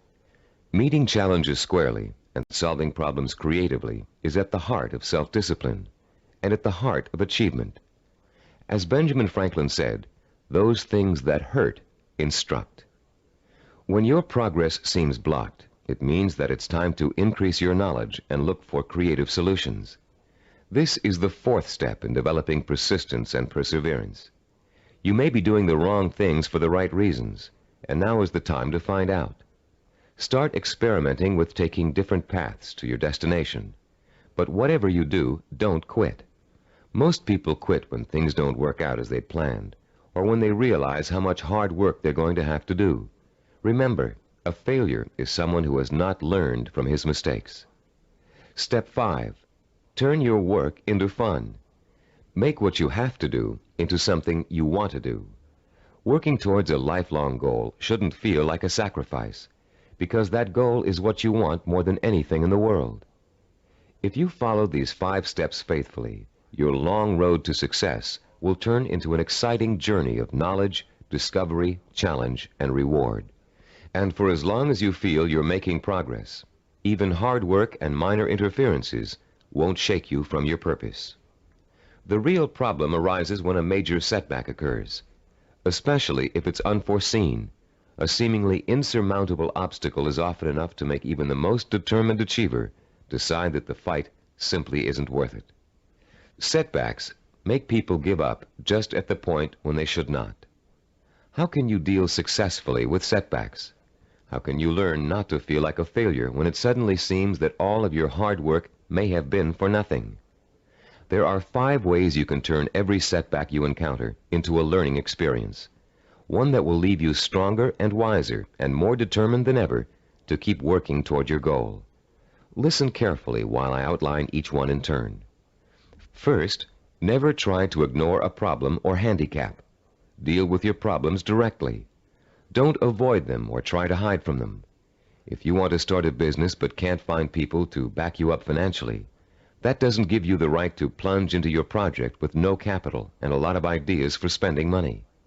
If you want to become a doctor but don't have the grades to get into medical school, it won't help you to start applying to schools you know you can't get into. When you have a problem, study it from all angles and try to determine the best way to proceed. Which brings us to our second point. Don't blame other people for your setbacks, and don't chalk it up to bad luck. You make your own luck in this life, and you have to solve your own problems. Learn to tackle them head on, being as realistic as possible and as level-headed as possible. Mentors can often provide a great deal of help in a bad situation. Try acting as if you are your own mentor. What would he or she do in your situation? Or what has he or she already done to overcome an obstacle similar to yours? Third, continually strive to strengthen your qualities of self-discipline. Setbacks often occur because of weaknesses in certain areas. Try to turn those weaknesses into strengths. Be your own severest critic, but not your own worst enemy. Don't tell yourself, I failed. Tell yourself, I slipped, but I'm going to pick myself up and go on. Fourth, in almost every setback, there's a seed of opportunity, a silver lining, if you will. Find it and use it. You may find yourself taking a slightly different path to achieving your goal than you first imagined, but you'll get there just the same. Take the new path and see where it leads you. Following this philosophy helps take the emotional sting out of setbacks and is a good antidote for discouragement, and it's a healthier way to react to a bad situation than deciding to give up. Fifth, always remember that no matter how difficult a problem is, or how insurmountable it seems, there's always a solution. A problem is only really a problem if you think you can't solve it. If you take the attitude that every problem has a solution, and you approach your problem with an open and creative mind, you'll find that solution. A young woman we know named Carol Napier was faced with and managed to overcome the kind of setbacks that might make anybody want to give up. Her story is so inspiring that we'd like to end this session with her example of what it's like to be a self-disciplined achiever who never quits no matter what. At 26, Carol had a degree in marketing and a good job as a marketing assistant, with an eye to moving up in the company she worked for as soon as there was an opening for a higher position. Carol had diabetes, diagnosed when she was 12, but had always been able to keep it under control with insulin shots, and had always lived a perfectly normal, relatively healthy life. In the spring of Carol's 26th year, she began having trouble with her eyes. Doctors told her that her diabetes was causing her to slowly lose her eyesight. At first, Carol refused to believe it, but when she began having trouble driving, she realized the doctors were right, and she would have to re-evaluate her job and her purpose in life to deal with the problem of approaching blindness. But before Carol could come up with a solution to that problem, her kidneys also began to fail. Ultimately, she needed a kidney transplant, which was done successfully when she turned 27. Everything seemed to be going fine when a sudden episode of insulin shock left Carol paralyzed from the waist down. Carol recalls wanting to quit then and there. At that point, I just wanted to go to sleep and never wake up. The depression got so bad that I realized I couldn't go on this way. I only had one choice, and that was to get myself out of this. Slowly, Carol regained her strength, learning to walk again with the aid of physical therapy.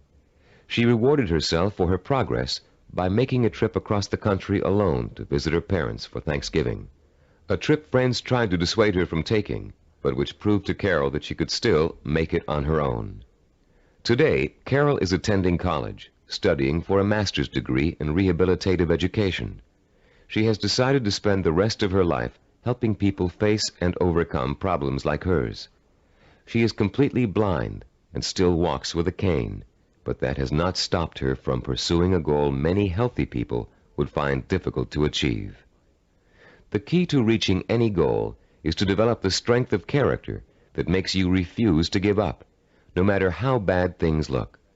The most amazing thing about persistence and perseverance is that they make it almost impossible for you not to succeed in your endeavors. In this session, you've learned the importance of not being a quitter, of learning from your mistakes, and of keeping an open mind when it comes to finding creative solutions to problems you may think are unsolvable. In the next session, we're going to review everything you've learned in the Neuropsychology of Self-Discipline program and give you some tips for developing the lifelong habit of self-discipline. We're now coming to the end of the Neuropsychology of Self-Discipline, and now is a good time to reflect on what you've learned and how far you've come. It's also a good time to start thinking about how you're going to maintain and develop your self-disciplined character for the rest of your life, because the process of becoming an achiever never really ends. In the years to come, you'll find yourself learning from trial and error, from accomplishments, from setbacks, from disappointments, from rewards, from the feeling of satisfaction you get when a job has been well done. The more you achieve, the more you'll learn one of the greatest secrets of achievement. Success breeds success. Every small step you take on the road to your goal will make it easier to take the next step. And once you've achieved your goal, you'll probably find that there's another goal you want to achieve. Along the way, you'll delight in the process of watching yourself in action, making corrections in your methods and strategies as you strive toward your ultimate goal and the hundreds of smaller goals you will successfully reach on the way. Let's talk about the milestones you've already passed. In Session 1, which you listened to some time ago, you uncovered the master key to your highest potential, self-discipline. We define self-discipline as the ability to work systematically and progressively toward a goal, to become positively obsessed with that goal, and to let that obsession lead you to accomplishment. We talked about the problems caused by lack of self-discipline. We learned about the waste of potential, the drifting from job to job, from relationship to relationship, of the person who has no real sense of purpose and an undisciplined approach to life in general. We also talked about the problems of wanting immediate gratification and how that always leads to failure because it means refusing to pay for success with hard work. There is no other way to be successful except through hard work. The words pay for shouldn't bother you. All accomplishments come with a price tag, just like something you might want to buy. And just as you will save for an item you really want to buy, cutting your budget and making financial sacrifices, you should also be willing to make sacrifices in order to reach your goal. You may have to give up time, recreational activities, other priorities in your life. But it won't be difficult to do, because reaching your goal will become a more important source of pleasure. In Session 2, you were introduced to the 10 characteristics of the self-disciplined achiever. These characteristics served as a model against which you could compare your own strengths and weaknesses. Let's review them quickly now to refresh your memory and see how far you've come in absorbing the principles of this program. First, self-disciplined achievers have a strong sense of purpose. They have a cause or direction to which they have chosen to dedicate their lives. This cause gives them meaning in their lives and a reason to exist. Second, the self-disciplined seek out positive role models, called mentors, to teach them how to best approach their goal and overcome setbacks and obstacles along the way. Third, self-disciplined achievers use sensory images to provoke the kind of emotion that keeps them working toward their goal for as long as it takes to achieve it. Fourth, those possessing an iron will dwell on the fulfillment of their vision rather than on fear and failure. They have a positive attitude toward themselves and their goal and refuse to let setbacks get them down. Fifth, the self-disciplined achiever has a deep-rooted belief in his or her ability to achieve. This "I know I can do it" attitude is nurtured by their study of mentors and their realization that the only thing that stands between themselves and their goals is hard work and self-discipline. Sixth, self-disciplined achievers have the ability to plan and organize. They know that a goal can never successfully be reached in a haphazard way. They understand that they must map out a blueprint for success if they are ever to realize their highest ambitions. Seventh, they know how and when to acquire the essential knowledge and skills they need to achieve their goals. This comes from the planning and organization work they did earlier. Eighth, self-disciplined achievers have patience. They understand the concept of seasoning and its importance in reaching any goal. Time does not frighten them. Ninth, people who achieve their goals do so through persistence and perseverance. They are stubborn in their efforts to achieve, and they never give up. 10th, self-disciplined achievers have a mature attitude toward pleasure. Rather than seeking any diversion that will temporarily make them feel better, they take the most pleasure in doing the work that will help them achieve their goal. How many of these 10 characteristics did you remember? We suggest you play Session 2 over and over again until you can recall every one of them without prompting. Making these qualities a part of your own personality is what acquiring self-discipline is all about. And the more you listen to them, the more you think about them, the more they will become a part of your own life. In Session 3, we delved deeply into the scientific basis for this program. You learned how the key to success is developing the kind of constant internal motivation that keeps you on course through problems and setbacks, through temporary boredom or fatigue, through periods of doubt or discouragement. And you found out why other motivational programs fail to give you the sustenance you need to pursue your goal for weeks, months, or years. You learned about Dr. Carl Pribram's research into images of achievement and the critical role they play in motivating people to be successful.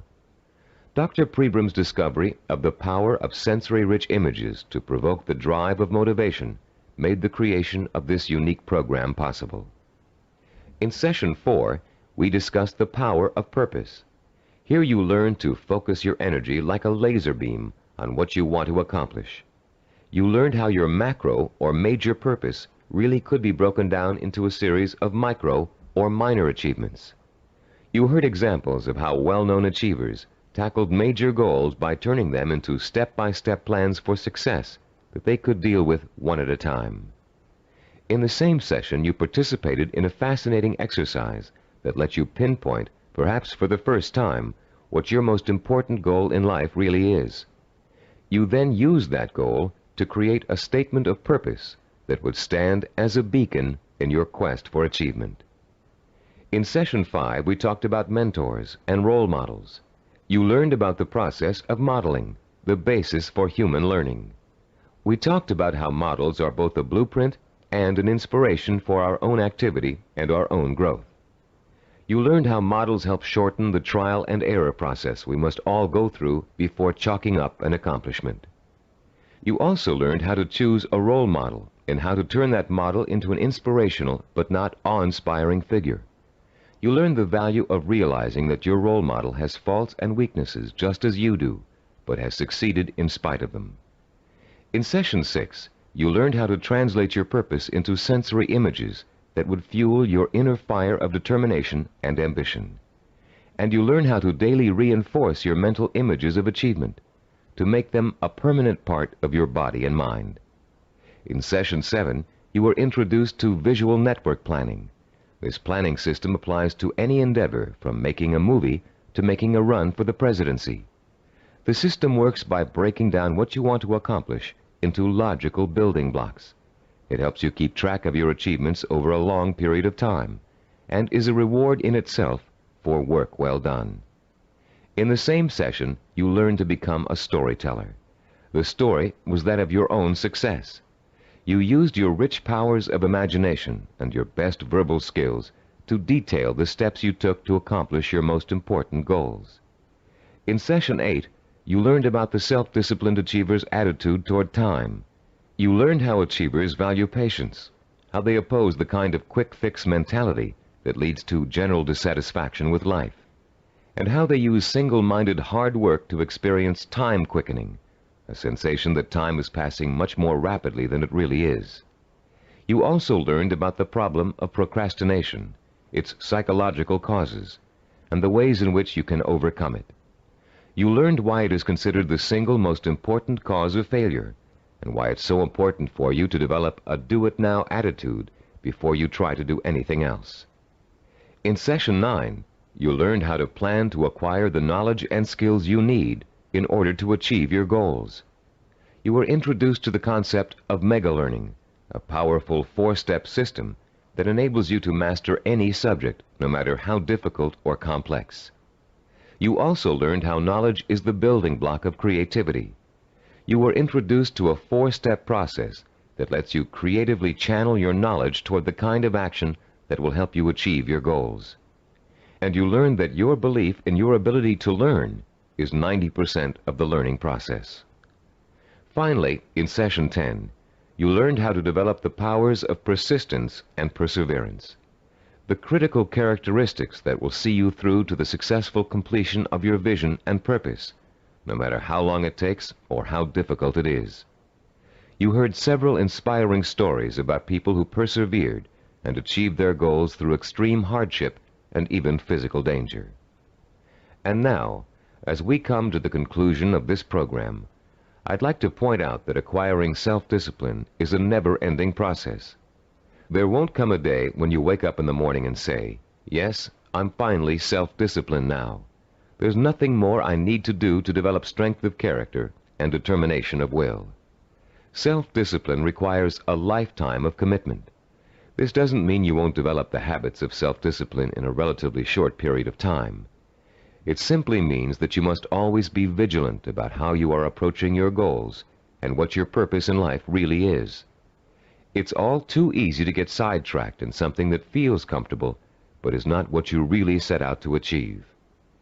Every small victory will become a cause for celebration, and a chance to renew your faith in your own ability to achieve whatever it is you want in life. And as you achieve it, you will find yourself becoming the kind of person you've always admired, the kind of person who could pursue a goal so single-mindedly, so stubbornly, and so patiently that he or she could not help but achieve it. I'm Richard Gebhardt. Thank you for joining me in this Cybervision program.